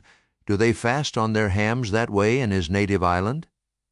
It must be so. Yes, it's part of his creed, I suppose. Well, then let him rest. He'll get up sooner or later, no doubt. It can't last forever, thank God, and his Ramadan only comes once a year, and I don't believe it's very punctual then." I went down to supper. After sitting a long time listening to the long stories of some sailors who had just come from a plum-pudding voyage, as they called it, that is, a short whaling voyage in a schooner or brig confined to the north of the line in the Atlantic Ocean only. After listening to these plum-puddingers till nearly 11 o'clock, I went upstairs to go to bed, feeling quite sure by this time Queequeg must certainly have brought his Ramadan to a termination. But no. There he was, just where I had left him. He had not stirred an inch. I began to grow vexed with him. It seemed so downright senseless and insane to be sitting there all day and half the night on his hams in a cold room, holding a piece of wood on his head. For heaven's sake, Queequeg, get up and shake yourself, get up and have some supper. You'll starve, you'll kill yourself, Queequeg. But not a word did he reply. Despairing of him, therefore, I determined to go to bed and to sleep, and no doubt, before a great while, he would follow me. But previous to turning in, I took my heavy bearskin jacket and threw it over him, as it promised to be a very cold night, and he had nothing but his ordinary round jacket on. For some time, do all I would, I could not get into the faintest doze. I had blown out the candle, and the mere thought of Queequeg, not 4 feet off, sitting there in that uneasy position, stark alone in the cold and dark, this made me really wretched. Think of it, sleeping all night in the same room with a wide-awake pagan on his hams in this dreary, unaccountable Ramadan. But somehow I dropped off at last, and knew nothing more till break of day, when looking over the bedside there squatted Queequeg, as if he had been screwed down to the floor. But as soon as the first glimpse of sun entered the window, up he got, with stiff and grating joints, but with a cheerful look, limped towards me where I lay, pressed his forehead again against mine, and said his Ramadan was over. Now, as I before hinted, I have no objection to any person's religion, be it what it may, so long as that person does not kill or insult any other person because that other person don't believe it also. But when a man's religion becomes really frantic, when it is a positive torment to him, and, in fine, makes this earth of ours an uncomfortable inn to lodge in, then I think it high time to take that individual aside and argue the point with him, and just so I now did with Queequeg. "Queequeg," said I, "get into bed now and lie and listen to me." I then went on, beginning with the rise and progress of the primitive religions, and coming down to the various religions of the present time, during which time I labored to show Queequeg that all these Lents, Ramadans, and prolonged ham-squattings in cold, cheerless rooms were stark nonsense, bad for the health, useless for the soul, opposed, in short, to the obvious laws of hygiene and common sense. I told him, too, that he, being in other things such an extremely sensible and sagacious savage, it pained me, very badly pained me, to see him now so deplorably foolish about this ridiculous Ramadan of his. Besides, argued I, fasting makes the body cave in, hence the spirit caves in, and all thoughts born of a fast must necessarily be half-starved. This is the reason why most dyspeptic religionists cherish such melancholy notions about their hereafters. In one word, Queequeg, said I, rather digressively, hell is an idea first born on an undigested apple dumpling, and since then perpetuated through the hereditary dyspepsias nurtured by Ramadans. I then asked Queequeg whether he himself was ever troubled with dyspepsia, expressing the idea very plainly so that he could take it in. He said no, only upon one memorable occasion. It was after a great feast given by his father the king, on the gaining of a great battle wherein 50 of the enemy had been killed by about 2 o'clock in the afternoon, and all cooked and eaten that very evening. No more, Queequeg, said I, shuddering. That will do, for I knew the inferences without his further hinting them. I had seen a sailor who had visited that very island, and he told me that it was the custom, when a great battle had been gained there, to barbecue all the slain in the yard or garden of the victor, and then, one by one, they were placed in great wooden trenchers and garnished round like a pilau with breadfruit and coconuts, and with some parsley in their mouths were sent round with the victor's compliments to all his friends, just as though these presents were so many Christmas turkeys. After all, I do not think that my remarks about religion made much impression upon Queequeg, because, in the first place, he somehow seemed dull of hearing on that important subject unless considered from his own point of view, and, in the second place, he did not more than 1/3 understand me, couch my ideas simply as I would, and finally, he no doubt thought he knew a good deal more about the true religion than I did. He looked at me with a sort of condescending concern and compassion, as though he thought it a great pity that such a sensible young man should be so hopelessly lost to evangelical pagan piety. At last we rose and dressed, and Queequeg, taking a prodigiously hearty breakfast of chowders of all sorts, so that the landlady should not make much profit by reason of his Ramadan, we sallied out to board the Pequod, sauntering along and picking our teeth with halibut bones. Chapter 18. His Mark.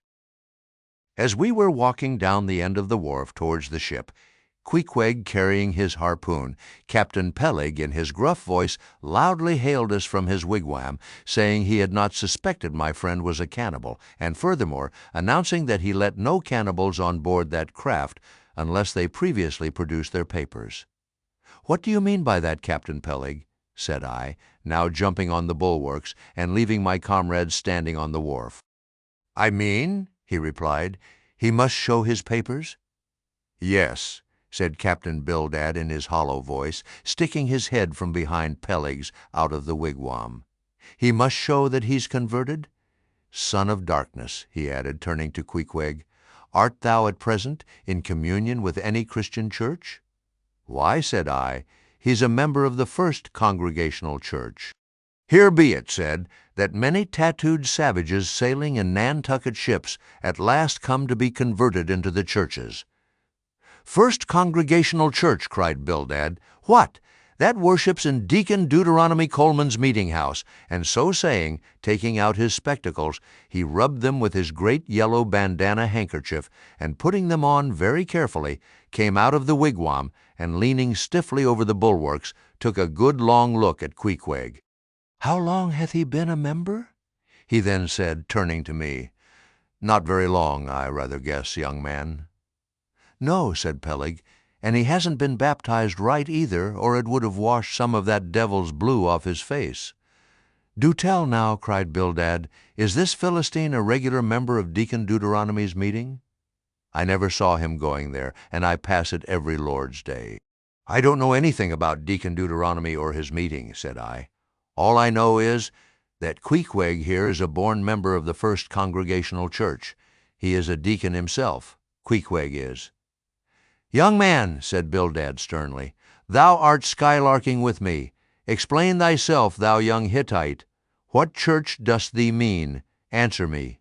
Finding myself thus hard pushed, I replied, "I mean, sir, the same ancient Catholic church to which you and I, and Captain Peleg there, and Queequeg here, and all of us, and every mother's son and soul of us belong, the great and everlasting first congregation of this whole worshipping world. We all belong to that, only some of us cherish some queer crotchets no ways touching the grand belief, in that we all join hands." "Splice, thou meanest splice hands," cried Peleg, drawing nearer. "Young man, you'd better ship for a missionary instead of a foremast hand. I never heard a better sermon. Deacon Deuteronomy, why, Father Mapple himself couldn't beat it, and he's reckoned something. Come aboard, never mind about the papers. I say, tell Quahog there. What's that you call him? Tell Quahog to step along. By the great anchor, what a harpoon he's got there. Looks like good stuff that, and he handles it about right. I say, Quahog, or whatever your name is, did you ever stand in the head of a whaleboat? Did you ever strike a fish?" Without saying a word, Queequeg, in his wild sort of way, jumped upon the bulwarks, from thence into the bows of one of the whaleboats hanging to the side, and then bracing his left knee and poising his harpoon, cried out in some such way as this: "Captain, you see him small drop tar on water dare? You see him? Well, s'pose him one whale eye. Well den." And taking sharp aim at it, he darted the iron right over old Bildad's broad brim, clean across the ship's decks, and struck the glistening tar spot out of sight. "Now," said Queequeg, quietly hauling in the line, "s'pose him whale eye, why dad whale dead." "Quick, Bildad," said Peleg, his partner, who, aghast at the close vicinity of the flying harpoon, had retreated towards the cabin gangway. "Quick, I say, you Bildad, and get the ship's papers. We must have Hedgehog there, Quahog, in one of our boats. Look ye, Quahog, we'll give ye the 90th lay, and that's more than ever was given a harpooneer yet out of Nantucket. So down we went into the cabin, and to my great joy Queequeg was soon enrolled among the same ship's company to which I myself belong. When all preliminaries were over and Peleg had got everything ready for signing, he turned to me and said, "I guess Quahog there don't know how to write, does he? I say, Quahog, blast ye, dost thou sign thy name or make thy mark?" But at this question, Queequeg, who had twice or thrice before taken part in similar ceremonies, looked no ways abashed, but taking the offered pen, copied upon the paper in the proper place an exact counterpart of a queer round figure which was tattooed upon his arm, so that through Captain Peleg's obstinate mistake touching his appellative, it stood something like this: Quahog, his mark. Here's a picture, 4-cornered cross,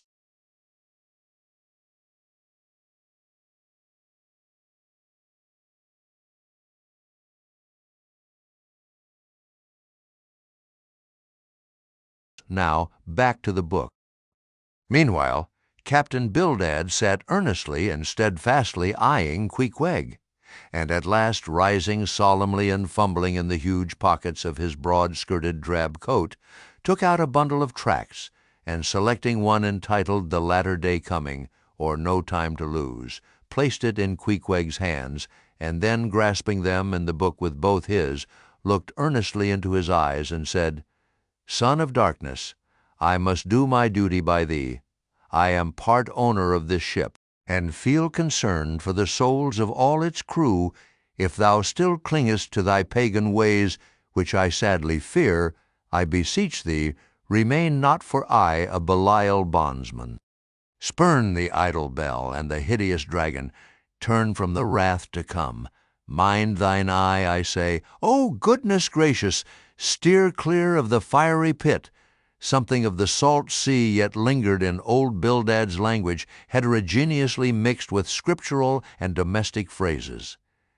Avast there, Bildad, avast now spoiling our harpooneer," cried Peleg. "Pious harpooneers never make good voyagers. It takes the shark out of 'em. No harpooneer is worth a straw who ain't pretty sharkish." There was young Nat Swain, once the bravest boat-header out of all Nantucket and the Vineyard. He joined the meeting and never came to good.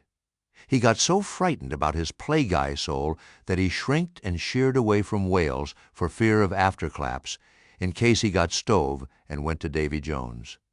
"Peleg, Peleg," said Bildad, lifting his eyes and hands, "thou thyself, as I myself, hast seen many a perilous time. Thou knowest, Peleg, what it is to have the fear of death. How then canst thou prate in this ungodly guise?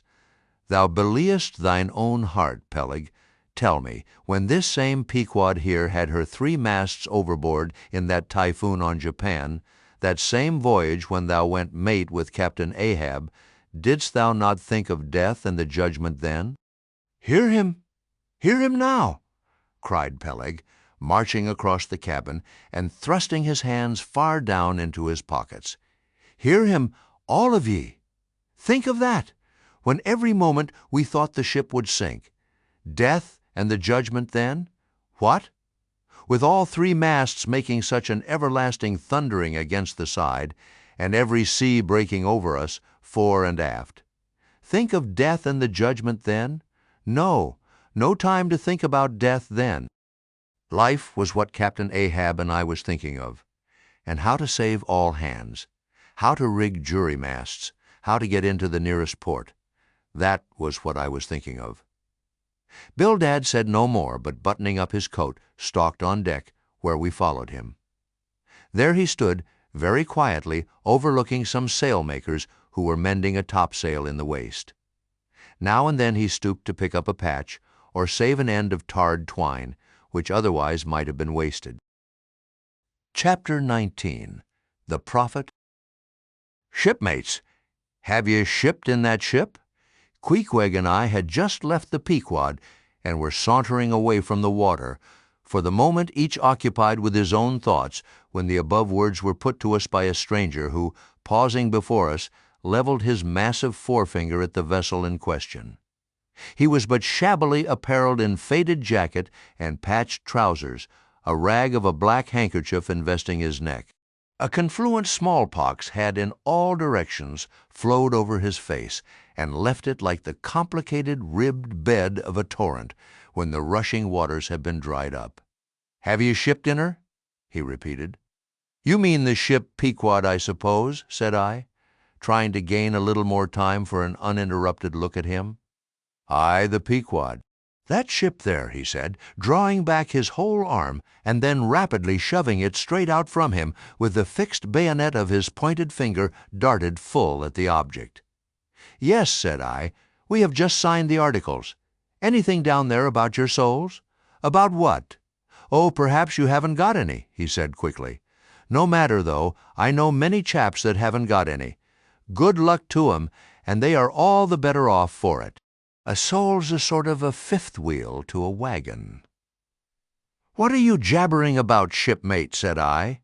"He's got enough, though, to make up for all deficiencies of that sort in other chaps," abruptly said the stranger, placing a nervous emphasis upon the word he. "Queequeg," said I. "Let's go. This fellow has broken loose from somewhere. He's talking about something and somebody we don't know." "Stop!" cried the stranger. "Ye said true, ye haven't seen Old Thunder yet, have ye?" "Who's Old Thunder?" said I, again riveted with the insane earnestness of his manner. "Captain Ahab." "What? The captain of our ship, the Pequod?" "Aye, among some of us old sailor chaps, he goes by that name. Ye haven't seen him yet, have ye?" "No, we haven't. He's sick, they say, but is getting better, and will be all right again before long." "All right again before long," laughed the stranger with a solemnly derisive sort of laugh. "Look ye, when Captain Ahab is all right, then this left arm of mine will be all right, not before." "What do you know about him? What did they tell you about him? Say that."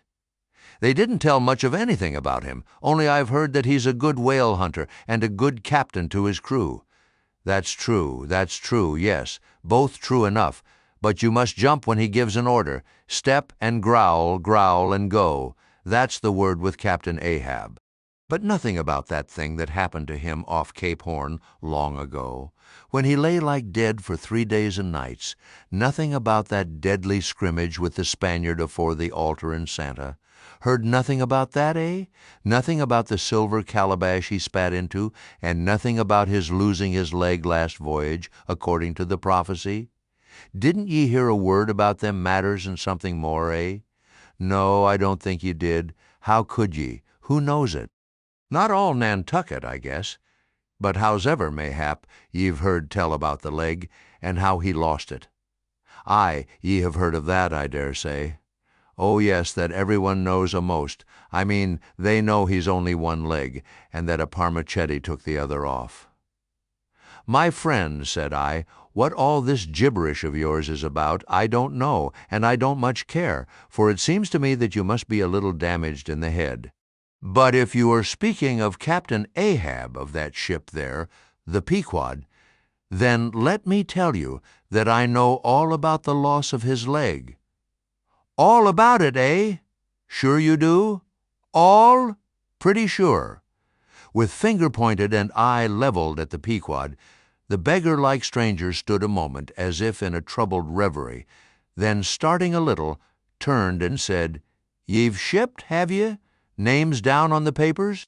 "Well, well, what's signed is signed, and what's to be will be, and then again, perhaps it won't be after all.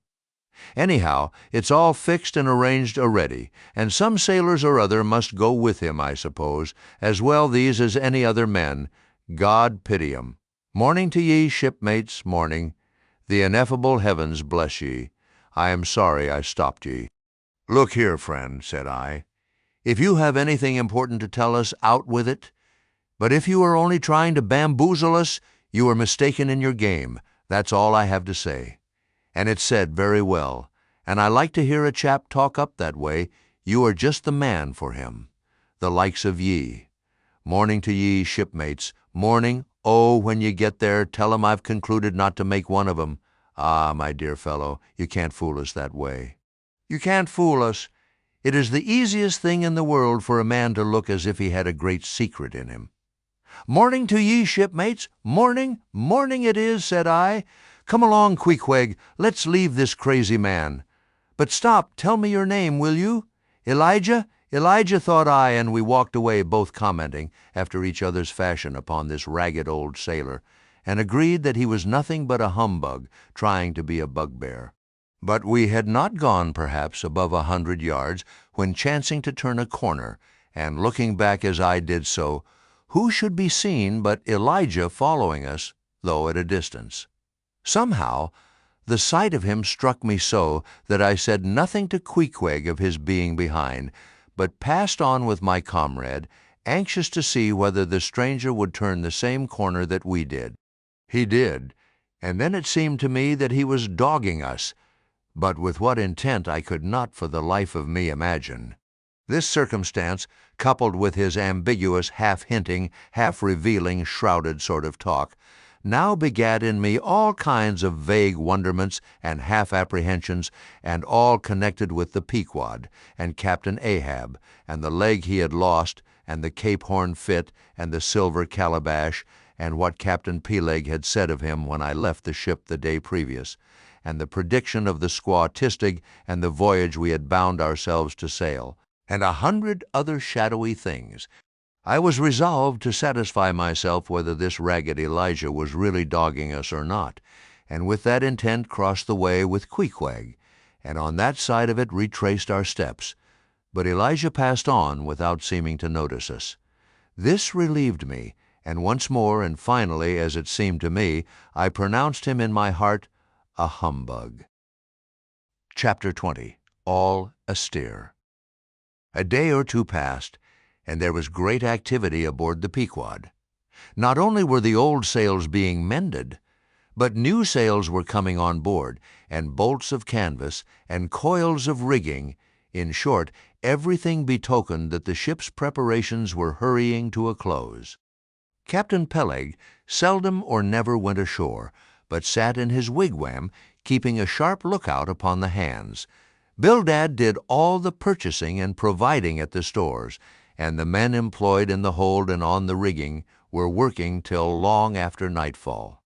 On the day following Queequeg's signing the articles, word was given at all the inns where the ship's company were stopping that their chests must be on board before night, for there was no telling how soon the vessel might be sailing. So Queequeg and I got down our traps, resolving, however, to sleep ashore till the last. But it seems they always give very long notice in these cases, and the ship did not sail for several days. But no wonder. There was a good deal to be done, and there is no telling how many things to be thought of before the Pequod was fully equipped. Everyone knows what a multitude of things, beds, saucepans, knives and forks, shovels and tongs, napkins, nutcrackers, and what not, are indispensable to the business of housekeeping. Just so with whaling, which necessitates a 3 years' housekeeping upon the wide ocean, far from all grocers, costermongers, doctors, bakers, and bankers.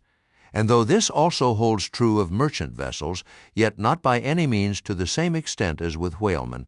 For besides the great length of the whaling voyage, the numerous articles peculiar to the prosecution of the fishery, and the impossibility of replacing them at the remote harbors usually frequented, it must be remembered that of all ships, whaling vessels are the most exposed to accidents of all kinds, and especially to the destruction and loss of the very things upon which the success of the voyage most depends.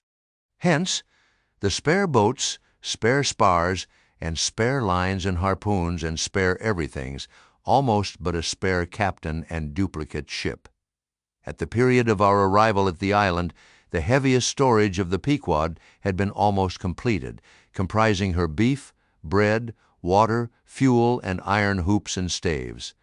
But, as before hinted, For some time there was a continual fetching and carrying on board of divers odds and ends of things, both large and small. Chief among those who did this fetching and carrying was Captain Bildad's sister, a lean old lady of a most determined and indefatigable spirit, but withal very kind-hearted, who seemed resolved that, if she could help it, nothing should be found wanting in the Pequod, after once fairly getting to sea. At one time she would come on board with a jar of pickles for the steward's pantry, another time with a bunch of quills for the chief mate's desk, where he kept his log, a third time with a roll of flannel for the small of someone's rheumatic back. Never did any woman better deserve her name, which was Charity. Aunt Charity, as everybody called her. And like a sister of charity, did this charitable Aunt Charity bustle about hither and thither, ready to turn her hand and heart to anything that promised to yield safety, comfort, and consolation to all on board a ship in which her beloved brother Bildad was concerned, and in which she herself owned a score or two of well-saved dollars. But it was startling to see this excellent-hearted Quakeress coming on board, as she did the last day, with a long oil ladle in one hand and a still longer whaling lance in the other. Nor was Bildad himself, nor Captain Peleg at all, backward. As for Bildad, he carried about with him a long list of the articles needed, and at every fresh arrival down went his mark opposite that article upon the paper. Every once in a while Peleg came hobbling out of his whalebone den, roaring at the men down the hatchways, roaring up to the riggers at the masthead, and then concluded by roaring back into his wigwam. During these days of preparation, Queequeg and I often visited the craft, and as often I asked about Captain Ahab, and how he was, and when he was going to come on board his ship. To these questions they would answer that he was getting better and better, and was expected aboard every day. Meantime, the two captains, Peleg and Bildad, could attend to everything necessary to fit the vessel for the voyage. If I had been downright honest with myself, I would have seen very plainly in my heart that I did but half fancy being committed this way to so long a voyage, without once laying my eyes on the man who was to be the absolute dictator of it, so soon as the ship sailed out upon the open sea. But when a man suspects any wrong, it sometimes happens that if he be already involved in the matter, he insensibly strives to cover up his suspicions even from himself. And much this way it was with me. I said nothing, and tried to think nothing. At last it was given out that some time next day the ship would certainly sail, so next morning Queequeg and I took a very early start. Chapter 21. Going Aboard.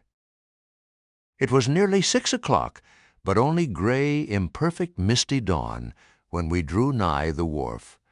"There are some sailors running ahead there, if I see right," said I to Queequeg. "It can't be shadows. She's off by sunrise, I guess. Come on, avast!" cried a voice, whose owner at the same time coming close behind us, laid a hand upon both our shoulders, and then insinuating himself between us, stood stooping forward a little in the uncertain twilight, strangely peering from Queequeg to me. It was Elijah. "Going aboard?" "Hands off, will you?" said I. "Looky here," said Queequeg, shaking himself. "Go way! Ain't going aboard, then?" "Yes, we are," said I. "But what business is that of yours?" "Do you know, Mr. Elijah, that I consider you a little impertinent?" No, I wasn't aware of that," said Elijah, slowly and wonderingly looking from me to Queequeg with the most unaccountable glances. "Elijah," said I, "you will oblige my friend and me by withdrawing. We are going to the Indian and Pacific Oceans, and would prefer not to be detained. Be ye? Coming back afore breakfast?" "He's cracked, Queequeg," said I. "Come on." "Holloa!" cried stationary Elijah, hailing us when we had removed a few paces. "Never mind him," said I, Queequeg. "Come on." But he stole up to us again, and suddenly clapping his hand on my shoulder, said, "Did ye see anything looking like men going towards that ship a while ago?" Struck by this plain matter-of-fact question, I answered, saying, "Yes, I thought I did see 4 or 5 men, but it was too dim to be sure." Very dim, said Elijah. "Morning to ye." Once more we quitted him, but once more he came softly after us, and touching my shoulder again, said, "See if you can find 'em now, will ye?" "Find who? Morning to ye, morning to ye," he rejoined, again moving off. "Oh, I was going to warn ye against, but never mind, it's all one, all in the family too.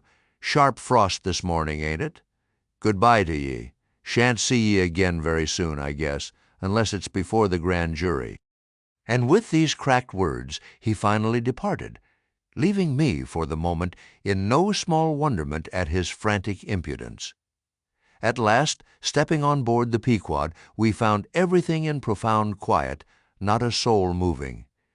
The cabin entrance was locked within. The hatches were all on and lumbered with coils of rigging. Going forward to the forecastle, we found the slide of the scuttle open. Seeing a light, we went down and found only an old rigger there, wrapped in a tattered pea-jacket. He was thrown at whole length upon 2 chests, his face downwards and enclosed in his folded arms. The profoundest slumber slept upon him. "Those sailors we saw, Queequeg, where can they have gone to?" said I, looking dubiously at the sleeper. But it seemed that, when on the wharf, Queequeg had not at all noticed what I now alluded to. Hence I would have thought myself to have been optically deceived in that matter, were it not for Elijah's otherwise inexplicable question. But I beat the thing down, and again marking the sleeper, jocularly hinted to Queequeg that perhaps we had best sit up with the body, telling him to establish himself accordingly. He put his hand upon the sleeper's rear, as though feeling if it was soft enough, and then, without more ado, sat quietly down there. "Gracious, Queequeg, don't sit there," said I. "Oh, Perry-dude seat," said Queequeg. "My country way won't hurt him face." "Face," said I, "call that his face? Very benevolent countenance then, but how hard he breathes, he's heaving himself. Get off, Queequeg, you are heavy, it's grinding the face of the poor. Get off, Queequeg. Look, he'll twitch you off soon. I wonder he don't wake." Queequeg removed himself to just beyond the head of the sleeper and lighted his tomahawk pipe. I sat at the feet. We kept the pipe passing over the sleeper from one to the other. Meanwhile, upon questioning him in his broken fashion, Queequeg gave me to understand that in his land, owing to the absence of settees and sofas of all sorts, the king, chiefs, and great people generally were in the custom of fattening some of the lower orders for ottomans, and to furnish a house comfortably in that respect, you had only to buy up 8 or 10 lazy fellows and lay them round in the piers and alcoves. Besides, it was very convenient on an excursion, much better than those garden chairs which are convertible into walking sticks, upon occasion a chief calling his attendant and desiring him to make a settee of himself under a spreading tree, perhaps in some damp marshy place. While narrating these things, every time Queequeg received the tomahawk from me, he flourished the hatchet side of it over the sleeper's head. "What's that for, Queequeg? Parry easy, killee, oh, parry easy." He was going on with some wild reminiscences about his tomahawk pipe, which, it seemed, had in its 2 uses both brained his foes and soothed his soul when we were directly attracted to the sleeping rigger. The strong vapor now completely filling the contracted hole, it began to tell upon him. He breathed with a sort of muffledness, then seemed troubled in the nose, then revolved over once or twice, then sat up and rubbed his eyes. "Halloa!" he breathed at last. "Who be ye smokers?" "Shipped men," answered I. "When does she sail?" Aye, ye are going in her, be ye?" "She sails today." "The captain came aboard last night?" "What captain? Ahab? Who but him indeed?" I was going to ask him some further questions concerning Ahab when we heard a noise on deck. "Halloa! "Starbuck's astir," said the rigger.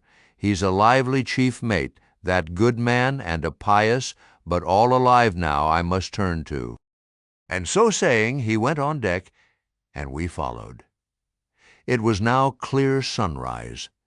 Soon the crew came on board in twos and threes. The riggers bestirred themselves, the mates were actively engaged, and several of the shore people were busy in bringing various last things on board. Meanwhile, Captain Ahab remained invisibly enshrined within his cabin. Chapter 22. Merry Christmas. At length, towards noon, upon the final dismissal of the ship's riggers, and after the Pequod had been hauled out from the wharf, and after the ever-thoughtful Charity had come off in a whaleboat with her last gift, a nightcap for Stubb, the second mate, her brother-in-law, and a spare Bible for the steward. After all this, the two captains, Peleg and Bildad, issued from the cabin, and turning to the chief mate, Peleg said, "Now, Mr. Starbuck, are you sure everything is right? Captain Ahab is all ready? Just spoke to him. Nothing more to be got from shore, eh? Well, call all hands, then. Muster 'em aft here. Blast 'em." "No need of profane words, however great the hurry, Peleg," said Bildad. "But away with thee, friend Starbuck, and do our bidding. How now?" Here, upon the very point of starting for the voyage, Captain Peleg and Captain Bildad were going it with a high hand on the quarterdeck, just as if they were to be joint commanders at sea, as well as to all appearances in port. And as for Captain Ahab, no sign of him was yet to be seen, only they said he was in the cabin. But then the idea was that his presence was by no means necessary in getting the ship under way and steering her well out to sea. Indeed, as that was not at all his proper business but the pilot's, and as he was not yet completely recovered, so they said. Therefore Captain Ahab stayed below, and all this seemed natural enough, especially as in the merchant service many captains never show themselves on deck for a considerable time after heaving up the anchor, but remain over the cabin table, having a farewell merry-making with their shore friends before they quit the ship for good with the pilot. But there was not much chance to think over the matter, for Captain Peleg was now all alive. He seemed to do most of the talking and commanding, and not Bildad. "Aft here, ye sons of bachelors," he cried, as the sailors lingered at the mainmast. "Mr. Starbuck, drive 'em aft! Strike the tent there!" was the next order. As I hinted before, this whalebone marquee was never pitched except in port, and on board the Pequod, for 30 years, the order to strike the tent was well known to be the next thing to heaving up the anchor. "Man the capstan, blood and thunder, jump!" was the next command, and the crew sprang for the handspikes. Now, in getting under way, the station generally occupied by the pilot is the forward part of the ship. And here Bildad, who, with Peleg be it known, in addition to his other officers, was one of the licensed pilots of the port, he being suspected to have got himself made a pilot in order to save the Nantucket pilot fee to all the ships he was concerned in, for he never piloted any other craft. Bildad, I say, might now be seen actively engaged in looking over the bows for the approaching anchor, and at intervals singing what seemed a dismal stave of psalmody to cheer the hands at the windlass, who roared forth some sort of a chorus about the girls in Booble Alley with hearty good will. Nevertheless, not 3 days previous, Bildad had told them that no profane songs would be allowed on board the Pequod, particularly in getting under way, and Charity, his sister, had placed a small choice copy of Watts in each seaman's berth. Meantime, overseeing the other part of the ship, Captain Peleg ripped and swore astern in the most frightful manner. I almost thought he would sink the ship before the anchor could be got up. Involuntarily, I paused on my handspike and told Queequeg to do the same, thinking of the perils we both ran in starting on the voyage with such a devil for a pilot. I was comforting myself, however, with the thought that in pious Bildad might be found some salvation, spite of his 777th lay, when I felt a sudden sharp poke in my rear, and turning round, was horrified at the apparition of Captain Peleg in the act of withdrawing his leg from my immediate vicinity. "That was my first kick. Is that the way they heave in the marchant service?" he roared. "Spring, thou sheephead, spring and break thy backbone." "Why don't ye spring, I say? All of ye spring! Quahog! Spring, thou chap with the red whiskers! Spring there, Scotch cap! Spring, thou green pants! Spring, I say, all of ye, and spring your eyes out!" And so saying, he moved along the windlass, here and there using his leg very freely, while imperturbable Bildad kept leading off with his psalmody. Thinks I Captain Peleg must have been drinking something today. At last the anchor was up, the sails were set, and off we glided. It was a short, cold Christmas, and as the short northern day merged into night, we found ourselves almost broad upon the wintry ocean, whose freezing spray cased us in ice as in polished armor. The long rows of teeth on the bulwarks glistened in the moonlight, and like the white ivory tusks of some huge elephant, vast curving icicles depended from the bows. Lank Bildad, as pilot, headed the first watch, and ever and anon, as the old craft deep dived into the green seas, and sent the shivering frost all over her, and the winds howled, and the cordage rang, his steady notes were heard. Sweet fields beyond the swelling flood, stand dressed in living green, so to the Jews old Canaan stood, while Jordan rolled between. Never did those sweet words sound more sweetly to me than then. They were full of hope and fruition. Spite of this frigid winter night in the boisterous Atlantic, spite of my wet feet and wetter jacket, there was yet, it then seemed to me, many a pleasant haven in store, and meads and glades so eternally vernal that the grass shot up by the spring, untrodden, unwilted, remains at midsummer. At last we gained such an offing that the two pilots were needed no longer. The stout sailboat that had accompanied us began ranging alongside. It was curious, and not unpleasing, how Peleg and Bildad were affected at this juncture, especially Captain Bildad. For loath to depart, yet very loath to leave for good a ship bound on so long and perilous a voyage. Beyond both stormy capes, a ship in which some thousands of his hard-earned dollars were invested. A ship in which an old shipmate sailed as captain, a man almost as old as he, once more starting to encounter all the terrors of the pitiless jaw, loath to say good-bye to a thing so every way brimful of every interest to him.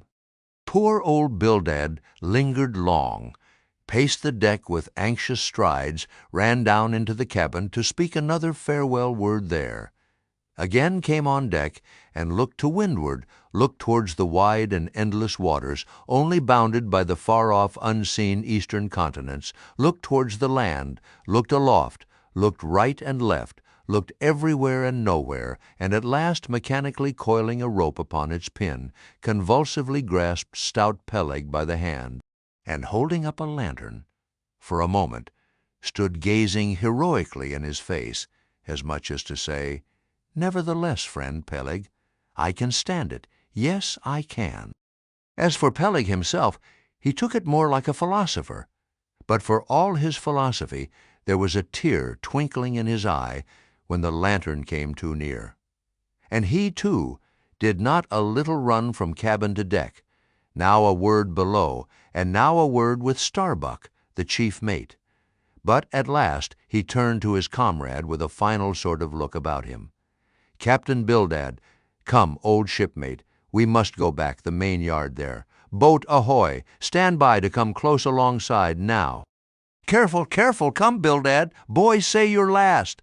Luck to ye, Starbuck, luck to ye, Mr. Stubb, luck to ye, Mr. Flask. Goodbye and good luck to ye all, and this day 3 years I'll have a hot supper smoking for ye in old Nantucket. Hurrah and away!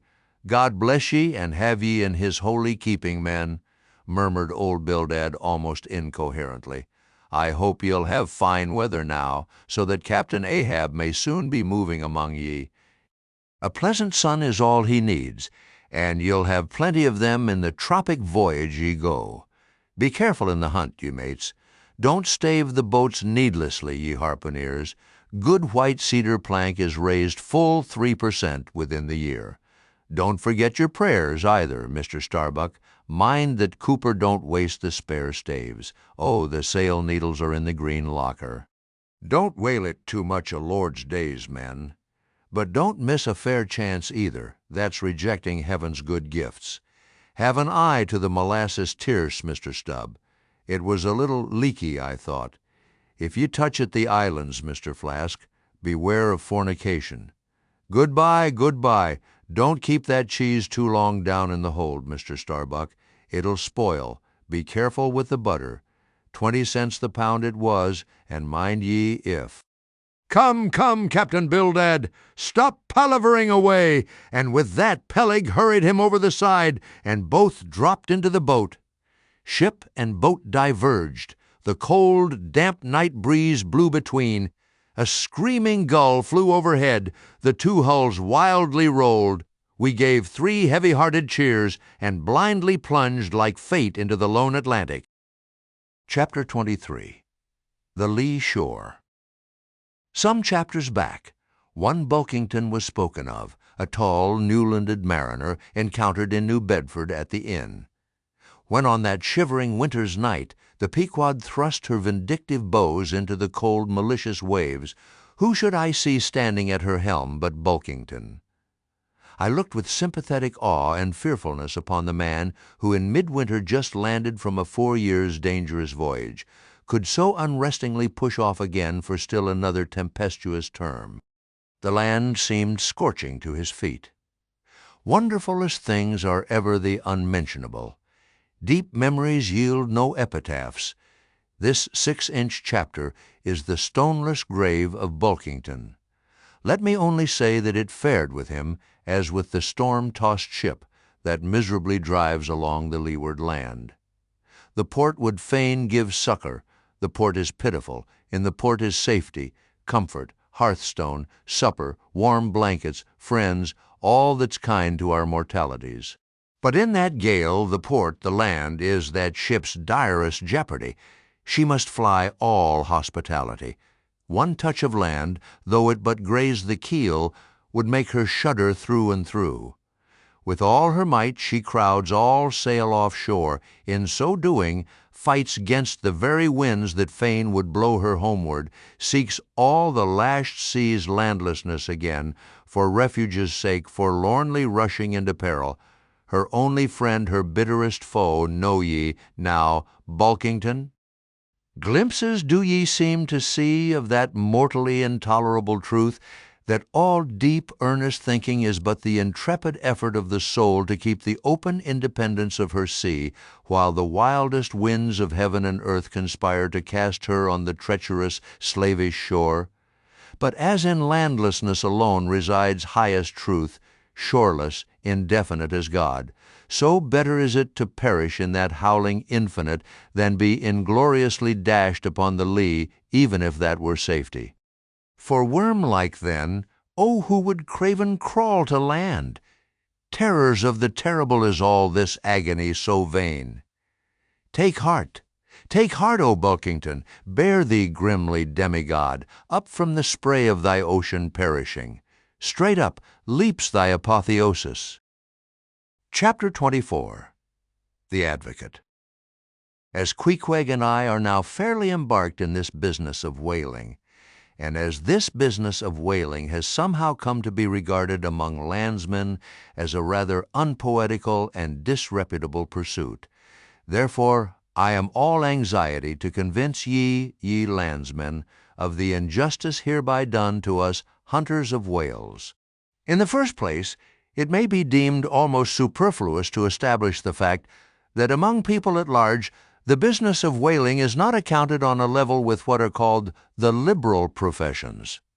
If a stranger were introduced into any miscellaneous metropolitan society, it would but slightly advance the general opinion of his merits were he presented to the company as a harpooneer, say, and if in emulation of the naval officers he should append the initials SWF, sperm whale fishery, to his visiting card, Such a procedure would be deemed preeminently presuming and ridiculous. Doubtless one leading reason why the world declines honoring us whalemen is this. They think that, at best, our vocation amounts to a butchering sort of business, and that when actively engaged therein we are surrounded by all manner of defilements. Butchers we are, that is true. But butchers also, and butchers of the bloodiest badge, have been all martial commanders whom the world invariably delights to honor. And as for the matter of the alleged uncleanliness of our business, ye shall soon be initiated into certain facts hitherto pretty generally unknown, and which, upon the whole, will triumphantly plant the sperm whale ship at least among the cleanliest things of this tidy earth. But even granting the charge in question to be true, what disordered, slippery decks of a whale ship are comparable to the unspeakable carrion of those battlefields from which so many soldiers return to drink in all ladies' plaudits?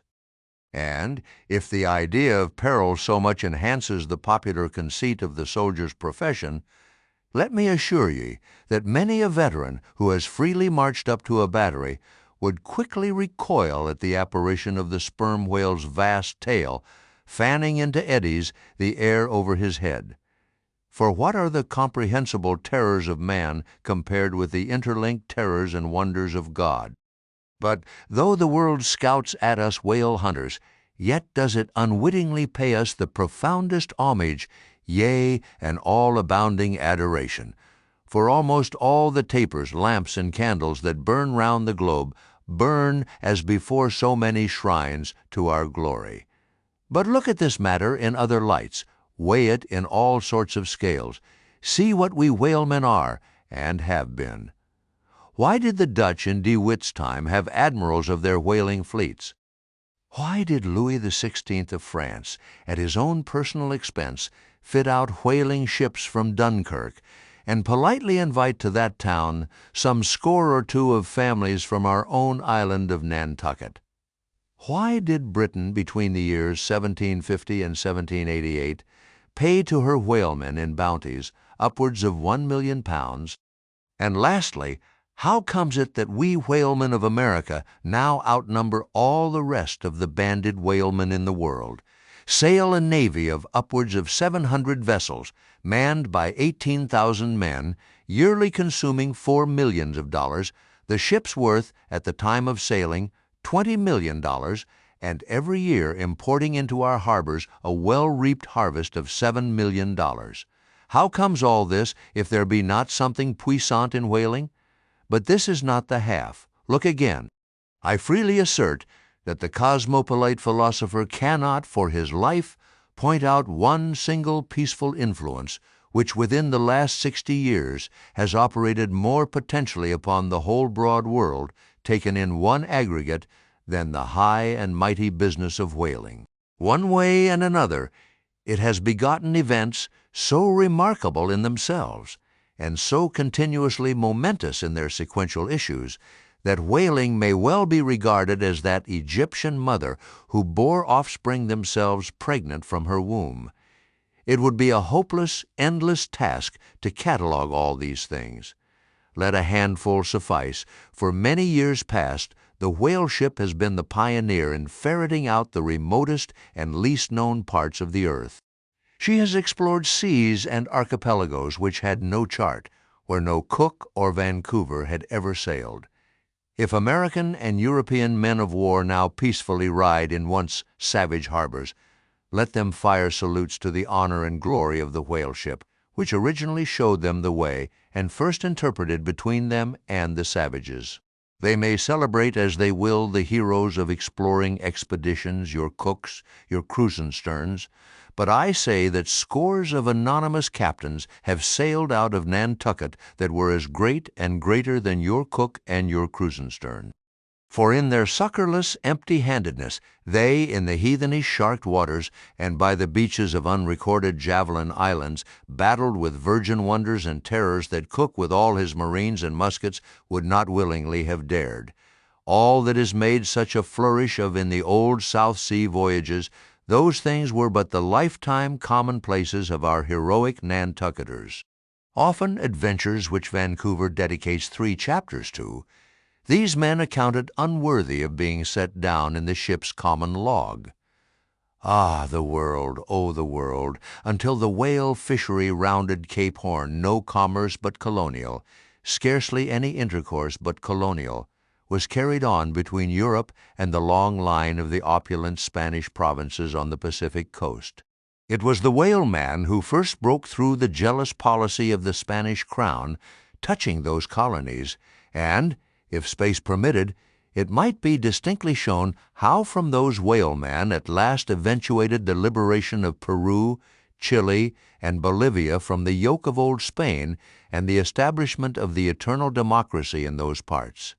That great America on the other side of the sphere, Australia, was given to the enlightened world by the whaleman. After its first blunder-born discovery by a Dutchman, all other ships long shunned those shores as pestiferously barbarous, but the whale ship touched there. The whale ship is the true mother of that now mighty colony. Moreover, in the infancy of the first Australian settlement, the emigrants were several times saved from starvation by the benevolent biscuit of the whale ship, luckily dropping an anchor in their waters. The uncounted isles of all Polynesia confess the same truth, and do commercial homage to the whale ship that cleared the way for the missionary and the merchant, and in many cases carried the primitive missionaries to their first destinations. If that double-bolted land, Japan, is ever to become hospitable, it is the whale ship alone to whom the credit will be due, for already she is on the threshold. But if, in the face of all this, you still declare that whaling has no aesthetically noble associations connected with it, then am I ready to shiver 50 lances with you there, and unhorse you with a split helmet every time. The whale has no famous author, and whaling no famous chronicler, you will say. The whale no famous author, and whaling no famous chronicler? Who wrote the first account of our Leviathan? Who but mighty Job? And who composed the first narrative of a whaling voyage? Who, but no less a prince than Alfred the Great, who, with his own royal pen, took down the words from other, the Norwegian whale hunter of those times, and who pronounced our glowing eulogy in Parliament? Who, but Edmund Burke? True enough, but then whalemen themselves are poor devils. They have no good blood in their veins. No good blood in their veins, they have something better than royal blood there. The grandmother of Benjamin Franklin was Mary Morell, afterwards, by marriage, Mary Folger, one of the old settlers of Nantucket, and the ancestress to a long line of Folgers and harpooneers, all kith and kin to noble Benjamin, this day darting the barbed iron from one side of the world to the other. Good again, but then all confess that somehow whaling is not respectable. Whaling not respectable? Whaling is imperial. By Old English statutory law, the whale is declared a royal fish. Oh, that's only nominal. The whale himself has never figured in any grand, imposing way. The whale never figured in any grand, imposing way? In one of the mighty triumphs given to a Roman general upon his entering the world's capital, the bones of a whale, brought all the way from the Syrian coast, were the most conspicuous object in the symbolic procession. Granted, since you cite it, but say what you will, there is no real dignity in whaling, no dignity in whaling. The dignity of our calling the very heavens attest. Cetus is a constellation in the south. No more. Drive down your hat in presence of the Tsar, and take it off to Queequeg. No more. I know a man that, in his lifetime, has taken 350 whales. I account that man more honorable than that great captain of antiquity who boasted of taking as many walled towns. And as for me, if, by any possibility, there be any as yet undiscovered prime thing in me, if I shall ever deserve any real repute in that small but high-hushed world, which I might not be unreasonably ambitious of, if hereafter I shall do anything that, upon the whole, a man might rather have done than to have left undone, if at my death my executors, or more properly my creditors, find any precious miscess in my desk, then here I prospectively ascribe all the honor and the glory to whaling, for a whale ship was my Yale College and my Harvard. Chapter 25. Postscript. In behalf of the dignity of whaling, I would fain advance naught but substantiated facts, but after embattling his facts, an advocate who should wholly suppress a not unreasonable surmise which might tell eloquently upon his cause. Such an advocate, would he not be blameworthy? It is well known that at the coronation of kings and queens, even modern ones, a certain curious process of seasoning them for their functions is gone through. There is a salt cellar of state, so called, and there may be a castor of state. How they use the salt, precisely, who knows? Certain I am, however, that a king's head is solemnly oiled at his coronation, even as a head of salad. Can it be, though, that they anoint it with a view of making its interior run well as they anoint machinery? Much might be ruminated here concerning the essential dignity of this regal process, because in common life we esteem but meanly and contemptibly a fellow who anoints his hair and palpably smells of that anointing.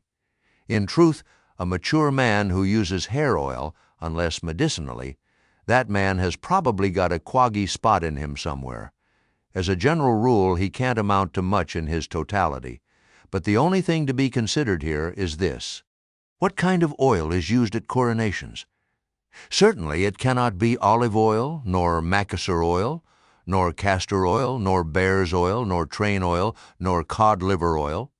What then can it possibly be but sperm oil in its unmanufactured, unpolluted state, the sweetest of all oils? Think of that, ye loyal Britons. We whalemen supply your kings and queens with coronation stuff. Chapter 26. Knights and Squires. The chief mate of the Pequod was Starbuck, a native of Nantucket and a Quaker by descent. He was a long, earnest man, and though born on an icy coast, seemed well adapted to endure hot latitudes, his flesh being hard as twice-baked biscuit. Transported to the Indies, his live blood would not spoil like bottled ale. He must have been born in some time of general drought and famine, or upon one of those fast days for which his state is famous. Only some 30 arid summers had he seen. Those summers had dried up all his physical superfluousness. But this, his thinness, so to speak, seemed no more the token of wasting anxieties and cares than it seemed the indication of any bodily blight. It was merely the condensation of the man. He was by no means ill-looking, quite the contrary. His pure, tight skin was an excellent fit, and closely wrapped up in it and embalmed with inner health and strength, like a revivified Egyptian, this Starbuck seemed prepared to endure for long ages to come, and to endure always as now, for be it polar snow or torrid sun, like a patent chronometer, his interior vitality was warranted to do well in all climates. Looking into his eyes, you seemed to see there the yet lingering images of those thousand-fold perils he had calmly confronted through life. A staid, steadfast man whose life for the most part was a telling pantomime of action and not a tame chapter of sounds. Yet, for all his hardy sobriety and fortitude, there were certain qualities in him which at times affected, and in some cases seemed well nigh to overbalance all the rest. Uncommonly conscientious for a seaman, and endued with a deep natural reverence, the wild, watery loneliness of his life did therefore strongly incline him to superstition. But to that sort of superstition which in some organizations seems rather to spring, somehow, from intelligence than from ignorance. Outward portents and inward presentiments were his. And if at times these things bent the welded iron of his soul, much more did his far-away domestic memories of his young Cape wife and child tend to bend him still more from the original ruggedness of his nature, and open him still further to those latent influences which, in some honest-hearted men, restrain the gush of daredevil daring, so often evinced by others in the more perilous vicissitudes of the fishery. "I will have no man in my boat," said Starbuck, who is not afraid of a whale. By this he seemed to mean not only that the most reliable and useful courage was that which arises from the fair estimation of the encountered peril, but that an utterly fearless man is a far more dangerous comrade than a coward. "Aye, aye," said Stubb, the second mate. "Starbuck, there is as careful a man as you'll find anywhere in this fishery." But we shall ere long see what that word careful precisely means when used by a man like Stubb or almost any other whale hunter. Starbuck was no crusader after perils. In him courage was not a sentiment, but a thing simply useful to him, and always at hand upon all mortally practical occasions. Besides, he thought, perhaps, that in this business of whaling, courage was one of the great staple outfits of the ship, like her beef and her bread, and not to be foolishly wasted. Wherefore he had no fancy for lowering for whales after sundown, nor for persisting in fighting a fish that too much persisted in fighting him. "For," thought Starbuck, "I am here in this critical ocean to kill whales for my living, and not to be killed by them for theirs," and that hundreds of men had been so killed, Starbuck well knew. What doom was his own father's? Where in the bottomless deeps could he find the torn limbs of his brother? With memories like these in him, and, moreover, given to a certain superstitiousness, as has been said, the courage of this Starbuck, which could, nevertheless, still flourish, must indeed have been extreme. But it was not in reasonable nature that a man so organized, and with such terrible experiences and remembrances as he had, it was not in nature that these things should fail in latently engendering an element in him which, under suitable circumstances, would break out from its confinement and burn all his courage up.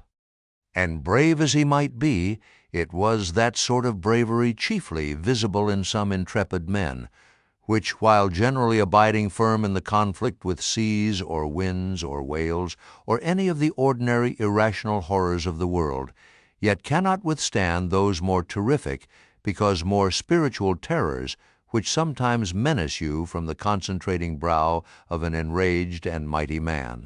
But were the coming narrative to reveal in any instance the complete abasement of poor Starbuck's fortitude, scarce might I have the heart to write it, for it is a thing most sorrowful, nay, shocking, to expose the fall of valor in the soul. Men may seem detestable as joint stock companies in nations, knaves, fools, and murderers there may be.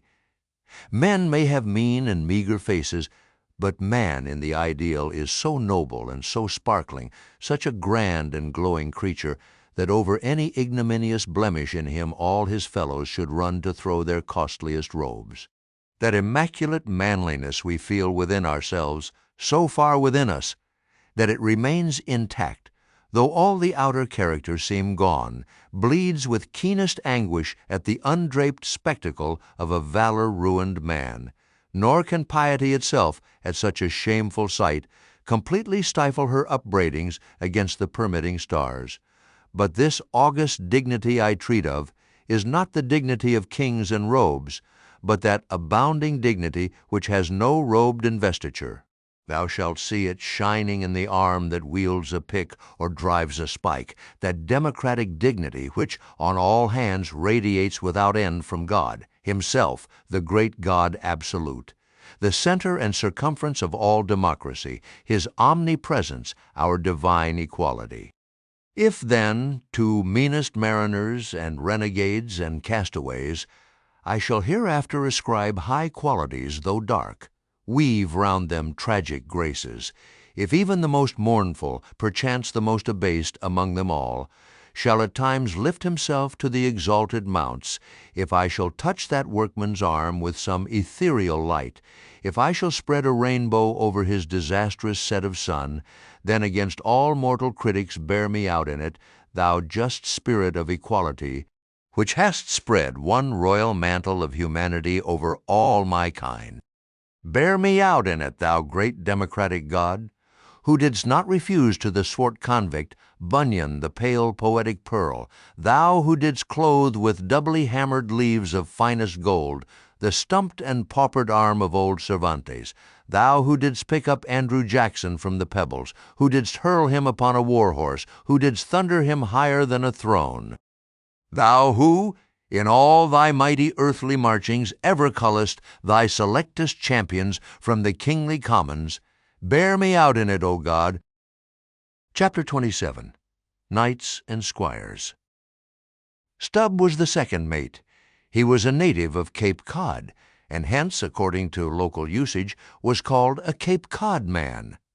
A happy-go-lucky, neither craven nor valiant, taking perils as they came with an indifferent air, and while engaged in the most imminent crisis of the chase, toiling away, calm and collected as a journeyman joiner engaged for the year. Good-humored, easy, and careless, he presided over his whaleboat as if the most deadly encounter were but a dinner, and his crew all invited guests. He was as particular about the comfortable arrangement of his part of the boat as an old stage driver is about the snugness of his box. When close to the whale, in the very deathlock of the fight, he handled his unpitying lance coolly and off-handedly as a whistling tinker his hammer. He would hum over his old rig-a-dig tunes while flank and flank with the most exasperated monster. Long usage had for this Stubb converted the jaws of death into an easy-chair. What he thought of death itself, there is no telling. Whether he ever thought of it at all might be a question, but if he ever did chance to cast his mind that way after a comfortable dinner, no doubt, like a good sailor, he took it to be a sort of call of the watch to tumble aloft, and bestir themselves there about something which he would find out when he obeyed the order, and not sooner. What, perhaps, with other things, made Stubb such an easy-going, unfearing man, so cheerily trudging off with the burden of life in a world full of grave peddlers, all bowed to the ground with their packs? What helped to bring about that almost impious good humor of his, that thing must have been his pipe, for, like his nose, his short black little pipe was one of the regular features of his face.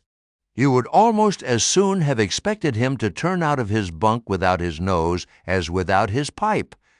He kept a whole row of pipes there ready loaded, stuck in a rack, within easy reach of his hand, and whenever he turned in, he smoked them all out in succession, lighting one from the other to the end of the chapter, then loading them again to be in readiness anew. For, when Stubb dressed, instead of first putting his legs into his trousers, he put his pipe into his mouth. I say this continual smoking must have been one cause, at least, of his peculiar disposition, for everyone knows that this earthly air, whether ashore or afloat, is terribly infected with the nameless miseries of the numberless mortals who have died exhaling it, and, as in time of the cholera, some people go about with a camphorated handkerchief to their mouths. So, likewise against all mortal tribulations, Stubb's tobacco smoke might have operated as a sort of disinfecting agent. The third mate was Flask, a native of Tisbury in Martha's Vineyard. A short, stout, ruddy young fellow, very pugnacious concerning whales, who somehow seemed to think that the great leviathans had personally and hereditarily affronted him, and therefore it was a sort of point of honor with him to destroy them whenever encountered. So utterly lost was he to all sense of reverence for the many marvels of their majestic bulk and mystic ways, and so dead to anything like an apprehension of any possible danger from encountering them, that in his poor opinion the wondrous whale was but a species of magnified mouse, or at least water-rat, requiring only a little circumvention and some small application of time and trouble in order to kill and boil. This ignorant, unconscious fearlessness of his made him a little waggish in the matter of whales. He followed these fish for the fun of it, and a 3 years' voyage round Cape Horn was only a jolly joke that lasted that length of time. As a carpenter's nails are divided into wrought nails and cut nails, so mankind may be similarly divided. Little Flask was one of the wrought ones, made to clinch tight and last long. They called him King Post on board of the Pequod, because, in form, he could be well likened to the short, square timber known by that name in Arctic whalers, and which, by the means of many radiating side timbers inserted into it, serves to brace the ship against the icy concussions of those battering seas. Now, these three mates, Starbuck, Stubb, and Flask, were momentous men. They it was who by universal prescription commanded three of the Pequod's boats as headsmen. In that grand order of battle in which Captain Ahab would probably marshal his forces to descend on the whales, these three headsmen were as captains of companies, or, being armed with their long, keen whaling spears, they were as a picked trio of lancers, even as the harpooneers were flingers of javelins.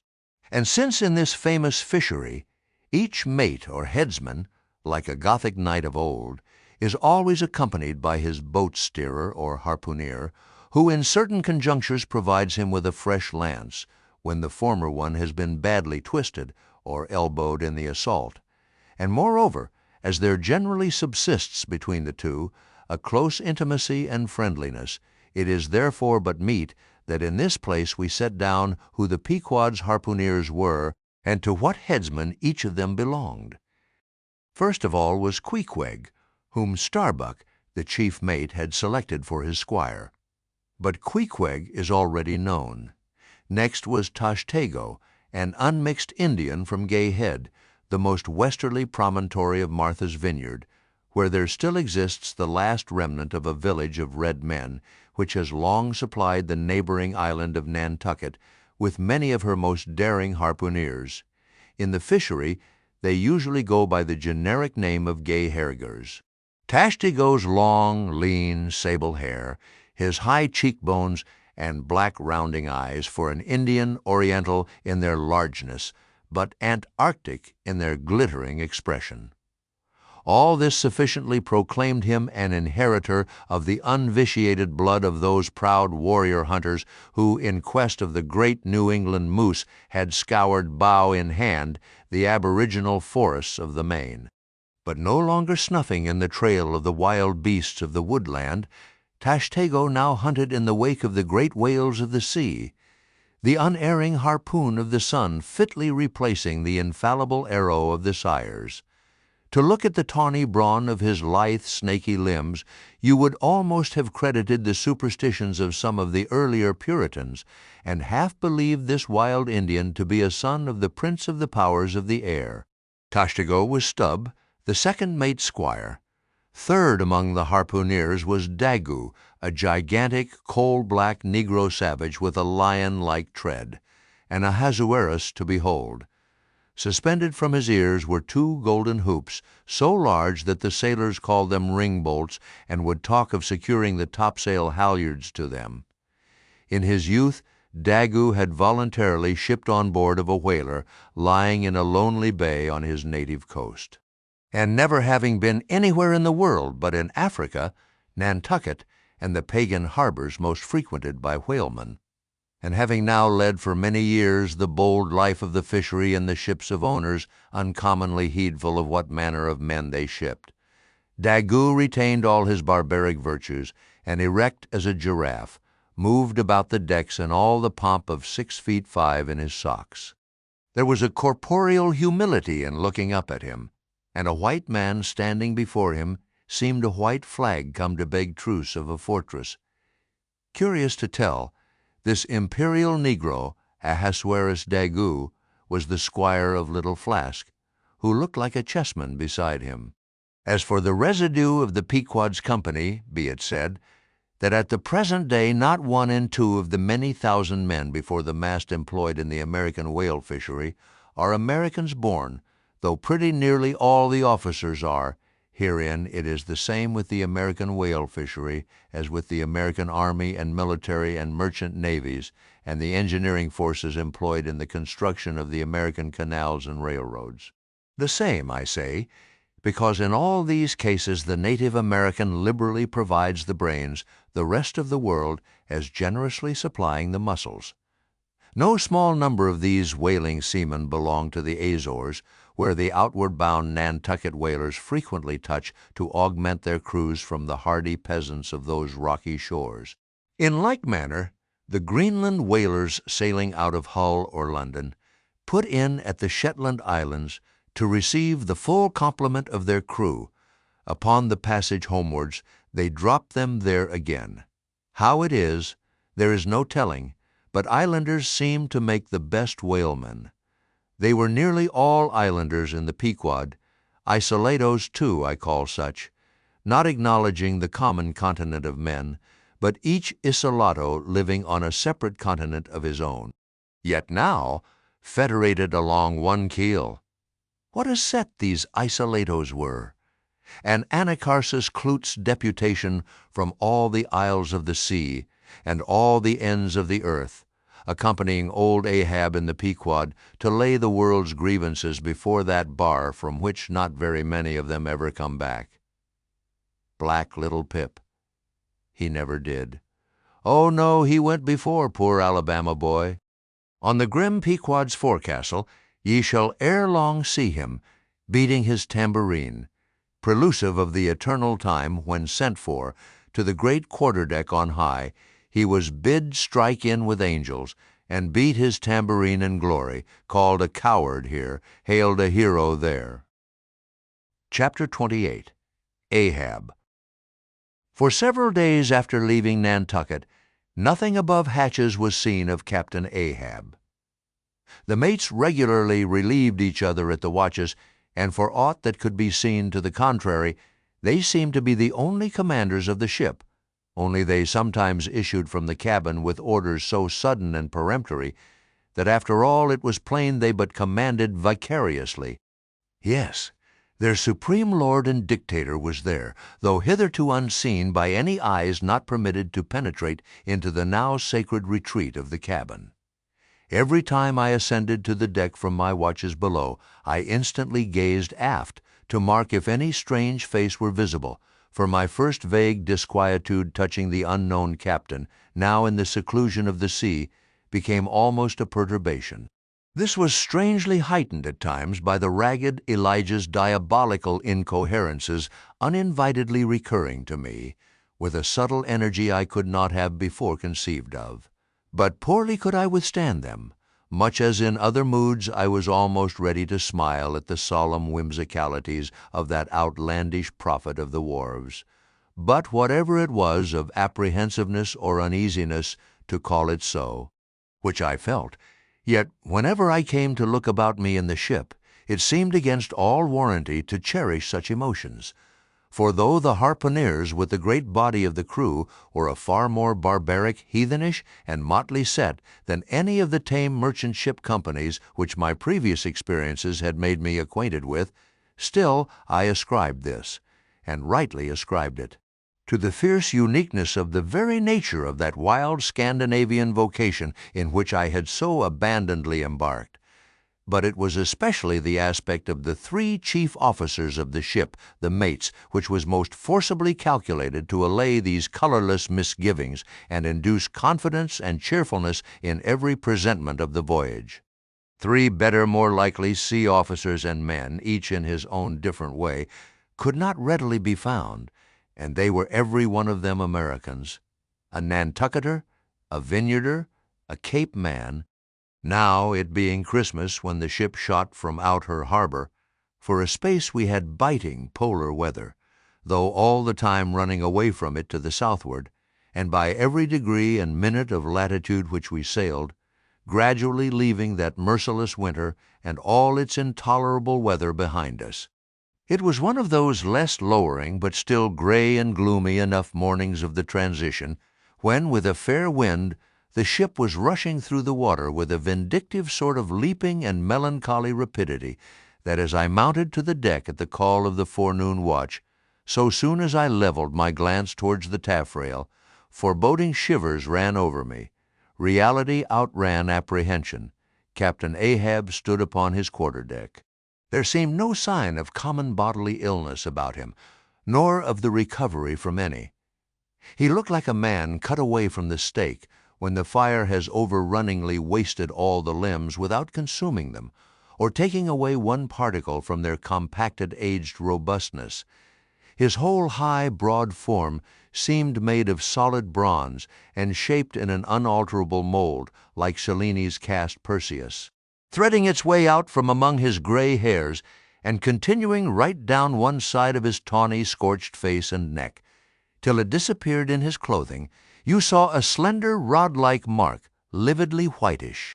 It resembled that perpendicular seam, sometimes made in the straight, lofty trunk of a great tree, when the upper lightning tearingly darts down it, and without wrenching a single twig, peels and grooves out the bark from top to bottom ere running off into the soil, leaving the tree still greenly alive but branded. Whether that mark was born with him, or whether it was the scar left by some desperate wound, no one could certainly say. By some tacit consent, throughout the voyage little or no allusion was made to it, especially by the mates. But once Tashtego Sr., an old gay-head Indian among the crew, superstitiously asserted that not till he was full 40 years old did Ahab become that way branded, and then it came upon him, not in the fury of any mortal fray, but in an elemental strife at sea. Yet this wild hint seemed inferentially negatived by what a gray Manxman insinuated, an old sepulchral man, who, having never before sailed out of Nantucket, had never ere this laid eye upon wild Ahab. Nevertheless, the old sea traditions, the immemorial credulities, popularly invested this old Manxman with preternatural powers of discernment, so that no white sailor seriously contradicted him when he said that if ever Captain Ahab should be tranquilly laid out, which might hardly come to pass, so he muttered, then whoever should do that last office for the dead would find a birthmark on him from crown to sole. So powerfully did the whole grim aspect of Ahab affect me, and the livid brand which streaked it, that for the first few moments I hardly noted that not a little of this overbearing grimness was owing to the barbaric white leg upon which he partly stood. It had previously come to me that this ivory leg had at sea been fashioned from the polished bone of the sperm whale's jaw. Aye, he was dismasted off Japan, said the old gay-head Indian once, but like his dismasted craft, he shipped another mast without coming home for it. He has a quiver of 'em. I was struck with the singular posture he maintained. Upon each side of the Pequod's quarterdeck, and pretty close to the mizzen shrouds, there was an auger hole, bored about half an inch or so into the plank. His bone leg steadied in that hole, one arm elevated, and holding by a shroud, Captain Ahab stood erect, looking straight out beyond the ship's ever-pitching prow. There was an infinity of firmest fortitude, a determinate, unsurrenderable willfulness in the fixed and fearless forward dedication of that glance. Not a word he spoke, nor did his officers say aught to him, though by all their minutest gestures and expressions they plainly showed the uneasy, if not painful, consciousness of being under a troubled master eye. And not only that, but moody-stricken Ahab stood before them with a crucifixion in his face, in all the nameless, regal, overbearing dignity of some mighty woe. Ere long, from his first visit in the air, he withdrew into his cabin. But after that morning, he was every day visible to the crew, either standing in his pivot-hole, or seated upon an ivory stool he had, or heavily walking the deck. As the sky grew less gloomy, indeed began to grow a little genial, he became still less and less a recluse, as if when the ship had sailed from home, nothing but the dead, wintry bleakness of the sea had then kept him so secluded. And by and by it came to pass that he was almost continually in the air, but as yet, for all that he said or perceptibly did on the at last sunny deck, he seemed as unnecessary there as another mast. But the Pequod was only making a passage now, not regularly cruising. Nearly all whaling preparatives needing supervision the mates were fully competent to, so that there was little or nothing out of himself to employ or excite Ahab now, and thus chase away for that one interval the clouds that layer upon layer were piled upon his brow, as ever all clouds choose the loftiest peaks to pile themselves upon. Nevertheless, ere long, the warm, warbling persuasiveness of the pleasant holiday weather we came to seemed gradually to charm him from his mood. For, as when the red-cheeked dancing girls April and May trip home to the wintry misanthropic woods, even the barest, ruggedest, most thunder-cloven old oak will at least send forth some few green sprouts to welcome such glad-hearted visitants. So Ahab did, in the end, a little respond to the playful allurings of that girlish air. More than once did he put forth the faint blossom of a look which, in any other man, would have soon flowered out in a smile. Chapter 29. Enter Ahab, to him, Stubb. Some days elapsed, and ice and icebergs all astern. The Pequod now went rolling through the bright Quito spring, which, at sea, almost perpetually reigns on the threshold of the eternal August of the tropic. The warmly cool, clear, ringing, perfumed, overflowing, redundant days were as crystal goblets of Persian sherbet heaped up, flaked up with rosewater snow. The starred and stately nights seemed haughty dames in jeweled velvets, nursing at home in lonely pride the memory of their absent conquering earls, the golden helmeted sons. For sleeping man, 'twas hard to choose between such winsome days and such seducing nights. But all the witcheries of that unwaning weather did not merely lend new spells and potencies to the outward world. Inward they turned upon the soul, especially when the still, mild hours of eve came on. Then memory shot her crystals as the clear ice most forms of noiseless twilights, and all these subtle agencies, more and more they wrought on Ahab's texture. Old age is always wakeful, as if, the longer linked with life, the less man has to do with aught that looks like death. Among sea commanders, the old graybeards will oftenest leave their berths to visit the night-cloaked deck. It was so with Ahab, only that now of late he seemed so much to live in the open air that, truly speaking, his visits were more to the cabin than from the cabin to the planks. "It feels like going down into one's tomb," he would mutter to himself, "for an old captain like me to be descending this narrow scuttle to go to my grave-dug berth." So almost every 24 hours, when the watches of the night were set, and the band on deck sentineled the slumbers of the band below, and when, if a rope was to be hauled upon the forecastle, the sailors flung it not rudely down as by day, but with some cautiousness dropped it to its place, for fear of disturbing their slumbering shipmates. When this sort of steady quietude would begin to prevail, habitually the silent steersman would watch the cabin scuttle, and ere long the old man would emerge, gripping at the iron banister to help his crippled way. Some considering touch of humanity was in him, for at times like these he usually abstained from patrolling the quarterdeck, because to his wearied mates, seeking repose within 6 inches of his ivory heel, such would have been the reverberating crack and din of that bony step that their dreams would have been on the crunching teeth of sharks.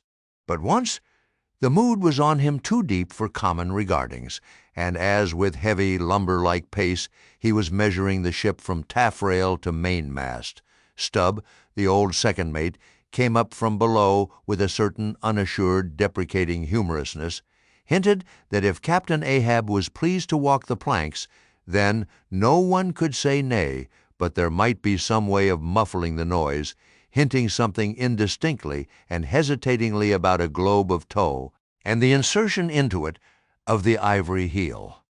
"Ah, Stubb, thou didst not know Ahab then?"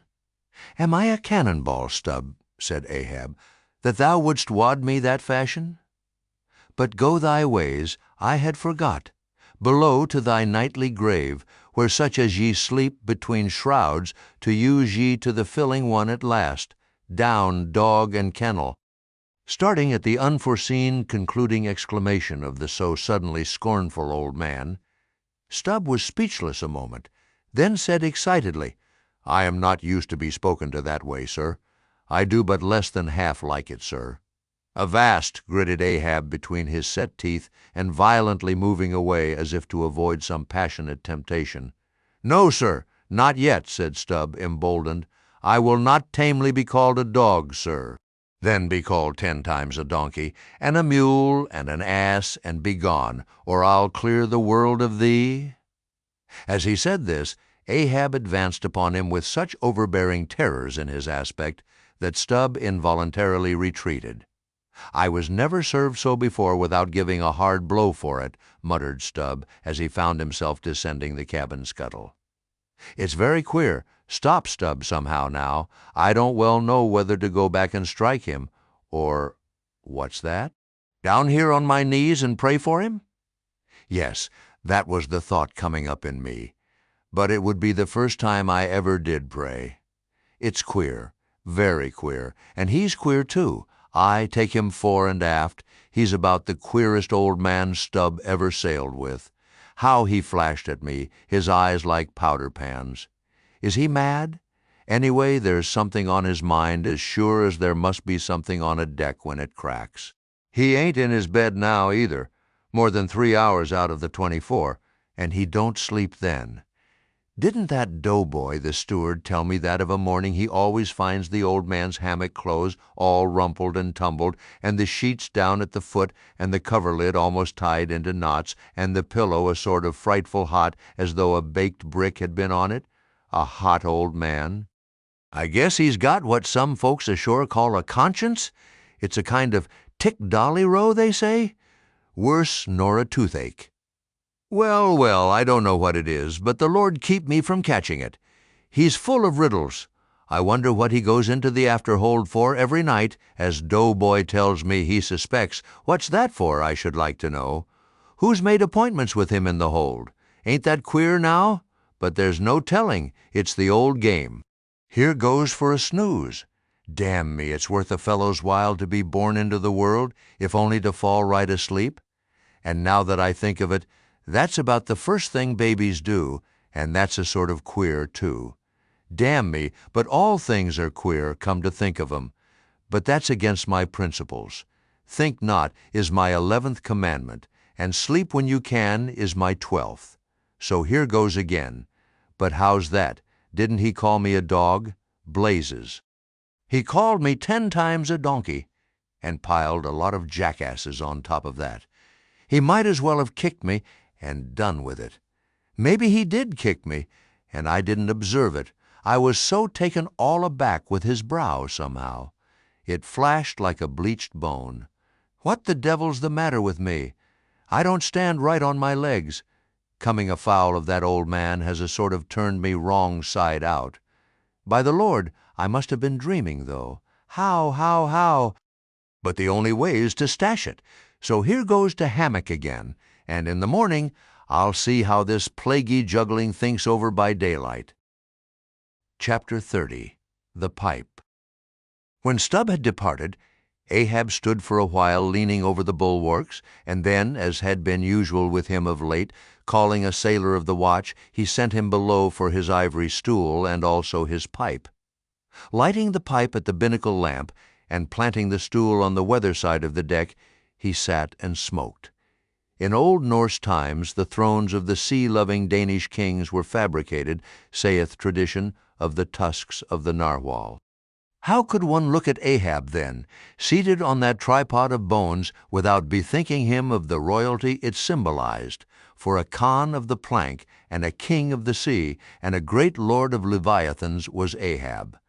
Some moments passed, during which the thick vapor came from his mouth in quick and constant puffs, which blew back again into his face. "How now?" he soliloquized at last. "Withdrawing the tube, this smoking no longer soothes.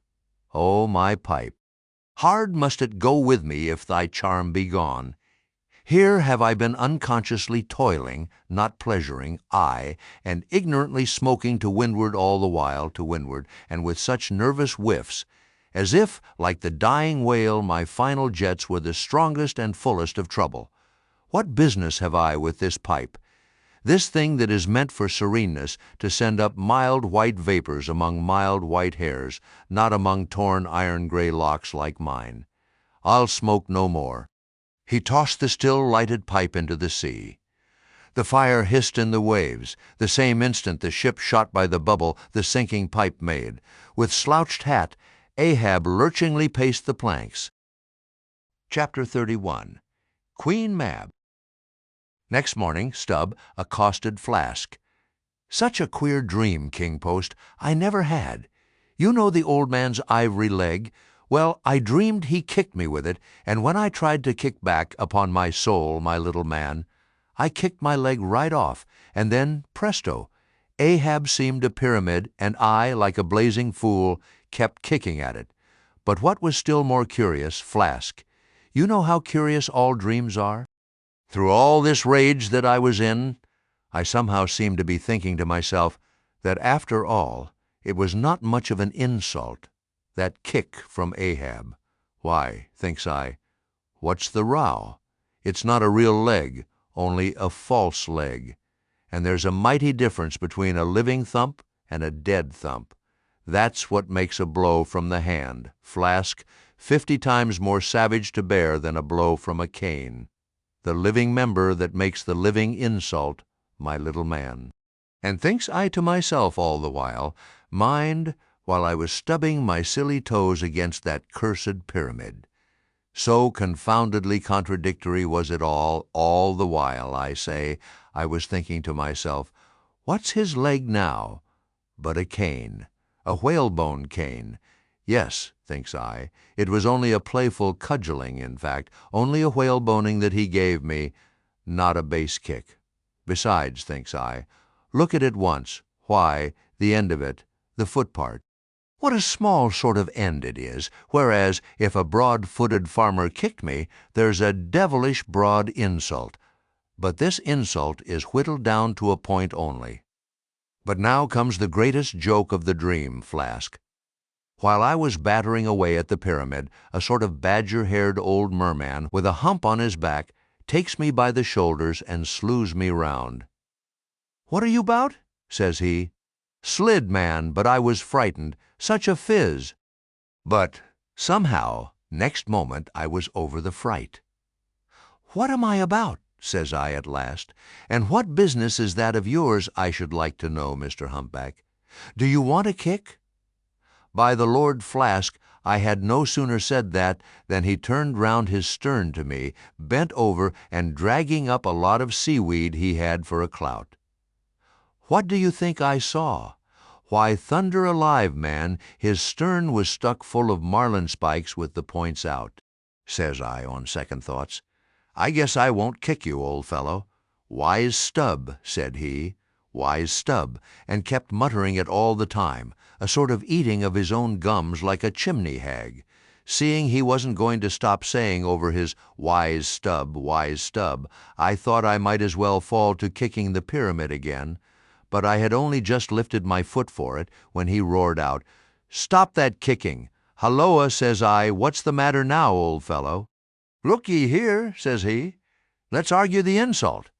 Captain Ahab kicked ye, didn't he?" "Yes, he did," says I. "Right here it was." "Very good," says he. "He used his ivory leg, didn't he?" "Yes, he did," says I. "Well then," says he, "wise Stubb, what have you to complain of? Didn't he kick with right good will? It wasn't a common pitch-pine leg he kicked with, was it?" "No, you were kicked by a great man, and with a beautiful ivory leg, Stubb." "It's an honor. I consider it an honor." "Listen, wise Stubb. In old England the greatest lords think it great glory to be slapped by a queen and made garter knights of. But be your boast, Stubb, that ye were kicked by old Ahab, and made a wise man of. Remember what I say, be kicked by him, account his kicks honors, and on no account kick back, for you can't help yourself, wise Stubb. Don't you see that pyramid?" With that, he all of a sudden seemed, somehow, in some queer fashion, to swim off into the air. I snored, rolled over, and there I was in my hammock. Now, what do you think of that dream, Flask? "I don't know, it seems a sort of foolish to me, though. Maybe, but it's made a wise man of me, Flask. Do you see Ahab standing there, sideways, looking over the stern? Well, the best thing you can do, Flask, is to let the old man alone. Never speak quick to him, whatever he says. Halloa! What's that?" he shouts. "Hark! Masthead there! Look sharp, all of ye! There are whales hereabouts. If ye see a white one, split your lungs for him." What do you think of that now, Flask? Ain't there a small drop of something queer about that, eh? A white whale, did ye mark that, man? Look ye, there's something special in the wind. Stand by for it, flask. Ahab has that's bloody on his mind, but mum, he comes this way. Chapter 32. Cetology. Already we are boldly launched upon the deep, but soon we shall be lost in its unshored, harborless immensities. Ere that come to pass, ere the Pequod's weedy hull rolls side by side with the barnacled hulls of the Leviathan, at the outset it is but well to attend to a matter almost indispensable to a thorough appreciative understanding of the more special Leviathanic revelations and allusions of all sorts which are to follow. It is some systematized exhibition of the whale in his broad genera that I would now fain put before you. Yet is it no easy task? The classification of the constituents of a chaos, nothing less, is here essayed. Listen to what the best and latest authorities have laid down. No branch of zoology is so much involved as that which is entitled Cetology, says Captain Scoresby, ad 1820. It is not my intention, were it in my power, to enter into the inquiry as to the true method of dividing the cetacea into groups and families. Utter confusion exists among the historians of this animal, sperm whale, says Surgeon Beale, ad 1839. Unfitness to pursue our research in the unfathomable waters, impenetrable veil covering our knowledge of the cetacea, a field strewn with thorns, all these incomplete indications but serve to torture us naturalists. Thus speak of the whale, the great Cuvier, and John Hunter, and Lesson, those lights of zoology and anatomy. Nevertheless, though of real knowledge there be little, yet of books there are a plenty, and so in some small degree with cetology or the science of whales. Many are the men, small and great, old and new, landsmen and seamen, who have at large or in little written of the whale. Run over a few. The authors of the Bible, Aristotle, Pliny, Aldrovandi, Sir Thomas Browne, Gesner, Ray, Linnaeus, Rondeletius, Willoughby, Green, Artedi, Sebald, Brisson, Martin, Lacépède, Bonneterre, Desmarest, Baron Cuvier, Frederick Cuvier, John Hunter, Owen, Scoresby, Beale, Bennett, J. Ross Brown, the author of Miriam Coffin, Olmsted, and the Reverend T. Cheever. But to what ultimate generalizing purpose all these have written, the above cited extracts will show. Of the names in this list of whale authors, only those following Owen ever saw living whales, and but one of them was a real professional harpooner and whaleman, I mean Captain Scoresby. On the separate subject of the Greenland or right whale, he is the best existing authority. But Scoresby knew nothing, and says nothing of the great sperm whale, compared with which the Greenland whale is almost unworthy mentioning. And here be it said, that the Greenland whale is an usurper upon the throne of the seas.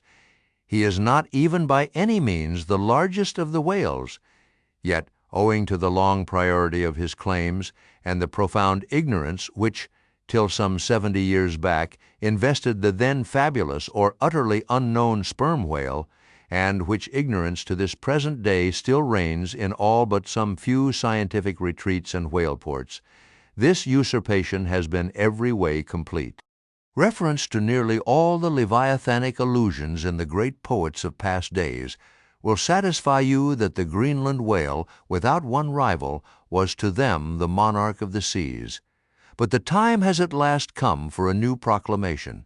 This is Charing Cross. Hear ye, good people all. The Greenland whale is deposed, the great sperm whale now reigneth.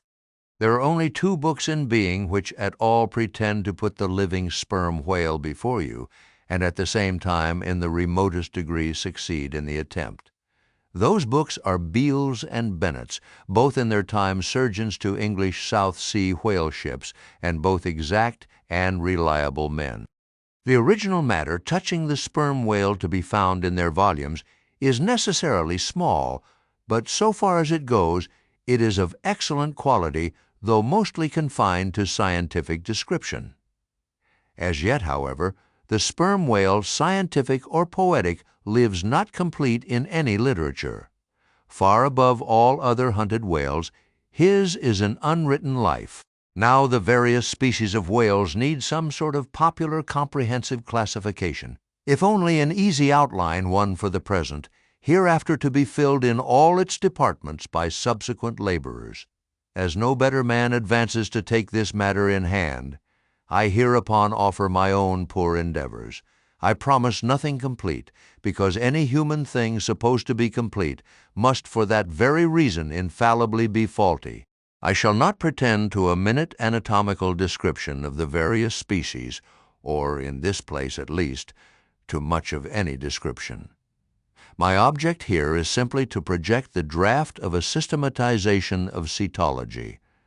I am the architect, not the builder, but it is a ponderous task. No ordinary letter sorter in the post office is equal to it. To grope down into the bottom of the sea after them, to have one's hands among the unspeakable foundations, ribs, and very pelvis of the world, this is a fearful thing. What am I that I should essay to hook the nose of this Leviathan? The awful tauntings in Job might well appall me. Will he, the Leviathan, make a covenant with thee? Behold, the hope of him is vain. But I have swam through libraries and sailed through oceans. I have had to do with whales with these visible hands. I am in earnest, and I will try. There are some preliminaries to settle. First, the uncertain, unsettled condition of this science of cetology is in the very vestibule attested by the fact that in some quarters it still remains a moot point whether a whale be a fish. In his System of Nature, ad 1776, Linnaeus declares, "I hereby separate the whales from the fish. But of my own knowledge I know that down to the year 1850, sharks and shad, alewives and herring, against Linnaeus's express edict, were still found dividing the possession of the same seas with the Leviathan." The grounds upon which Linnaeus would fain have banished the whales from the waters, he states as follows: "On account of their warm bolocular heart, their lungs, their movable eyelids, their hollow ears, penem intrantem feminam mammis lactantem, and finally, ex lege naturae jure meritoque." I submitted all this to my friends Simeon Macy and Charlie Coffin of Nantucket, both messmates of mine in a certain voyage, and they united in the opinion that the reasons set forth were altogether insufficient. Charlie profanely hinted they were humbug. Be it known that, waiving all argument, I take the good old-fashioned ground that the whale is a fish, and call upon holy Jonah to back me. This fundamental thing settled, the next point is, in what internal respect does the whale differ from other fish? Above, Linnaeus has given you those items, but in brief they are these: lungs and warm blood, whereas all other fish are lungless and cold-blooded. Next, how shall we define the whale by his obvious externals, so as conspicuously to label him for all time to come?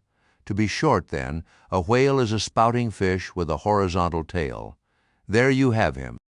However contracted, that definition is the result of expanded meditation.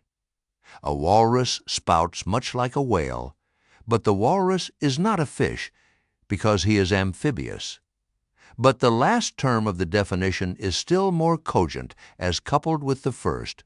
Almost anyone must have noticed that all the fish familiar to landsmen have not a flat but a vertical or up and down tail, whereas among spouting fish the tail, though it may be similarly shaped, invariably assumes a horizontal position.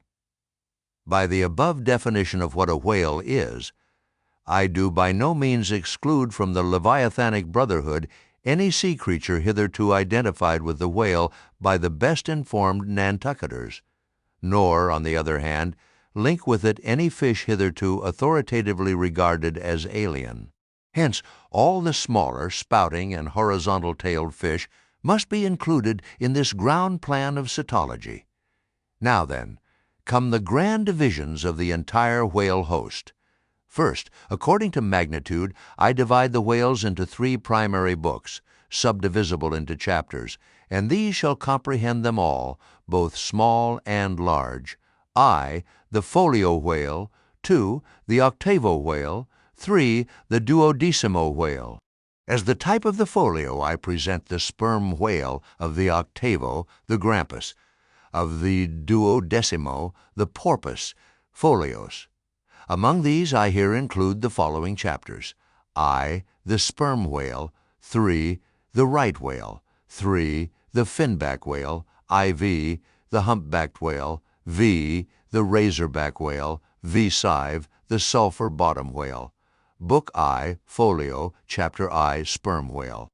This whale, among the English of old vaguely known as the trumpa whale and the fisetter whale and the anvil-headed whale, is the present cachalot of the French, and the potsfich of the Germans, and the macrocephalus of the long words. He is, without doubt, the largest inhabitant of the globe, the most formidable of all whales to encounter, the most majestic in aspect, and lastly, by far the most valuable in commerce, he being the only creature from which that valuable substance, spermaceti, is obtained. All his peculiarities will, in many other places, be enlarged upon. It is chiefly with his name that I now have to do. Philologically considered, it is absurd. Some centuries ago, when the sperm whale was almost wholly unknown in his own proper individuality, and when his oil was only accidentally obtained from the stranded fish, in those days spermaceti, it would seem, was popularly supposed to be derived from a creature identical with the one then known in England as the Greenland or right whale. It was the idea also that this same spermaceti was that quickening humor of the Greenland whale, which the first syllable of the word literally expresses. In those times also, spermaceti was exceedingly scarce, not being used for light, but only as an ointment and medicament. It was only to be had from the druggists as you nowadays buy an ounce of rhubarb. When, as I opine, in the course of time, the true nature of spermaceti became known, its original name was still retained by the dealers, no doubt to enhance its value by a notion so strangely significant of its scarcity. And so the appellation must at last have come to be bestowed upon the whale from which this spermaceti was really derived. Book I Folio, Chapter 2, Right Whale. In one respect, this is the most venerable of the leviathans, being the one first regularly hunted by man. It yields the article commonly known as whalebone or baleen, and the oil specially known as whale oil, an inferior article in commerce. Among the fishermen, he is indiscriminately designated by all the following titles: the whale, the Greenland whale, the black whale, the great whale, the true whale, the right whale. There is a deal of obscurity concerning the identity of the species thus multitudinously baptized. What then is the whale, which I include in the second species of my folios? It is the great mysticetus of the English naturalists, the Greenland whale of the English whalemen, the Baleine ordinaire of the French whalemen, the Groland's wallfish of the Swedes. It is the whale which for more than 2 centuries past has been hunted by the Dutch and English in the Arctic seas. It is the whale which the American fishermen have long pursued in the Indian Ocean, on the Brazil banks, on the Norwest coast, and various other parts of the world designated by them right whale cruising grounds. Some pretend to see a difference between the Greenland whale of the English and the right whale of the Americans. But they precisely agree in all their grand features, nor has there yet been presented a single determinate fact upon which to ground a radical distinction. It is by endless subdivisions based upon the most inconclusive differences that some departments of natural history become so repellingly intricate. The right whale will be elsewhere treated of at some length, with reference to elucidating the sperm whale, Book I Folio, Chapter 3, Finback. Under this head I reckon a monster, which, by the various names of finback, tall spout, and long john, has been seen almost in every sea, and is commonly the whale whose distant jet is so often descried by passengers crossing the Atlantic in the New York packet tracks. In the length he attains, and in his baleen, the finback resembles the right whale, but is of a less portly girth and a lighter color approaching to olive. His great lips present a cable-like aspect, formed by the intertwisting, slanting folds of large wrinkles. His grand distinguishing feature, the fin, from which he derives his name, is often a conspicuous object. This fin is some 3 or 4 feet long, growing vertically from the hinder part of the back, of an angular shape, and with a very sharp pointed end. Even if not the slightest other part of the creature be visible, this isolated fin will, at times, be seen plainly projecting from the surface, when the sea is moderately calm and slightly marked with spherical ripples, and this gnomon-like fin stands up and casts shadows upon the wrinkled surface. It may well be supposed that the watery circle surrounding it somewhat resembles a dial, with its style and wavy hour lines graved on it. On that Ahaz dial the shadow often goes back. The finback is not gregarious. He seems a whale-hater, as some men are man-haters. Very shy, always going solitary, unexpectedly rising to the surface in the remotest and most sullen waters, his straight and single lofty jet rising like a tall misanthropic spear upon a barren plain, gifted with such wondrous power and velocity in swimming as to defy all present pursuit from man. This Leviathan seems the banished and unconquerable Cain of his race, bearing for his mark that style upon his back. From having the baleen in his mouth, the finback is sometimes included with the right whale among a theoretic species denominated whalebone whales, that is, whales with baleen. Of these so-called whalebone whales there would seem to be several varieties, most of which, however, are little known. Broad-nosed whales and beaked whales, pike-headed whales, bunched whales, under-jawed whales, and rostrated whales are the fishermen's names for a few sorts. In connection with this appellative of whalebone whales, it is of great importance to mention that however such a nomenclature may be convenient in facilitating allusions to some kind of whales, yet it is in vain to attempt a clear classification of the Leviathan founded upon either his baleen or hump or fin or teeth, notwithstanding that those marked parts or features very obviously seem better adapted to afford the basis for a regular system of cetology than any other detached bodily distinctions which the whale in his kinds presents. How then? The baleen, hump, back fin, and teeth. These are things whose peculiarities are indiscriminately dispersed among all sorts of whales, without any regard to what may be the nature of their structure in other and more essential particulars. Thus, the sperm whale and the hump-backed whale each has a hump, but there the similitude ceases. Then, this same hump-backed whale and the Greenland whale, each of these has baleen, but there again the similitude ceases. And it is just the same with the other parts above mentioned. In various sorts of whales, they form such irregular combinations, or, in the case of any one of them detached, such an irregular isolation as utterly to defy all general methodization formed upon such a basis. On this rock every one of the whale naturalists has split. But it may possibly be conceived that in the internal parts of the whale, in his anatomy, there, at least, we shall be able to hit the right classification. Nay, what thing, for example, is there in the Greenland whale's anatomy more striking than his baleen? Yet we have seen that by his baleen it is impossible correctly to classify the Greenland whale. And if you descend into the bowels of the various leviathans, why there you will not find distinctions a 50th part as available to the systematizer as those external ones already enumerated. What then remains? Nothing but to take hold of the whales bodily in their entire liberal volume and boldly sort them that way. And this is the bibliographical system here adopted, and it is the only one that can possibly succeed, for it alone is practicable. To proceed. Book I, Folio, Chapter 4, Humpback. This whale is often seen on the northern American coast. He has been frequently captured there and towed into harbor. He has a great pack on him like a peddler. or you might call him the elephant and castle whale. At any rate, the popular name for him does not sufficiently distinguish him, since the sperm whale also has a hump, though a smaller one. His oil is not very valuable. He has baleen. He is the most gamesome and light-hearted of all the whales, making more gay foam and white water generally than any other of them. Book I, Folio, Chapter 5, Razor Back.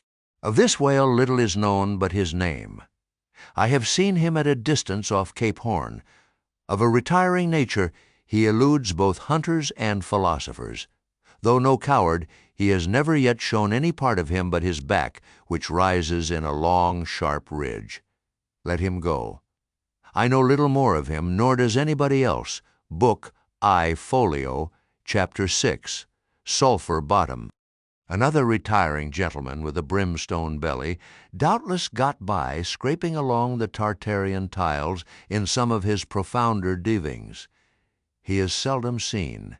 At least I have never seen him, except in the remoter southern seas, and then always at too great a distance to study his countenance.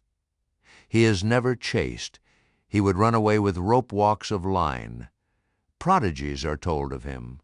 Adieu, Sulphur Bottom. I can say nothing more that is true of ye, nor can the oldest Nantucketer.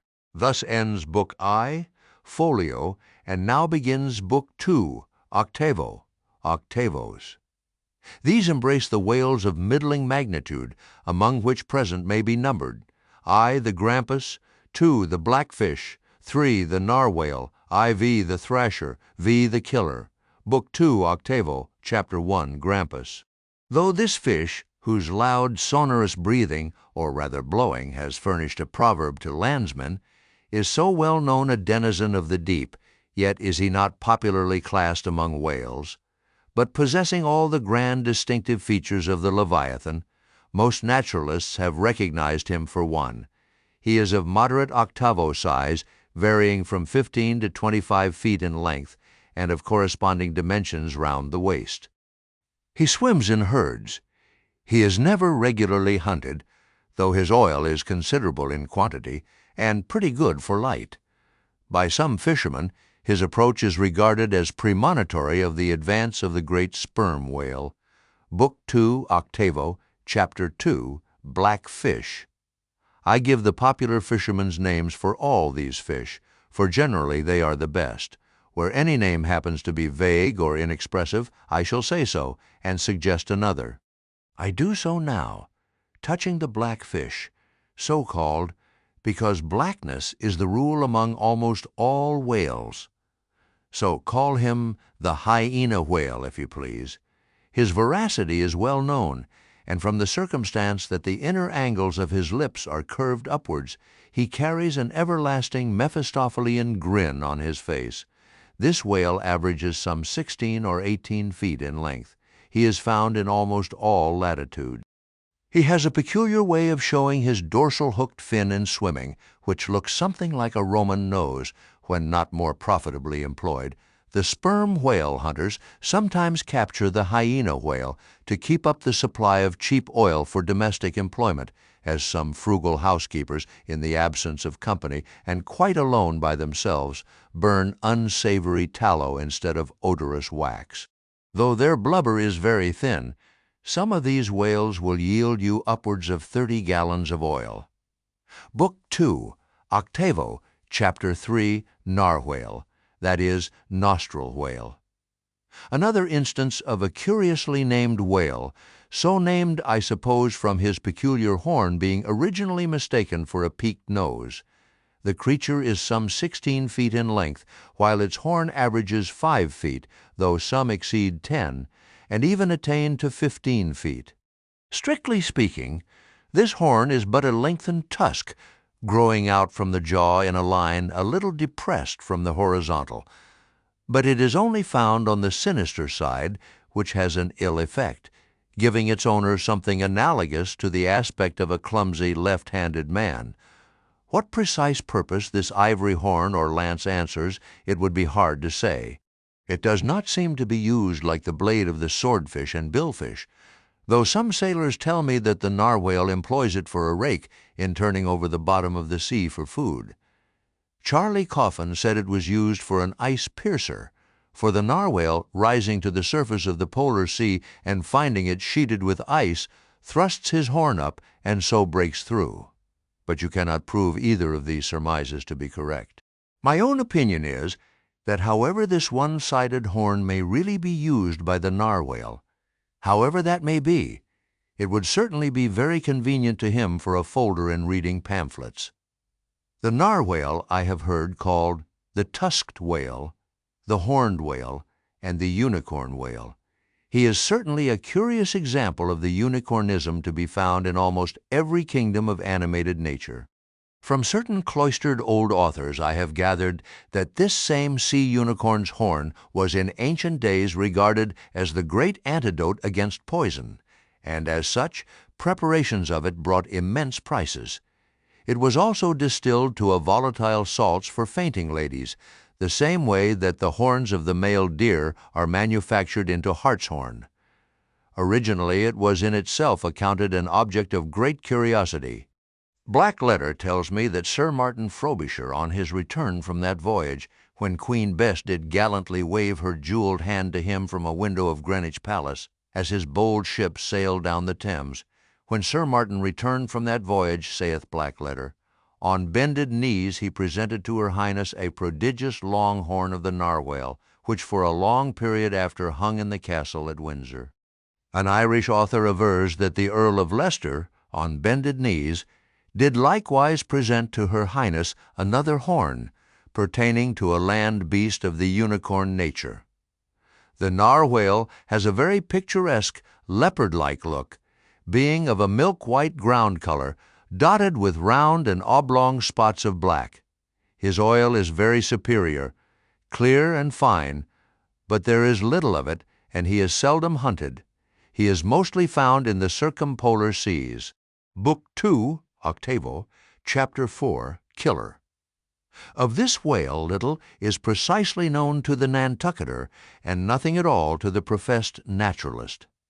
From what I have seen of him at a distance, I should say that he was about the bigness of a grampus. He is very savage, a sort of Fiji fish. He sometimes takes the great folio whales by the lip and hangs there like a leech till the mighty brute is worried to death. The killer is never hunted. I never heard what sort of oil he has. Exception might be taken to the name bestowed upon this whale on the ground of its indistinctness, for we are all killers on land and on sea, Bonapartes and sharks included. Book 2, octavo, Chapter 5, Thrasher. This gentleman is famous for his tail, which he uses for a ferule in thrashing his foes. He mounts the folio whale's back, and as he swims, he works his passage by flogging him, as some schoolmasters get along in the world by a similar process. Still less is known of the thrasher than of the killer. Both are outlaws, even in the lawless seas. Thus ends Book 2, octavo, and begins Book 3, duodecimo, duodecimos. These include the smaller whales, I, the Husa-porpoise, 3, the Algerine porpoise, 3, the mealy-mouthed porpoise. To those who have not chanced specially to study the subject, it may possibly seem strange that fishes not commonly exceeding 4 or 5 feet should be marshaled among whales, a word which in the popular sense always conveys an idea of hugeness. But the creatures set down above as duodecimos are infallibly whales, by the terms of my definition of what a whale is, i.e., a spouting fish with a horizontal tail. Book 3, duodecimo, Chapter I, Husa porpoise. This is the common porpoise found almost all over the globe. The name is of my own bestowal, for there are more than one sort of porpoises, and something must be done to distinguish them. I call him thus because he always swims in hilarious shoals, which upon the broad sea keep tossing themselves to heaven like caps in a 4th of July crowd. Their appearance is generally hailed with delight by the mariner. Full of fine spirits, they invariably come from the breezy billows to windward. They are the lads that always live before the wind. They are accounted a lucky omen. If you yourself can withstand 3 cheers at beholding these vivacious fish, then heaven help ye. The spirit of godly gamesomeness is not in ye. A well-fed, plump Husa porpoise will yield you 1 good gallon of good oil, but the fine and delicate fluid extracted from his jaws is exceedingly valuable. It is in request among jewelers and watchmakers. Sailors put it on their hones. Porpoise meat is good eating, you know. It may never have occurred to you that a porpoise spouts. Indeed, his spout is so small that it is not very readily discernible. But the next time you have a chance, watch him, and you will then see the great sperm whale himself in miniature. Book 3, 12, Chapter 2, Algerine porpoise. A pirate. Very savage. He is only found, I think, in the Pacific. He is somewhat larger than the Husa porpoise, but much of the same general make. Provoke him, and he will buckle to a shark. I have lowered for him many times, but never yet saw him captured. Book 3, 12, Chapter 3, Mealy-mouthed porpoise, the largest kind of porpoise, and only found in the Pacific, so far as it is known. The only English name by which he has hitherto been designated is that of the fishers, right whale porpoise, from the circumstance that he is chiefly found in the vicinity of that folio. In shape, he differs in some degree from the Husa porpoise, being of a less rotund and jolly girth. Indeed, he is of quite a neat and gentlemanlike figure. He has no fins on his back, most other porpoises have. He has a lovely tail, and sentimental Indian eyes of a hazel hue, but his mealy mouth spoils all. Though his entire back down to his side fins is of a deep sable, yet a boundary line, distinct as the mark in a ship's hull, called the bright waist, that line streaks him from stem to stern, with 2 separate colors, black above and white below. The white comprises part of his head and the whole of his mouth, which makes him look as if he had just escaped from a felonious visit to a meal-bag. A most mean and mealy aspect. His oil is much like that of the common porpoise. Beyond the 12, this system does not proceed, inasmuch as the porpoise is the smallest of the whales. Above, you have all the leviathans of note. But there are a rabble of uncertain, fugitive, half-fabulous whales, which, as an American whaleman, I know by reputation, but not personally. I shall enumerate them by their forecastle appellations, for possibly such a list may be valuable to future investigators, who may complete what I have here but begun. If any of the following whales shall hereafter be caught and marked, then he can readily be incorporated into this system according to his folio, octavo, or 12 magnitude. The bottle-nose whale, the junk whale, the pudding-headed whale, the Cape whale, the leading whale, the cannon whale, the scrag whale, the coppered whale, the elephant whale, the iceberg whale, the quag whale, the blue whale, etc. From Icelandic, Dutch, and Old English authorities, there might be quoted other lists of uncertain whales, blessed with all manner of uncouth names, but I omit them as altogether obsolete, and can hardly help suspecting them for mere sounds full of leviathanism, but signifying nothing. Finally, it was stated at the outset that this system would not be here, and at once perfected. You cannot but plainly see that I have kept my word. But I now leave my cetological system standing thus unfinished, even as the great cathedral of Cologne was left, with the crane still standing upon the top of the uncompleted tower. For small erections may be finished by their first architects, grand ones, true ones, ever leave the copestone to posterity. God keep me from ever completing anything. This whole book is but a draft, nay, but the draft of a draft. O time, strength, cash, and patience. Chapter 33. The Specksnyder. Concerning the officers of the whalecraft, this seems as good a place as any to set down a little domestic peculiarity on shipboard, arising from the existence of the harpooner class of officers, a class unknown, of course, in any other marine than the whale fleet. The large importance attached to the harpooner's vocation is evinced by the fact that originally in the old Dutch fishery 2 centuries and more ago, the command of a whale ship was not wholly lodged in the person now called the captain, but was divided between him and an officer called the Specksnyder. Literally, this word means fat cutter. Usage, however, in time made it equivalent to chief harpooner. In those days, the captain's authority was restricted to the navigation and general management of the vessel, while over the whale hunting department and all its concerns, the Specksnyder or chief harpooner reigned supreme. In the British Greenland fishery, under the corrupted title of Specksnyder, this old Dutch official is still retained, but his former dignity is sadly abridged. At present he ranks simply as senior harpooner, and as such is but one of the captain's more inferior subalterns.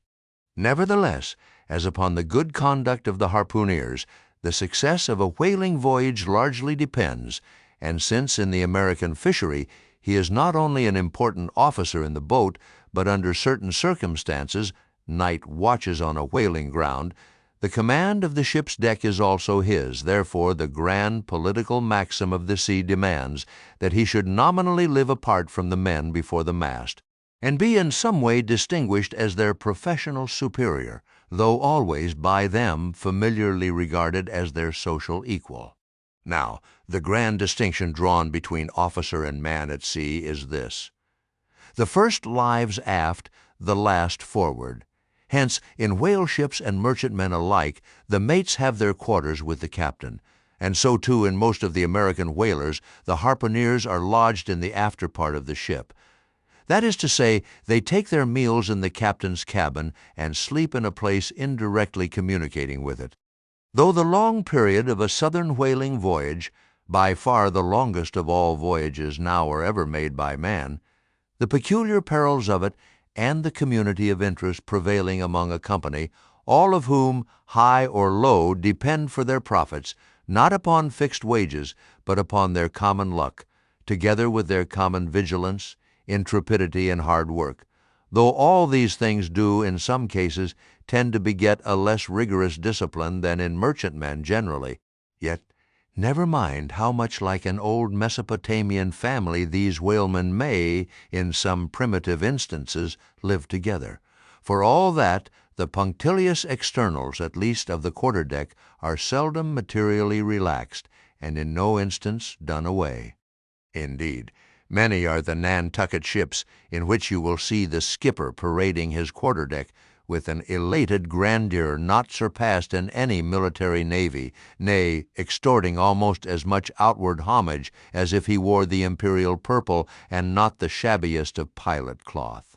And though of all men the moody captain of the Pequod was the least given to that sort of shallowest assumption, and though the only homage he ever exacted was implicit instantaneous obedience, though he required no man to remove the shoes from his feet ere stepping upon the quarterdeck, and though there were times when, owing to peculiar circumstances connected with events hereafter to be detailed, he addressed them in unusual terms, whether of condescension or in terrorem or otherwise, yet even Captain Ahab was by no means unobservant of the paramount forms and usages of the sea, nor perhaps will it fail to be eventually perceived that behind those forms and usages, as it were, he sometimes masked himself, incidentally making use of them for other and more private ends than they were legitimately intended to subserve. That certain sultanism of his brain, which had otherwise in a good degree remained unmanifested, through those forms that same sultanism became incarnate in an irresistible dictatorship. For be a man's intellectual superiority what it will, it can never assume the practical, available supremacy over other men without the aid of some sort of external arts and entrenchments, always in themselves more or less paltry and base. This it is that forever keeps God's true princes of the empire from the world's hustings, and leaves the highest honors that this air can give To those men who become famous more through their infinite inferiority to the choice hidden handful of the divine inert, than through their undoubted superiority over the dead level of the mass. Such large virtue lurks in these small things when extreme political superstitions invest them, that in some royal instances, even to idiot imbecility, they have imparted potency. But when, as in the case of Nicholas the Tsar, the ringed crown of geographical empire encircles an imperial brain, then the plebeian herds crouch abased before the tremendous centralization. Nor will the tragic dramatist who would depict mortal indomitableness in its fullest sweep and direct swing ever forget a hint, incidentally so important in his art as the one now alluded to. But Ahab, my captain, still moves before me in all his Nantucket grimness and shagginess, and in this episode touching emperors and kings, I must not conceal that I have only to do with a poor old whale hunter like him, and therefore all outward majestical trappings and housings are denied me. O Ahab, what shall be grand in thee? It must needs be plucked at from the skies, and dived for in the deep, and featured in the unbodied air. Chapter 34. The Cabin Table. It is noon, and Doughboy, the steward, thrusting his pale loaf of bread face from the cabin scuttle, announces dinner to his lord and master, who, sitting in the lee quarter-boat, has just been taking an observation of the sun, and is now mutely reckoning the latitude on the smooth, medallion-shaped tablet, reserved for that daily purpose on the upper part of his ivory leg. From his complete inattention to the tidings, you would think that moody Ahab had not heard his menial. But presently, catching hold of the mizzen shrouds, he swings himself to the deck, and in an even, unexhilarated voice, saying, "Dinner, Mr. Starbuck," disappears into the cabin.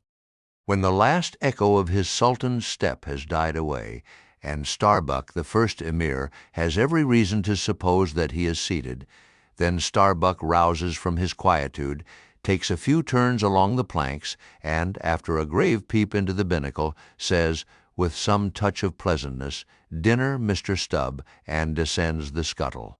The second emir lounges about the rigging a while, and then slightly shaking the main brace, to see whether it will be all right with that important rope, he likewise takes up the old burden, and with a rapid "Dinner, Mr. Flask," follows after his predecessors. But the third emir, now seeing himself all alone on the quarterdeck, seems to feel relieved from some curious restraint, for, tipping all sorts of knowing winks in all sorts of directions, and kicking off his shoes, he strikes into a sharp but noiseless squall of a hornpipe right over the Grand Turk's head, and then, by a dexterous sleight, pitching his cap up into the mizzen-top for a shelf, he goes down rollicking so far at least as he remains visible from the deck, reversing all other processions by bringing up the rear with music. But ere stepping into the cabin doorway below, he pauses, ships a new face altogether, and then, independent, hilarious little Flask enters King Ahab's presence in the character of Objectus, or the slave. It is not the least among the strange things bred by the intense artificialness of sea usages that while in the open air of the deck some officers will, upon provocation, bear themselves boldly and defyingly enough towards their commander, yet 10-to-1, let those very officers the next moment go down to their customary dinner in that same commander's cabin, and straightway their inoffensive, not to say deprecatory and humble air towards him, as he sits at the head of the table. This is marvelous, sometimes most comical. Wherefore this difference? A problem? Perhaps not. To have been Belshazzar, king of Babylon, and to have been Belshazzar, not haughtily but courteously, therein certainly must have been some touch of mundane grandeur. But he who in the rightly regal and intelligent spirit presides over his own private dinner table of invited guests, that man's unchallenged power and dominion of individual influence for the time, that man's royalty of state transcends Belshazzar's, for Belshazzar was not the greatest, who has but once dined his friends, has tasted what it is to be Caesar. it is a witchery of social czarship which there is no withstanding. Now, if to this consideration you superadd the official supremacy of a shipmaster, then, by inference, you will derive the cause of that peculiarity of sea life just mentioned. Over his ivory inlaid table, Ahab presided like a mute, maned sea lion on the white coral beach, surrounded by his warlike but still deferential cubs. In his own proper turn, each officer waited to be served. They were as little children before Ahab, and yet in Ahab there seemed not to lurk the smallest social arrogance. With one mind, their intent eyes all fastened upon the old man's knife as he carved the chief dish before him. I do not suppose that for the world they would have profaned that moment with the slightest observation, even upon so neutral a topic as the weather.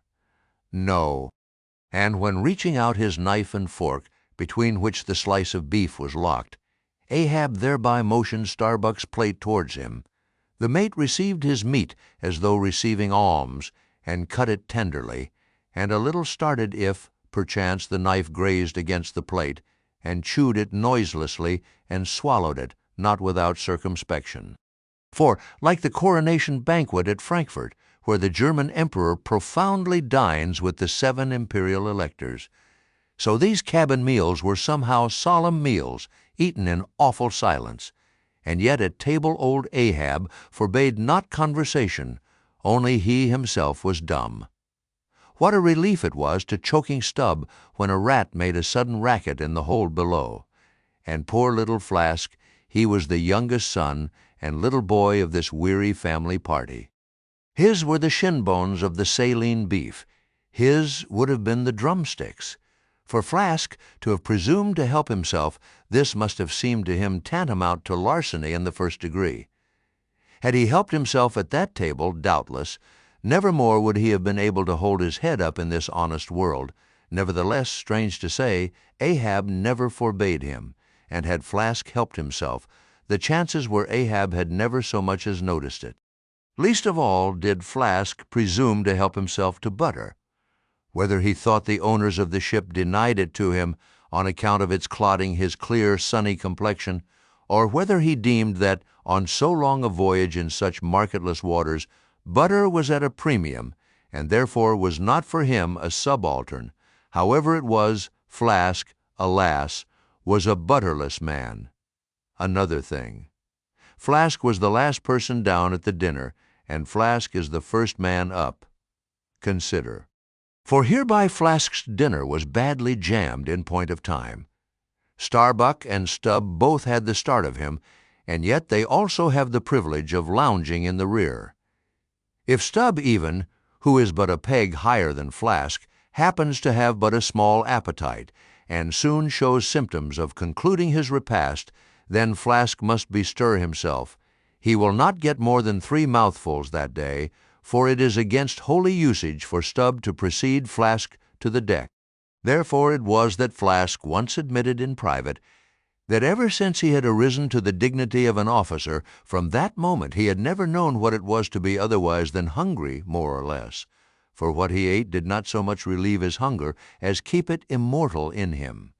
Peace and satisfaction, thought Flask, have forever departed from my stomach.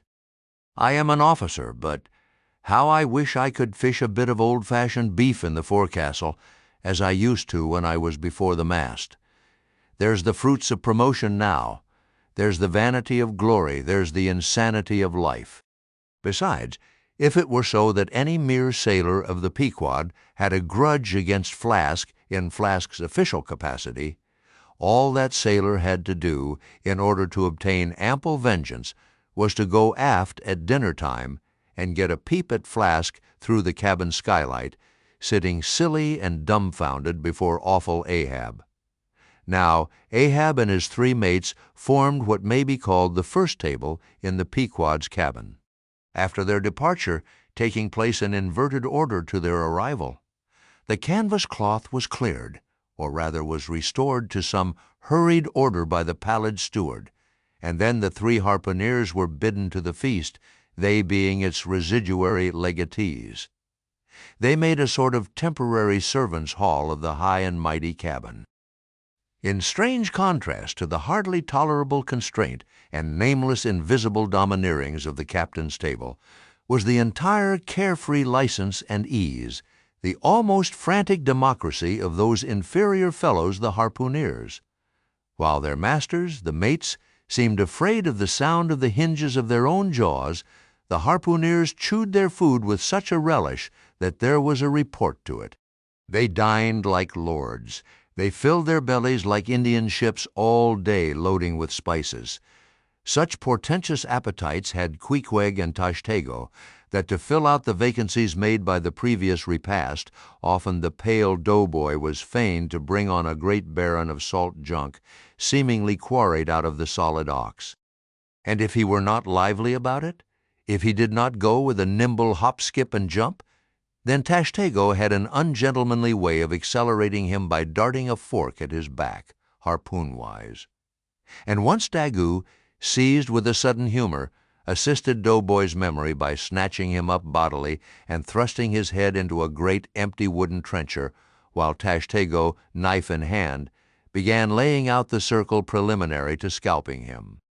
He was naturally a very nervous, shuddering sort of little fellow, this bread-faced steward, the progeny of a bankrupt baker and a hospital nurse. And what with the standing spectacle of the black terrific Ahab and the periodical tumultuous visitations of these three savages, Doughboy's whole life was one continual lip-quiver. Commonly after seeing the harpooneers furnished with all things they demanded, he would escape from their clutches into his little pantry adjoining, and fearfully peep out at them through the blinds of its door till all was over. It was a sight to see Queequeg seated over against Tashtego, opposing his filed teeth to the Indians, crosswise to them, Daggoo seated on the floor. For a bench would have brought his hearse-plumed head to the low carlines at every motion of his colossal limbs, making the low cabin framework to shake as when an African elephant goes passenger in a ship. But for all this the great Negro was wonderfully abstemious, not to say dainty. It seemed hardly possible that by such comparatively small mouthfuls he could keep up the vitality diffused through so broad, baronial, and superb a person. But doubtless this noble savage fed strong and drank deep of the abounding element of air, and through his dilated nostrils snuffed in the sublime life of the worlds.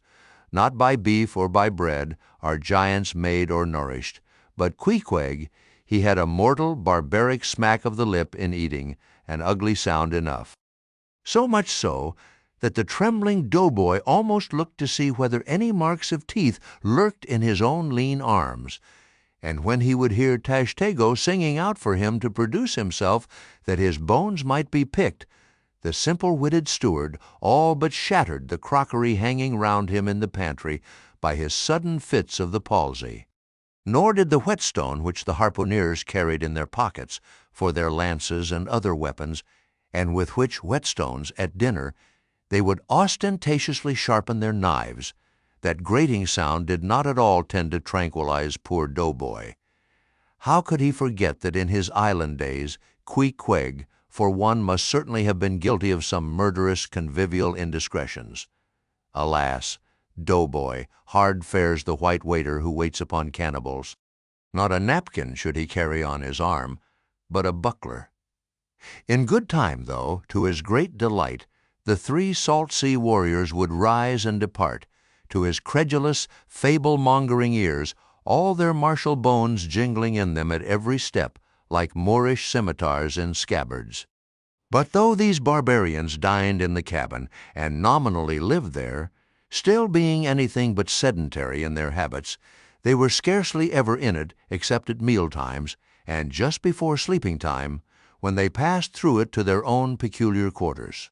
In this one matter, Ahab seemed no exception to most American whale captains, who, as a set, rather inclined to the opinion that by rights the ship's cabin belongs to them, and that it is by courtesy alone that anybody else is at any time permitted there, so that in real truth the mates and harpooneers of the Pequod might more properly be said to have lived out of the cabin than in it. For when they did enter it, it was something as a street door enters a house, turning inwards for a moment only to be turned out the next, and as a permanent thing residing in the open air. Nor did they lose much hereby. In the cabin was no companionship. Socially, Ahab was inaccessible. Though nominally included in the census of Christendom, he was still an alien to it. He lived in the world as the last of the grizzly bears lived in settled Missouri. And as when spring and summer had departed, that wild Logan of the woods, burying himself in the hollow of a tree, lived out the winter there, sucking his own paws, so in his inclement, howling old age, Ahab's soul, shut up in the caved trunk of his body, there fed upon the sullen paws of its gloom. Chapter 35. The Masthead.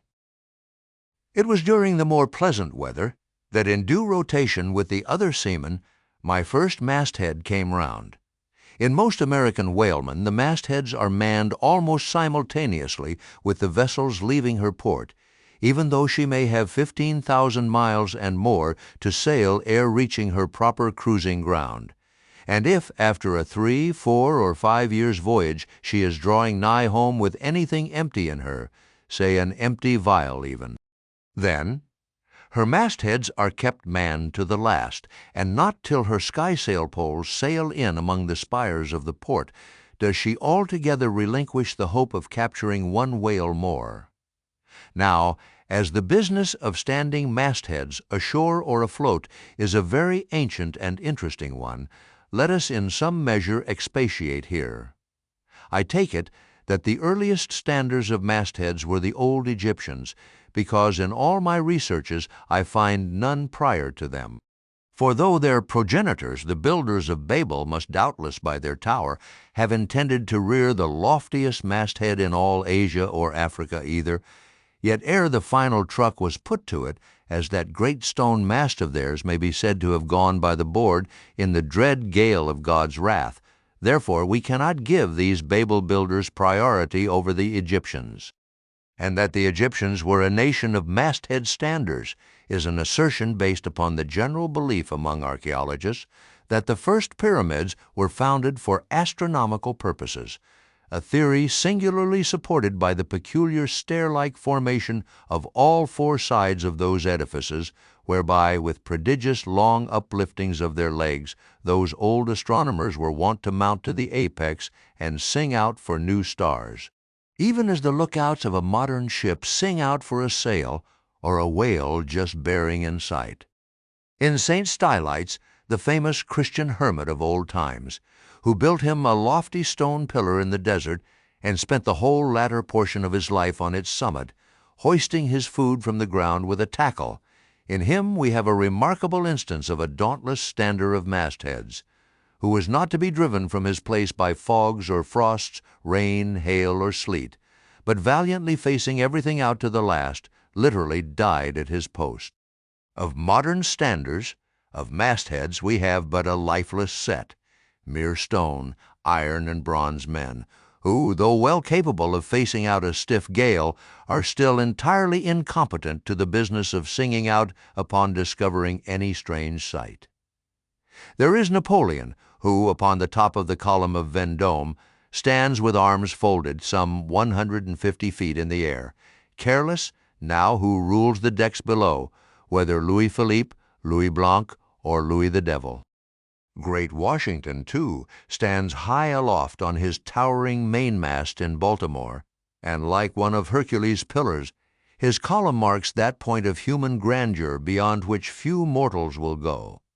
Admiral Nelson, also on a capstan of gunmetal, stands his masthead in Trafalgar Square, and ever when most obscured by that London smoke, token is yet given that a hidden hero is there, for where there is smoke must be fire. But neither great Washington nor Napoleon nor Nelson will answer a single hail from below, however madly invoked to befriend by their counsels the distracted decks upon which they gaze. However it may be surmised that their spirits penetrate through the thick haze of the future and descry what shoals and what rocks must be shunned. It may seem unwarrantable to couple in any respect the masthead standards of the land with those of the sea, but that in truth it is not so, is plainly evinced by an item for which Obed Macy, the sole historian of Nantucket, stands accountable. The worthy Obed tells us that in the early times of the whale fishery, airships were regularly launched in pursuit of the game. The people of that island erected lofty spars along the seacoast, to which the lookouts ascended by means of nailed cleats, something as fowls go upstairs in a henhouse. A few years ago this same plan was adopted by the bay whalemen of New Zealand, who, upon descrying the game, gave notice to the ready-manned boats nigh the beach. But this custom has now become obsolete. Turn we then to the one proper masthead, that of a whale ship at sea. The three mastheads are kept manned from sunrise to sunset, the seamen taking their regular turns as at the helm, and relieving each other every 2 hours. In the serene weather of the tropics it is exceedingly pleasant, the masthead. Nay, to a dreamy, meditative man it is delightful. There you stand, 100 feet above the silent decks, striding along the deep as if the masts were gigantic stilts, while beneath you and between your legs, as it were, swim the hugest monsters of the sea, even as ships once sailed between the boots of the famous Colossus at Old Rhodes. There you stand, lost in the infinite series of the sea, with nothing ruffled but the waves.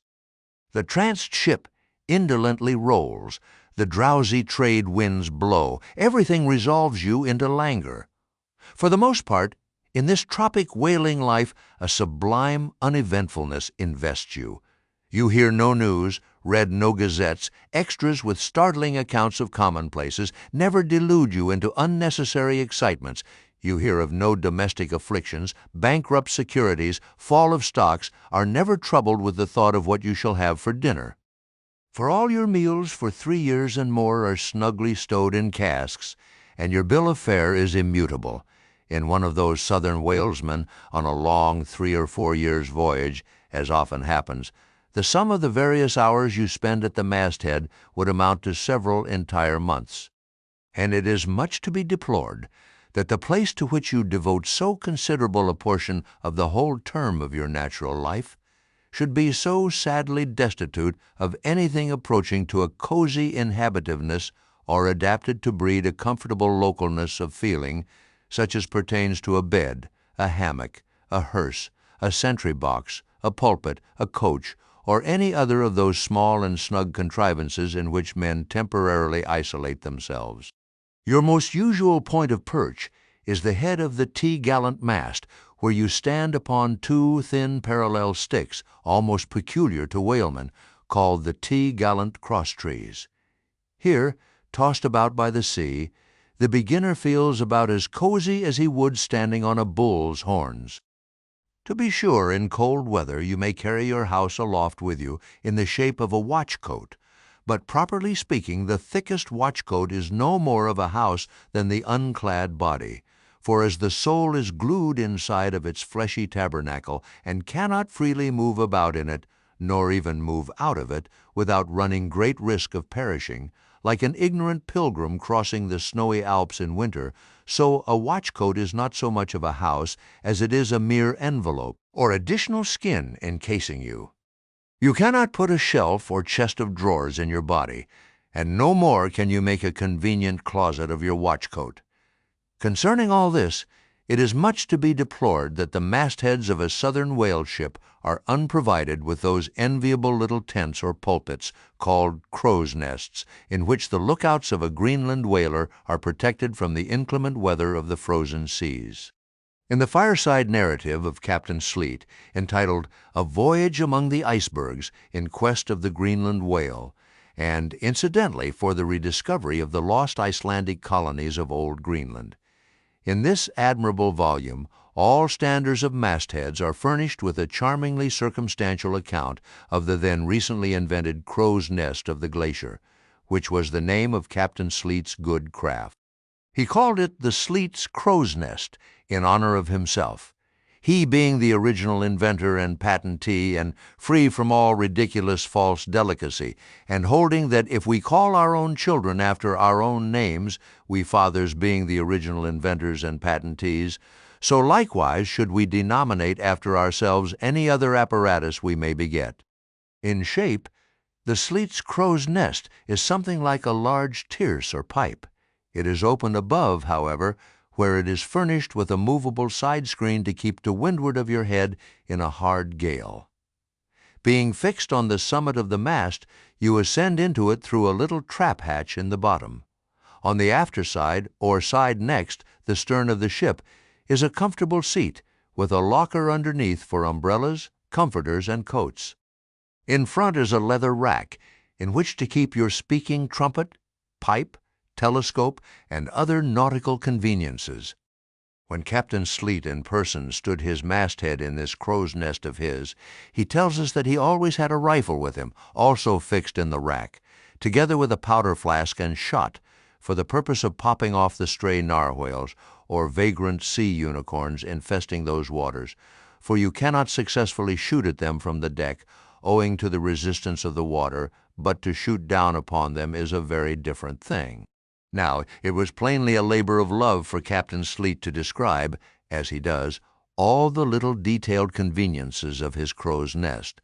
But, though he so enlarges upon many of these, and though he treats us to a very scientific account of his experiments in this crow's nest with a small compass he kept there for the purpose of counteracting the errors resulting from what is called the local attraction of all binnacle magnets, an error ascribable to the horizontal vicinity of the iron in the ship's planks, and in the Glacier's case, perhaps, to there having been so many broken-down blacksmiths among her crew, I say that though the captain is very discreet and scientific here, yet, for all his learned binnacle deviations, azimuth compass observations, and approximate errors, he knows very well, Captain Sleet, that he was not so much immersed in those profound magnetic meditations as to fail being attracted occasionally towards that well-replenished little case bottle, so nicely tucked in on one side of his crow's nest, within easy reach of his hand. Though, upon the whole, I greatly admire and even love the brave, the honest and learned captain, yet I take it very ill of him that he should so utterly ignore that case bottle, seeing what a faithful friend and comforter it must have been, while with mittened fingers and hooded head he was studying the mathematics aloft there in that bird's nest within 3 or 4 perches of the pole. But if we southern whale fishers are not so snugly housed aloft as Captain Sleet and his Greenland men were, yet that disadvantage is greatly counterbalanced by the widely contrasting serenity of those seductive seas in which we south fishers mostly float. For one, I used to lounge up the rigging very leisurely, resting in the top to have a chat with Queequeg, or anyone else off duty whom I might find there, then ascending a little way further and throwing a lazy leg over the topsail yard, take a preliminary view of the watery pastures, and so at last mount to my ultimate destination. Let me make a clean breast of it here, and frankly admit that I kept but sorry guard. With the problem of the universe revolving in me, how could I, being left completely to myself at such a thought-engendering altitude? How could I but lightly hold my obligations to observe all whale ships' standing orders, keep your weather eye open, and sing out every time, and let me in this place movingly admonish you, ye shipowners of Nantucket. Beware of enlisting in your vigilant fisheries any lad with lean brow and hollow eye, given to unseasonable meditativeness, and who offers to ship with the Faden instead of Bowditch in his head. Beware of such an one, I say. Your whales must be seen before they can be killed, and this sunken-eyed young Platonist will tow you 10 wakes round the world, and never make you 1 pint of sperm the richer. Nor are these monitions at all unneeded, for nowadays the whale fishery furnishes an asylum for many romantic, melancholy, and absent-minded young men, disgusted with the carking cares of earth and seeking sentiment in tar and blubber. Chilled Harold not unfrequently perches himself upon the masthead of some luckless, disappointed whale ship, and in moody phrase ejaculates, "Roll on, thou deep and dark blue ocean, roll! 10,000 blubber hunters sweep over thee in vain." Very often do the captains of such ships take those absent-minded young philosophers to task, upbraiding them with not feeling sufficient interest in the voyage, half hinting that they are so hopelessly lost to all honorable ambition, as that in their secret souls they would rather not see whales than otherwise. But all in vain. Those young Platonists have a notion that their vision is imperfect. They are short-sighted. What use, then, to strain the visual nerve? They have left their opera glasses at home.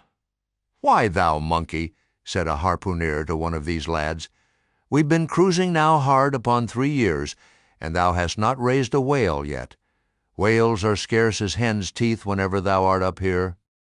Perhaps they were, or perhaps there might have been shoals of them in the far horizon, but lulled into such an opium-like listlessness of vacant, unconscious reverie is this absent-minded youth by the blending cadence of waves with thoughts, that at last he loses his identity, takes the mystic ocean at his feet for the visible image of that deep, blue, bottomless soul pervading mankind and nature, and every strange, half-seen, gliding, beautiful thing that eludes him, every dimly discovered, uprising fin of some undiscernible form, seems to him the embodiment of those elusive thoughts that only people the soul by continually flitting through it. In this enchanted mood, thy spirit ebbs away to whence it came, becomes diffused through time and space, like Cranmer's sprinkled pantheistic ashes, forming at last a part of every shore the round globe over. There is no life in thee now, except that rocking life imparted by a gently rolling ship, by her borrowed from the sea, by the sea from the inscrutable tides of God. But while this sleep, this dream is on ye. Move your foot or hand an inch, slip your hold at all, and your identity comes back in horror. Over Descartian vortices you hover, and perhaps at midday in the fairest weather, with one half-throttled shriek you drop through that transparent air into the summer sea, no more to rise forever. Heed it well, ye pantheists. Chapter 36. The Quarterdeck. Enter Ahab, then, all. It was not a great while after the affair of the pipe, that one morning, shortly after breakfast, Ahab, as was his wont, ascended the cabin gangway to the deck. There most sea captains usually walk at that hour, as country gentlemen, after the same meal, take a few turns in the garden. Soon his steady ivory stride was heard, as to and fro he paced his old rounds upon planks so familiar to his tread that they were all over-dented, like geological stones, with the peculiar mark of his walk. Did you fixedly gaze, too, upon that ribbed and dented brow? There also you would see still stranger footprints, the footprints of his one unsleeping, ever-pacing thought. But on the occasion in question, those dents looked deeper, even as his nervous step that morning left a deeper mark, and so full of his thought was Ahab that at every uniform turn that he made, now at the mainmast and now at the binnacle, you could almost see that thought turn in him as he turned, and pace in him as he paced, so completely possessing him indeed that it all but seemed the inward mold of every outer movement. "D'ye mark him, Flask?" whispered Stubb. "The chick that's in him pecks the shell. 'Twill soon be out." The hours wore on, Ahab now shut up within his cabin, anon pacing the deck with the same intense bigotry of purpose in his aspect. It drew near the close of day. Suddenly he came to a halt by the bulwarks, and inserting his bone leg into the auger hole there, and with one hand grasping a shroud, he ordered Starbuck to send everybody aft. "Sir," said the mate, astonished at an order seldom or never given on shipboard, except in some extraordinary case. "Send everybody aft," repeated Ahab. "Mastheads, there, come down." When the entire ship's company were assembled, and with curious and not wholly unapprehensive faces were eyeing him, for he looked not unlike the weather horizon when a storm is coming up. Ahab, after rapidly glancing over the bulwarks and then darting his eyes among the crew, started from his standpoint, and as though not a soul were nigh him, resumed his heavy turns upon the deck. With bent head and half-slouched hat, he continued to pace, unmindful of the wondering whispering among the men, till Stubb cautiously whispered to Flask that Ahab must have summoned them there for the purpose of witnessing a pedestrian feat. But this did not last long. Vehemently pausing, he cried, "What do ye do when ye see a whale, men?" "Sing out for him," was the impulsive rejoinder from a score of clubbed voices. "Good!" cried Ahab, with a wild approval in his tones, observing the hearty animation into which his unexpected question had so magnetically thrown them. "And what do ye next, men? Lower away and after him, and what tune is it ye pull to, men? A dead whale or a stove-boat?" More and more strangely and fiercely glad and approving grew the countenance of the old man at every shout, while the mariners began to gaze curiously at each other, as if marveling how it was that they themselves became so excited at such seemingly purposeless questions. But they were all eagerness again, as Ahab, now half revolving in his pivot-hole, with one hand reaching high up a shroud, and tightly, almost convulsively grasping it, addressed them thus: "All ye mast-headers have before now heard me give orders about a white whale. Look ye, d'ye see this Spanish ounce of gold?" Holding up a broad, bright coin to the sun. "It is a $16 piece, men. D'ye see it? Mr. Starbuck, hand me yon top maul." While the mate was getting the hammer, Ahab, without speaking, was slowly rubbing the gold piece against the skirts of his jacket, as if to heighten its luster, and without using any words, was meanwhile lowly humming to himself, producing a sound so strangely muffled and inarticulate that it seemed the mechanical humming of the wheels of his vitality in him. Receiving the top maul from Starbuck, he advanced towards the mainmast with the hammer uplifted in one hand, exhibiting the gold with the other, and with a high-raised voice exclaiming, "Whosoever of ye raises me a white-headed whale with a wrinkled brow and a crooked jaw, whosoever of ye raises me that white-headed whale with 3 holes punctured in his starboard fluke. Look ye, whosoever of ye raises me that same white whale, he shall have this gold ounce, my boys." "Huzza! Huzza!" cried the seamen, as with swinging tarpaulins they hailed the act of nailing the gold to the mast. "It's a white whale, I say," resumed Ahab, as he threw down the top maul. "A white whale. Skin your eyes for him, men. Look sharp for white water. If ye see but a bubble, sing out." All this while Tashtego, Daggoo, and Queequeg had looked on with even more intense interest and surprise than the rest, and at the mention of the wrinkled brow and crooked jaw they had started, as if each was separately touched by some specific recollection. "Captain Ahab," said Tashtego, "that white whale must be the same that some call Moby Dick?" "Moby Dick?" shouted Ahab. "Do ye know the white whale then, Tash?" "Does he fantail a little curious, sir, before he goes down?" said the gay-header deliberately. "And has he a curious spout, too?" said Daggoo, very bushy, even for a Parmacetti, and mighty quick, Captain Ahab. "And he have 1, 2, 3, oh, good many iron in him hide, too, Captain," cried Queequeg disjointedly. "All twisky-tee be twisk, like him, faltering hard for a word, and screwing his hand round and round, as though uncorking a bottle, like him. "Corkscrew!" cried Ahab. "Aye, Queequeg, the harpoons lie all twisted and wrenched in him. Aye, Daggoo, his spout is a big one, like a whole shock of wheat, and white as a pile of our Nantucket wool after the great annual sheep-shearing. Aye, Tashtego, and he fantails like a split jib in a squall. Death and devils, men, it is Moby Dick ye have seen, Moby Dick, Moby Dick."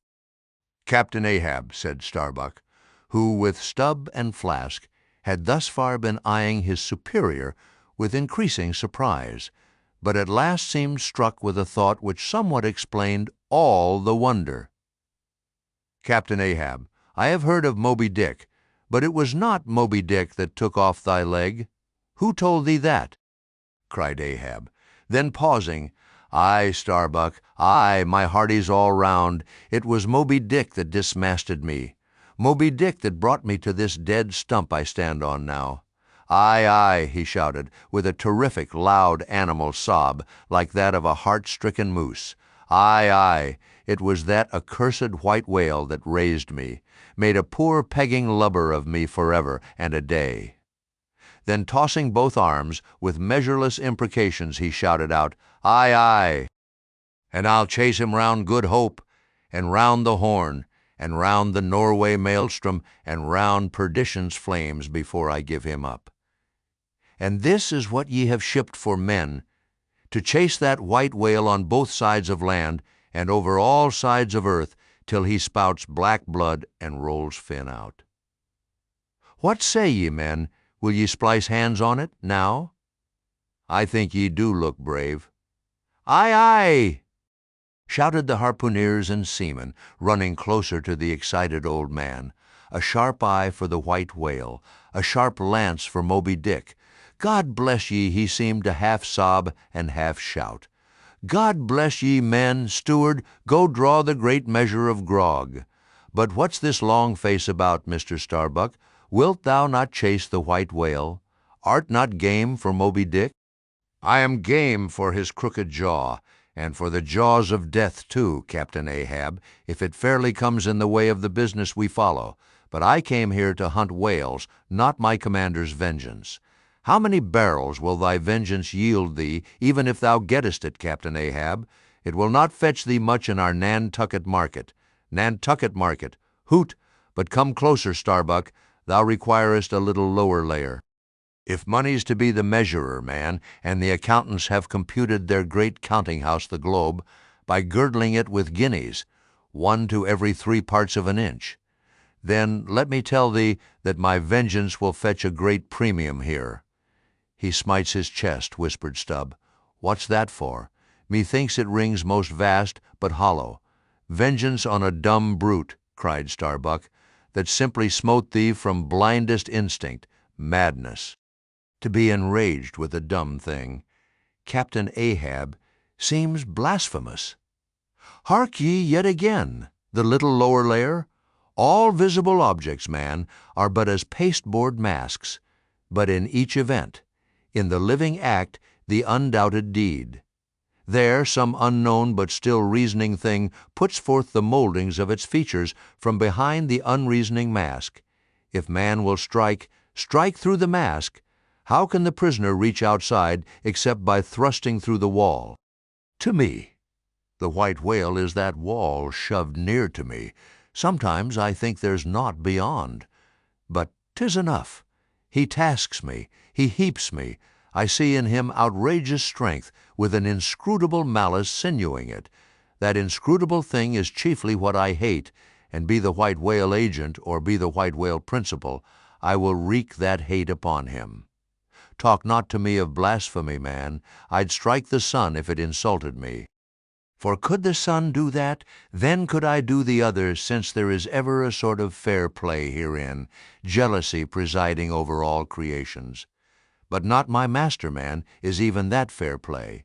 Who's over me? Truth hath no confines. Take off thine eye, more intolerable than fiends' glarings is a doltish stare.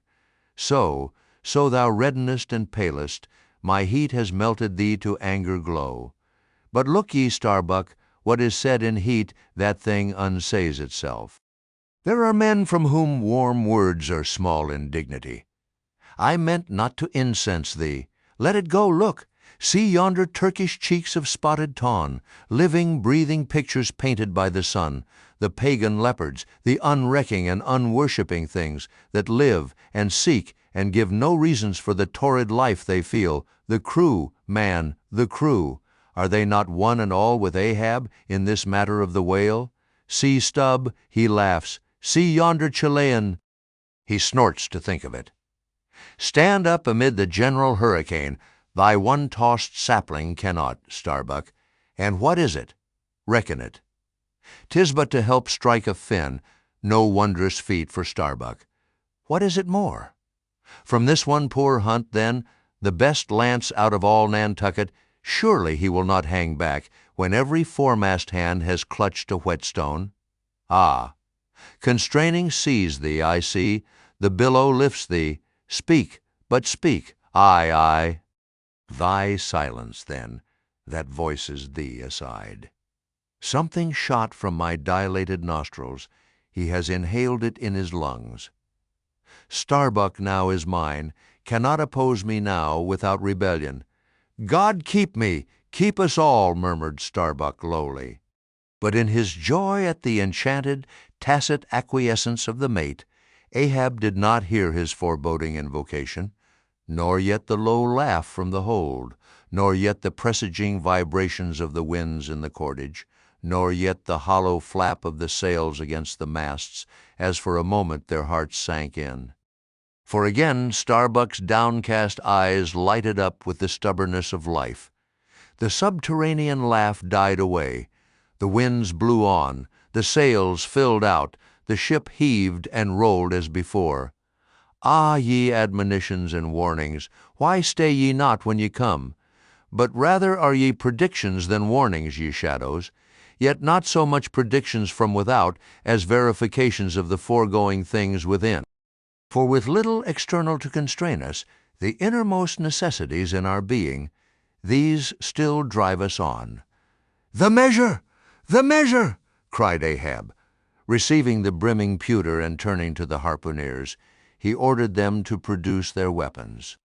Then ranging them before him near the capstan, with their harpoons in their hands, while his three mates stood at his side with their lances, and the rest of the ship's company formed a circle round the group, he stood for an instant searchingly eyeing every man of his crew. But those wild eyes met his, as the bloodshot eyes of the prairie wolves meet the eye of their leader ere he rushes on at their head in the trail of the bison, but, alas, only to fall into the hidden snare of the Indian. "Drink and pass!" he cried, handing the heavy charged flagon to the nearest seaman. "The crew alone, now drink, round with it, round, short draughts, long swallows men, 'tis hot as Satan's hoof. So it goes round excellently. It spiralizes in ye, forks out at the serpent's snapping eye. Well done, almost drained. That way it went, this way it comes. Hand it me, here's a hollow. Man, ye seem the years, so brimming life is gulped and gone. Steward, refill. Attend now, my braves, I have mustered ye all round this capstan, and ye mates flank me with your lances, and ye harpooneers stand there with your irons, and ye stout mariners ring me in, that I may in some sort revive a noble custom of my fisherman fathers before me. O men, you will yet see that. Ha, boy, come back, bad pennies come not sooner, hand it me. Why now? This pewter had run brimming again. Wert not thou St. Vitus's imp? Away, thou ague. Advance, ye mates, cross your lances full before me. Well done, let me touch the axis. So saying, with extended arm, he grasped the three level, radiating lances at their crossed center, while so doing, suddenly and nervously twitched them, meanwhile glancing intently from Starbuck to Stubb, from Stubb to Flask. It seemed as though by some nameless interior volition he would fain have shocked into them the same fiery emotion accumulated within the Leyden jar of his own magnetic life. The three mates quailed before his strong, sustained, and mystic aspect. Stubb and Flask looked sideways from him. The honest eye of Starbuck fell downright. "In vain," cried Ahab, "but maybe 'tis well. For did ye three but once take the full-force shock, then mine own electric thing, that had perhaps expired from out me. Perchance, too, it would have dropped ye dead. Perchance ye needed not. Down lances! And now, ye mates, I do appoint ye three cupbearers to my three pagan kinsmen there. yon three most honorable gentlemen and noblemen, my valiant harpooneers. Disdain the task? What, when the great Pope washes the feet of beggars, using his tiara for ewer? O my sweet cardinals, your own condescension, that shall bend ye to it. I do not order ye, ye will it. Cut your seizings and draw the poles, ye harpooneers. Silently obeying the order, the three harpooneers now stood with the detached iron part of their harpoons, some 3 feet long, held, barbs up, before him. Stab me not with that keen steel. Cant them over. Know ye not the goblet end? Turn up the socket. So, now ye cupbearers, advance. The irons. Take them. Hold them while I fill. Forthwith, slowly going from one officer to the other, he brimmed the harpoon sockets with the fiery waters from the pewter. Now, 3 to 3, ye stand. Commend the murderous chalices. Bestow them, ye who are now made parties to this indissoluble league. Ha, Starbuck, but the deed is done. Yon ratifying sun now waits to sit upon it. Drink, ye harpooneers. Drink and swear, ye men, that man the deathful whaleboat's bow. Death to Moby Dick. God hunt us all, if we do not hunt Moby Dick to his death. The long, barbed steel goblets were lifted, and to cries and maledictions against the white whale, the spirits were simultaneously quaffed down with a hiss. Starbuck paled and turned and shivered. Once more, and finally the replenished pewter went the rounds among the frantic crew, when, waving his free hand to them, they all dispersed, and Ahab retired within his cabin. Chapter 37. Sunset. The cabin by the stern windows, Ahab sitting alone, and gazing out. I leave a white and turbid wake, pale waters, paler cheeks, where I sail. The envious billows sidelong swell to whelm my track. Let them, but first I pass. Yonder by ever-brimming goblet's rim, the warm waves blush like wine. The gold brow plumbs the blue. The diver sun, slow dived from noon, goes down, my soul mounts up, she wearies with her endless hill. Is, then, the crown too heavy that I wear? This iron crown of Lombardy. Yet is it bright with many a gem? I, the wearer, see not its far flashings, but darkly feel that I wear that dazzlingly confounds. 'Tis iron that I know, not gold. 'Tis split, too, that I feel the jagged edge galls me so, my brain seems to beat against the solid metal. Aye, steel skull mine, the sort that needs no helmet in the most brain-battering fight, dry heat upon my brow. Oh, time was, when as the sunrise nobly spurred me, so the sunset soothed, no more. This lovely light, it lights not me. All loveliness is anguish to me, since I can near enjoy. Gifted with the high perception, I lack the low enjoying power, damned most subtly and most malignantly, damned in the midst of paradise. Good night, waving his hand, he moves from the window. 'Twas not so hard a task. I thought to find one stubborn at the least, but my one-cogged circle fits into all their various wheels, and they revolve. Or, if you will, like so many ant-hills of powder, they all stand before me, and I their match. Oh, hard, that to fire others, the match itself must needs be wasting. What I've dared, I've willed, and what I've willed, I'll do. They think me mad. Starbuck does, but I'm demoniac. I am madness maddened. That wild madness that's only calm to comprehend itself. The prophecy was that I should be dismembered, and I lost this leg. I now prophesy that I will dismember my dismemberer. Now then, be the prophet and the fulfiller one. That's more than ye great gods ever were. I laugh and hoot at ye cricket players, ye pugilists, ye deaf Burkes and blinded Bendigos. I will not say as schoolboys do to bullies. Take someone of your own size, don't pommel me. No, ye've knocked me down, and I am up again, but ye have run and hidden. Come forth from behind your cotton bags. I have no long gun to reach ye.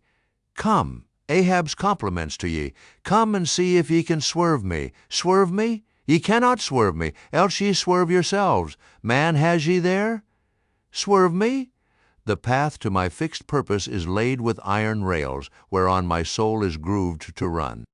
Over unsounded gorges, through the rifled hearts of mountains, under torrents' beds, unerringly I rush. Naught's an obstacle, naught's an angle to the iron way. Chapter 38. Dusk. By the mainmast, Starbuck leaning against it. My soul is more than matched, she's overmanned, and by a madman, insufferable sting, that sanity should ground arms on such a field. But he drilled deep down, and blasted all my reason out of me. I think I see his impious end, but feel that I must help him to it. Will I, nill I, the ineffable thing has tied me to him, tows me with a cable I have no knife to cut. Horrible old man. Who's over him, he cries. Aye, he would be a Democrat to all above. Look, how he lords it over all below. Oh, I plainly see my miserable office, to obey, rebelling, and worse yet, to hate with touch of pity. For in his eyes I read some lurid woe would shrivel me up, had I it. Yet is there hope, time and tide flow wide. The hated whale has the round watery world to swim in, as the small goldfish has its glassy globe. His heaven-insulting purpose God may wedge aside. I would uphart, were it not like lead. But my whole clock's run down, my heart the all-controlling weight I have no key to lift again. A burst of revelry from the forecastle. O God, to sail with such a heathen crew that have small touch of human mothers in them, whelped somewhere by the sharkish sea. The white whale is their demigorgon. Hark, the infernal orgies, that revelry is forward. Mark the unfaltering silence aft. Methinks it pictures life. Foremost through the sparkling sea shoots on the gay, embattled, bantering bow, but only to drag dark Ahab after it, where he broods within his sternward cabin, builded over the dead water of the wake, and further on, hunted by its wolfish gurglings. The long howl thrills me through. Peace, ye revelers, and set the watch. O life, 'tis in an hour like this, with soul beat down and held to knowledge, as wild, untutored things are forced to feed. O life, 'tis now that I do feel the latent horror in thee, but 'tis not me. That horror's out of me, and with the soft feeling of the human in me, yet will I try to fight ye. Ye grim phantom futures, stand by me, hold me, bind me, O ye blessed influences. Chapter 39. First Night Watch. Foretop, Stubb solace, and mending a brace. Ha, ha, ha, ha, hem clear my throat. I've been thinking over it ever since, and that ha-ha's the final consequence. Why so? Because a laugh's the wisest, easiest answer to all that's queer, and come what will, one comfort's always left. That unfailing comfort is, it's all predestinated. I heard not all his talk with Starbuck, but to my poor eye Starbuck then looked something as I the other evening felt. Be sure the old mogul has fixed him too. I twigged it, knew it, had had the gift, might readily have prophesied it, for when I clapped my eye upon his skull, I saw it. Well, Stubb, wise Stubb, that's my title. Well, Stubb, what of it, Stubb? Here's a carcass. I know not all that may be coming, but be it what it will, I'll go to it laughing. Such a waggish leering as lurks in all your horribles. I feel funny. Fa, la lyra, skira. What's my juicy little pair at home doing now? Crying its eyes out? Giving a party to the last arrived harpooneers, I dare say, gay as a frigate's pennant, and so am I. Fa, la, lyra, skira. Oh, we'll drink tonight with hearts as light, to love as gay and fleeting as bubbles that swim on the beaker's brim and break on the lips while meeting. A brave stave that. Who calls? Mr. Starbuck? Aye, aye, sir. Aside, he's my superior. He has his too, if I'm not mistaken. Aye, aye, sir, just through with this job. Coming. Chapter 40. Midnight. Forecastle. Harpooneers and sailors. Foresail rises and discovers the watch standing, lounging, leaning, and lying in various attitudes, all singing in chorus. Farewell and adieu to you, Spanish ladies. Farewell and adieu to you, ladies of Spain, our captains commanded. First Nantucket sailor. Oh, boys, don't be sentimental. It's bad for the digestion. Take a tonic, follow me. Sings, and all follow. Our captain stood upon the deck, a spyglass in his hand, a viewing of those gallant whales that blew at every strand. Oh, your tubs in your boats, my boys, and by your braces stand, and we'll have one of those fine whales, hand, boys, over hand. So be cheery, my lads, may your hearts never fail, while the bold harpooner is striking the whale. Mate's voice from the quarterdeck. 8 bells there, forward, second Nantucket sailor.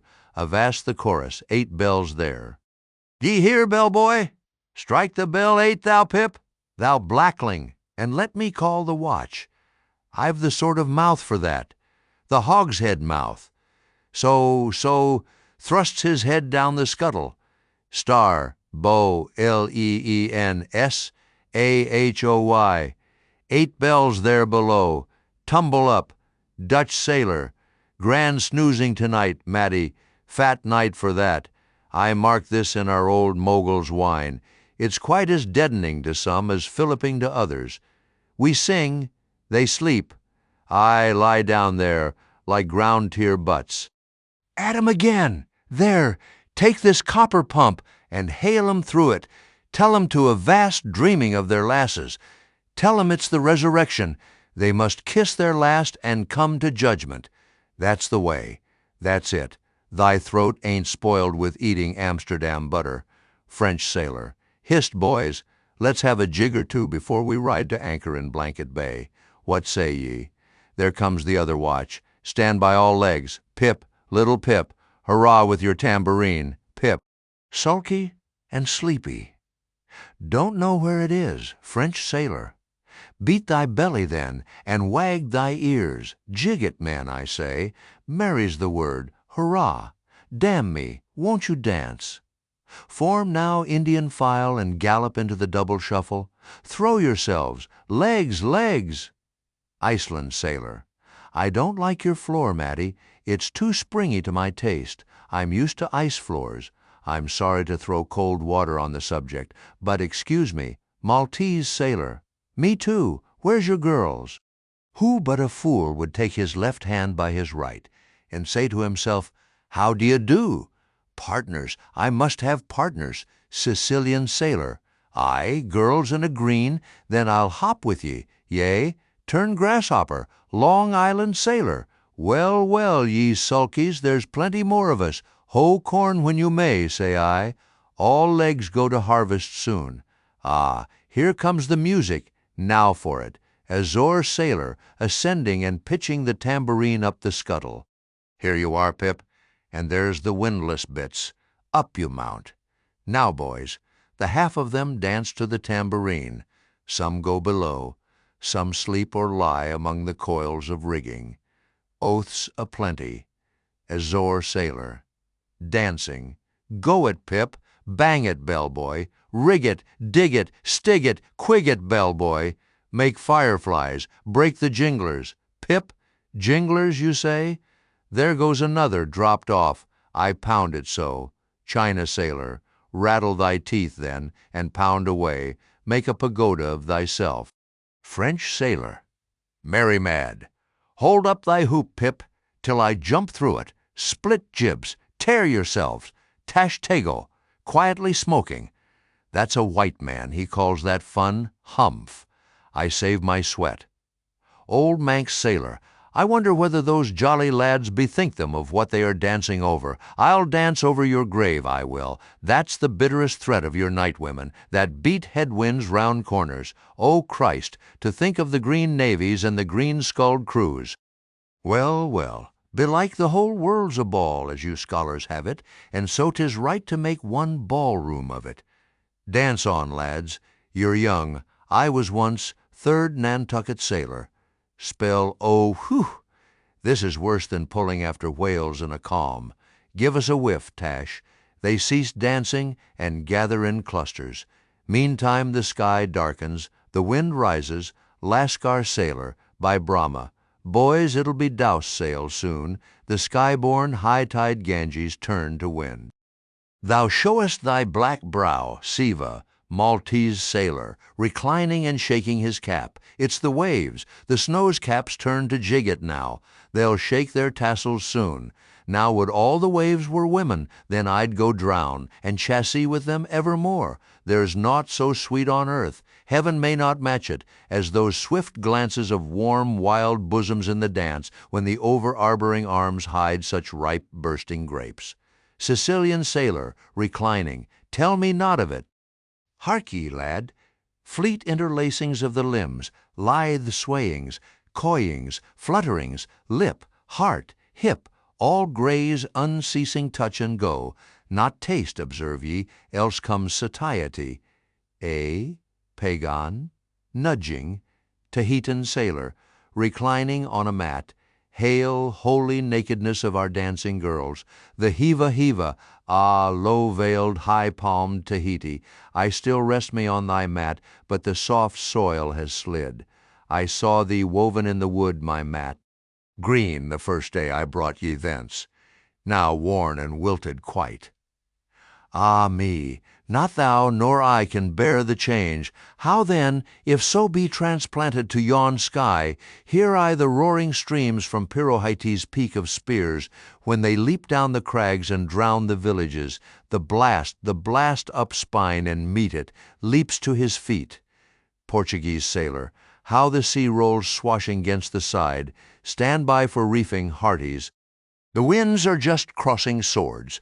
Pell-mell they'll go lunging presently, Danish sailor. Crack, crack, old ship! So long as thou crackest, thou holdest. Well done! The mate there holds ye to it stiffly. He's no more afraid than the Isle fort at Kattegat, put there to fight the Baltic with storm-lashed guns, on which the sea salt cakes, 4th Nantucket sailor. He has his orders, mind ye that. I heard old Ahab tell him he must always kill a squall. Something as they burst a waterspout with a pistol. Fire your ship right into it. English sailor, blood, but that old man's a grand old cove. We are the lads to hunt him up his whale. All, aye, old Manx sailor, how the 3 pines shake. Pines are the hardest sort of tree to live when shifted to any other soil, and here there's none but the crew's cursed clay.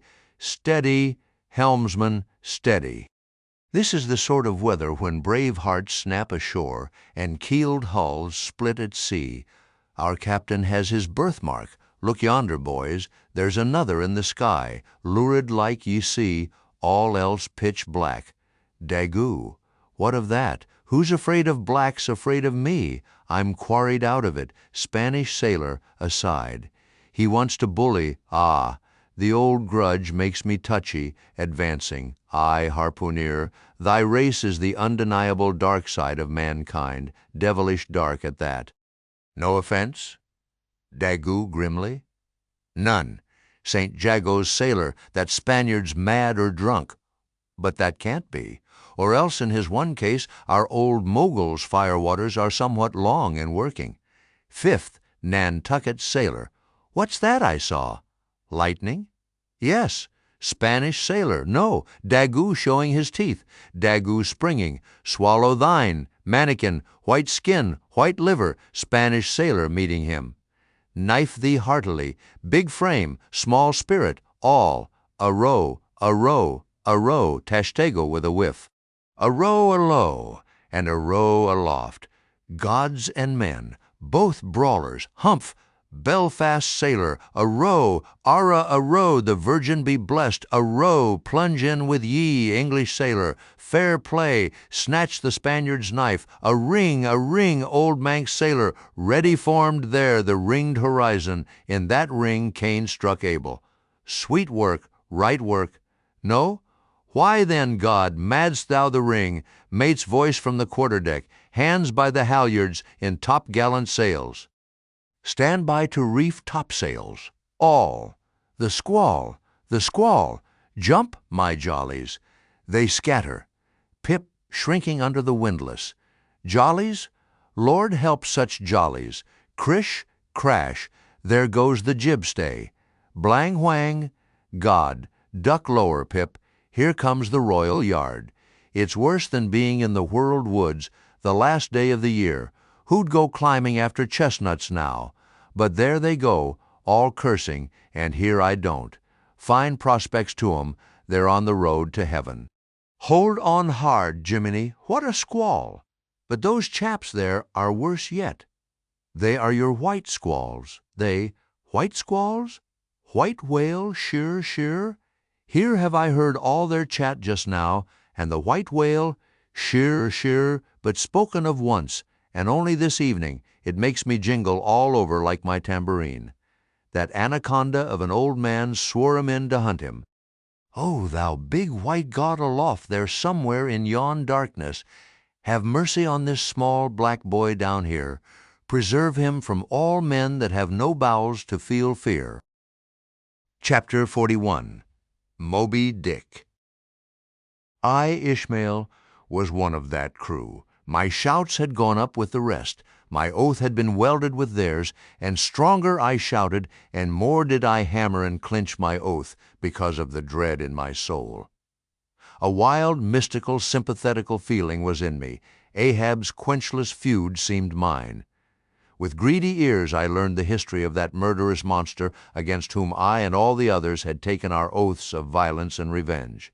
For some time past, though at intervals only, the unaccompanied, secluded white whale had haunted those uncivilized seas mostly frequented by the sperm whale fishermen, but not all of them knew of his existence. Only a few of them, comparatively, had knowingly seen him, while the number who as yet had actually and knowingly given battle to him was small indeed.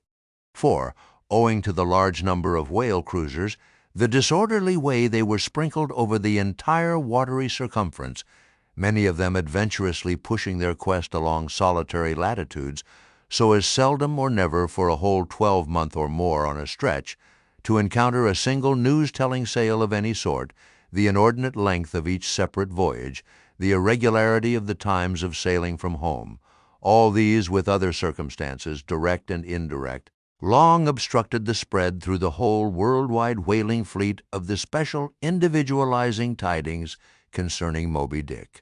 It was hardly to be doubted that several vessels reported to have encountered at such or such a time, or on such or such a meridian, a sperm whale of uncommon magnitude and malignity, which whale, after doing great mischief to his assailants, had completely escaped them. To some minds it was not an unfair presumption, I say, that the whale in question must have been no other than Moby Dick. Yet, as of late, the sperm whale fishery had been marked by various and not unfrequent instances of great ferocity, cunning, and malice in the monster attacked. Therefore it was that those who by accident ignorantly gave battle to Moby Dick, such hunters perhaps for the most part, were content to ascribe the peculiar terror he bred more, as it were, to the perils of the sperm whale fishery at large than to the individual cause. In that way, mostly, the disastrous encounter between Ahab and the whale had hitherto been popularly regarded. And as for those who, previously hearing of the white whale, by chance caught sight of him, in the beginning of the thing they had every one of them almost as boldly and fearlessly lowered for him as for any other whale of that species. But at length such calamities did ensue in these assaults, not restricted to sprained wrists and ankles, broken limbs, or devouring amputations, but fatal to the last degree of fatality, those repeated disastrous repulses, all accumulating and piling their terrors upon Moby Dick. Those things had gone far to shake the fortitude of many brave hunters, to whom the story of the white whale had eventually come. Nor did wild rumors of all sorts fail to exaggerate, and still the more horrify the true histories of these deadly encounters. For not only do fabulous rumors naturally grow out of the very body of all surprising, terrible events, as the smitten tree gives birth to its fungi, but in maritime life, far more than in that of terra firma, wild rumors abound, wherever there is any adequate reality for them to cling to. And as the sea surpasses the land in this matter, so the whale fishery surpasses every other sort of maritime life in the wonderfulness and fearfulness of the rumors which sometimes circulate there. For not only are whalemen as a body unexempt from that ignorance and superstitiousness hereditary to all sailors, but of all sailors they are by all odds the most directly brought into contact with whatever is appallingly astonishing in the sea. Face to face, they not only eye its greatest marvels, but hand to jaw give battle to them. Alone in such remotest waters that though you sailed 1,000 miles and passed 1,000 shores, you would not come to any chiseled hearthstone or aught hospitable beneath that part of the sun, in such latitudes and longitudes, pursuing to such a calling as he does, the whaleman is wrapped by influences all tending to make his fancy pregnant with many a mighty birth. No wonder, then, that ever-gathering volume from the mere transit over the widest watery spaces, the outblown rumors of the white whale did in the end incorporate with themselves all manner of morbid hints and half-formed fetal suggestions of supernatural agencies, which eventually invested Moby Dick with new terrors unborrowed from anything that visibly appears.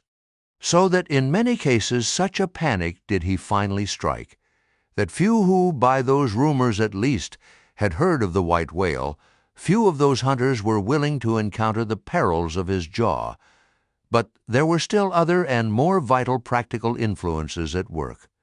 Not even at the present day has the original prestige of the sperm whale, as fearfully distinguished from all other species of the leviathan, died out of the minds of the whalemen as a body. There are those this day among them who, though intelligent and courageous enough in offering battle to the Greenland or right whale, would perhaps, either from professional inexperience or incompetency or timidity, decline a contest with the sperm whale. At any rate, there are plenty of whalemen, especially among those whaling nations not sailing under the American flag, who have never hostilely encountered the sperm whale, but whose sole knowledge of the Leviathan is restricted to the ignoble monster primitively pursued in the North, seated on their hatches. These men will hearken with a childish fireside interest and awe to the wild, strange tales of Southern whaling.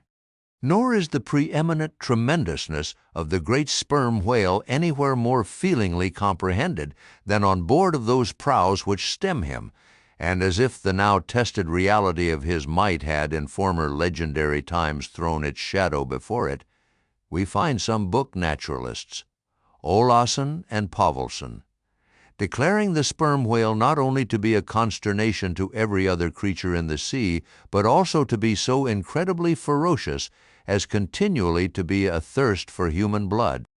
Nor even down to so late a time as Cuvier's were these or almost similar impressions effaced. For in his Natural History, the Baron himself affirms that at sight of the sperm whale, all fish, sharks included, are struck with the most lively terrors, and often in the precipitancy of their flight dash themselves against the rocks, with such violence as to cause instantaneous death. And however the general experiences in the fishery may amend such reports as these, yet in their full terribleness, even to the bloodthirsty item of Povelson, the superstitious belief in them is, in some vicissitudes of their vocation, revived in the minds of the hunters. So that, overawed by the rumors and portents concerning him, not a few of the fishermen recalled in reference to Moby Dick the earlier days of the sperm whale fishery, when it was oftentimes hard to induce long-practiced right whalemen to embark in the perils of this new and daring warfare, such men protesting that although other leviathans might be hopefully pursued, yet to chase and point lance at such an apparition as the sperm whale was not for mortal man.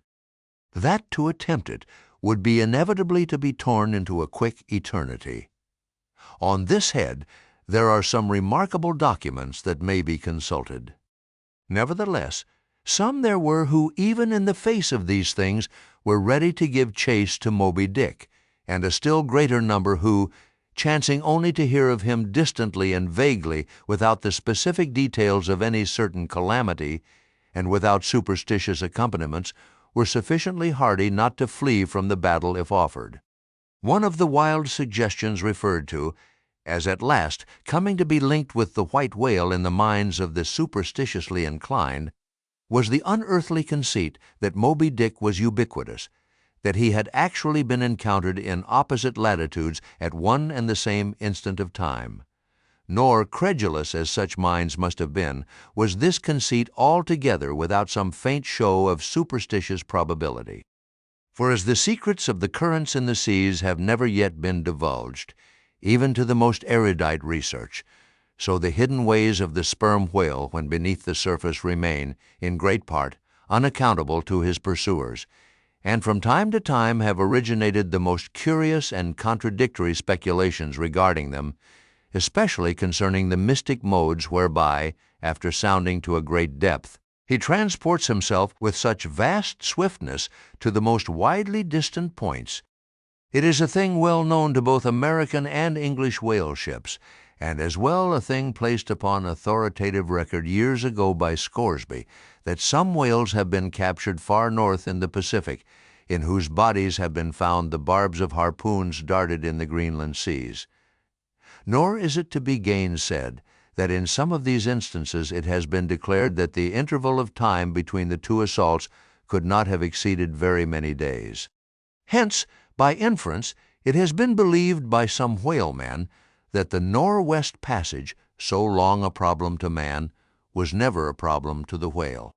So that here, in the real living experience of living men, the prodigies related in old times of the inland Strelo mountain in Portugal, near whose top there was said to be a lake in which the wrecks of ships floated up to the surface, and that still more wonderful story of the Arethusa fountain near Syracuse, whose waters were believed to have come from the Holy Land by an underground passage, these fabulous narrations are almost fully equaled by the realities of the whalemen. Forced into familiarity, then, with such prodigies as these, and knowing that after repeated intrepid assaults the white whale had escaped alive, it cannot be much matter of surprise that some whalemen should go still further in their superstitions, declaring Moby Dick not only ubiquitous but immortal, for immortality is but ubiquity in time, that though groves of spears should be planted in his flanks, he would still swim away unharmed. Or if indeed he should ever be made to spout thick blood, such a sight would be but a ghastly deception, for again in unensanguined billows, hundreds of leagues away, his unsullied jet would once more be seen. But even stripped of these supernatural surmisings, there was enough in the earthly make and incontestable character of the monster to strike the imagination with unwonted power. For it was not so much his uncommon bulk that so much distinguished him from other sperm whales, but, as was elsewhere thrown out, a peculiar snow-white wrinkled forehead and a high pyramidical white hump.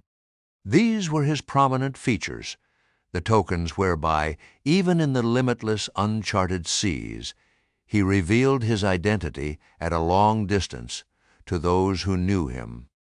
The rest of his body was so streaked and spotted and marbled with the same shrouded hue that in the end he had gained his distinctive appellation of the white whale, a name, indeed, literally justified by his vivid aspect when seen gliding at high noon through a dark blue sea, leaving a Milky Way wake of creamy foam, all spangled with golden gleamings. Nor was it his unwonted magnitude, nor his remarkable hue, nor yet his deformed lower jaw, that so much invested the whale with natural terror as that unexampled intelligent malignity which, according to specific accounts, he had over and over again evinced in his assaults. More than all, his treacherous retreat struck more of dismay than perhaps aught else. For, when swimming before his exulting pursuers, with every apparent symptom of alarm, he had several times been known to turn round suddenly and, bearing down upon them, either stave their boats to splinters or drive them back in consternation to their ship. Already several fatalities had attended his chase. But though similar disasters, however little bruited ashore, were by no means unusual in the fishery, yet in most instances such seemed the white whale's infernal aforethought of ferocity that every dismembering or death that he caused was not wholly regarded as having been inflicted by an unintelligent agent. Judge, then, to what pitches of inflamed, distracted fury the minds of his more desperate hunters were impelled, when amid the chips of chewed boats and the sinking limbs of torn comrades, they swam out of the white curds of the whale's direful wrath into the serene, exasperating sunlight that smiled on as if at a birth or a bridal. His 3 boats stove around him, and oars and men both whirling in the eddies. One captain, seizing the line-knife from his broken prow, had dashed at the whale as an Arkansas duelist at his foe, blindly seeking with a 6-inch blade to reach the fathom-deep life of the whale. That captain was Ahab. And then it was that, suddenly sweeping his sickle-shaped lower jaw beneath him, Moby Dick had reaped away Ahab's leg as a mower a blade of grass in the field. No turbaned Turk, no hired Venetian or Malay, could have smote him with more seeming malice. Small reason was there to doubt, then, that ever since that almost fatal encounter, Ahab had cherished a wild vindictiveness against the whale. All the more fell for that in his frantic morbidness he at last came to identify with him, not only all his bodily woes, but all his intellectual and spiritual exasperations.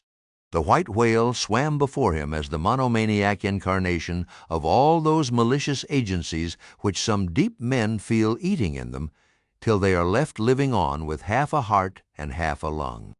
That intangible malignity which has been from the beginning, to whose dominion even the modern Christians ascribe 1/2 of the worlds, which the ancient Ophites of the East reverenced in their statue devil. Ahab did not fall down and worship it like them, but deliriously transferring its idea to the abhorred white whale, he pitted himself, all mutilated, against it. All that most maddens and torments, all that stirs up the lees of things, all truth with malice in it, all that cracks the sinews and cakes the brain.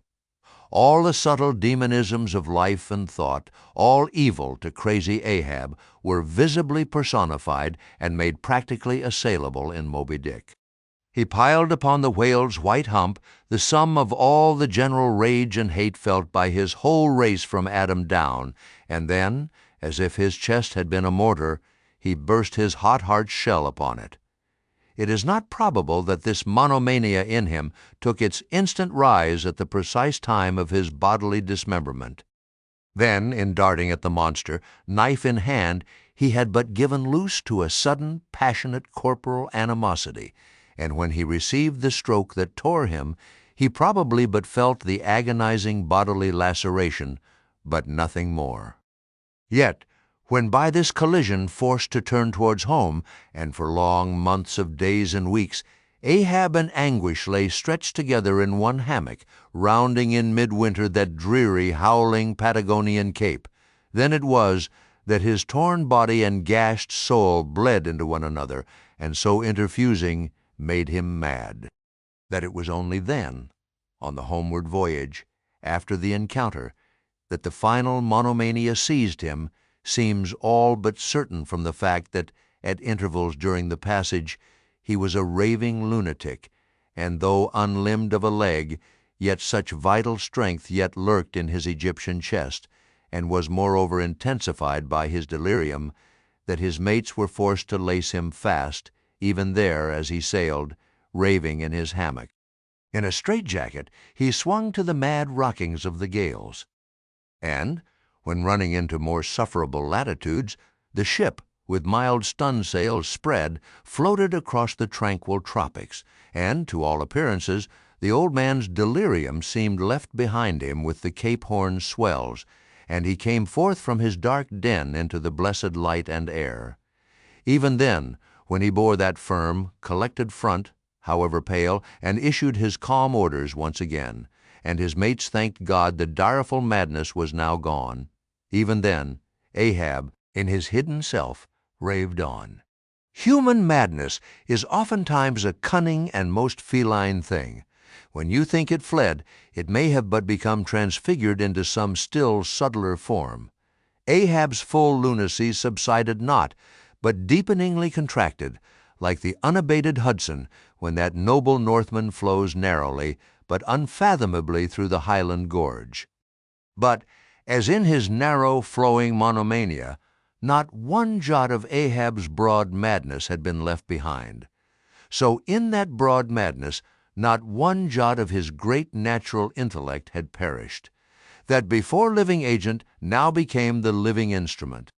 If such a furious trope may stand, his special lunacy stormed his general sanity, and carried it, and turned all its concentred cannon upon its own mad mark, so that far from having lost his strength, Ahab, to that one end, did now possess 1,000-fold more potency than ever he had sanely brought to bear upon any one reasonable object.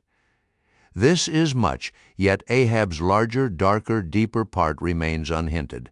But vain to popularize profundities, and all truth is profound. Winding far down from within the very heart of this spiked Hotel de Cluny, where we here stand. However grand and wonderful, now quit it, and take your way, ye nobler, sadder souls, to those vast Roman halls of Thermes, where far beneath the fantastic towers of man's upper earth, his root of grandeur, his whole awful essence sits in bearded state, an antique buried beneath antiquities, and throned on torsos. So with a broken throne, the great gods mock that captive king. So like a caryatid, he patient sits, upholding on his frozen brow the piled entablatures of ages. Win ye down there, ye prouder, sadder souls, question that proud, sad king. A family likeness. Aye, he did beget ye, ye young exiled royalties, and from your grim sire only will the old state secret come. Now, in his heart, Ahab had some glimpse of this, namely, all my means are sane, my motive and my object mad. Yet without power to kill or change or shun the fact, he likewise knew that to mankind he did long dissemble, in some sort did still. But that thing of his dissembling was only subject to his perceptibility, not to his will determinate. Nevertheless, so well did he succeed in that dissembling, that when with ivory leg he stepped ashore at last, no Nantucketer thought him otherwise than but naturally grieved, and that to the quick, with the terrible casualty which had overtaken him. The report of his undeniable delirium at sea was likewise popularly ascribed to a kindred cause, and so, too, all the added moodiness which always afterwards, to the very day of sailing in the Pequod on the present voyage, sat brooding on his brow. Nor is it so very unlikely that, far from distrusting his fitness for another whaling voyage, on account of such dark symptoms, the calculating people of that prudent isle were inclined to harbor the conceit that for those very reasons he was all the better qualified and set on edge for a pursuit so full of rage and wildness as the bloody hunt of whales. Gnawed within and scorched without with the infixed, unrelenting fangs of some incurable idea. Such an one, could he be found, would seem the very man to dart his iron and lift his lance against the most appalling of all brutes. Or, if for any reason thought to be corporeally incapacitated for that, yet such an one would seem superlatively competent to cheer and howl on his underlings to the attack. But be all this as it may, certain it is that with the mad secret of his unabated rage bolted up and keyed in him, Ahab had purposely sailed upon the present voyage with the one only and all-engrossing object of hunting the white whale. Had any one of his old acquaintances on shore but half dreamed of what was lurking in him then, how soon would their aghast and righteous souls have wrenched the ship from such a fiendish man? They were bent on profitable cruises, the profit to be counted down in dollars from the mint. He was intent on an audacious, immitigable, and supernatural revenge. Here, then, was this gray-headed, ungodly old man chasing with curses a Job's whale round the world, at the head of a crew, too, chiefly made up of mongrel renegades and castaways and cannibals. Morally enfeebled also by the incompetence of mere unaided virtue or right-mindedness in Starbuck, the invulnerable jollity of indifference and recklessness in Stubb, and the pervading mediocrity in Flask. Such a crew, so officered, seemed specially picked and packed by some infernal fatality to help him to his monomaniac revenge. How it was that they so aboundingly responded to the old man's ire, by what evil magic their souls were possessed, that at times his hate seemed almost theirs, the white whale as much their insufferable foe as his, how all this came to be, what the white whale was to them, or how to their unconscious understandings also in some dim, unsuspected way he might have seemed the gliding great demon of the seas of life. All this to explain would be to dive deeper than Ishmael can go. The subterranean miner that works in us all, how can one tell whither leads his shaft by the ever-shifting muffled sound of his pick? Who does not feel the irresistible arm drag? What skiff in tow of a 74 can stand still? For one, I gave myself up to the abandonment of the time and the place, but while yet all a rush to encounter the whale could see naught in that brute but the deadliest ill.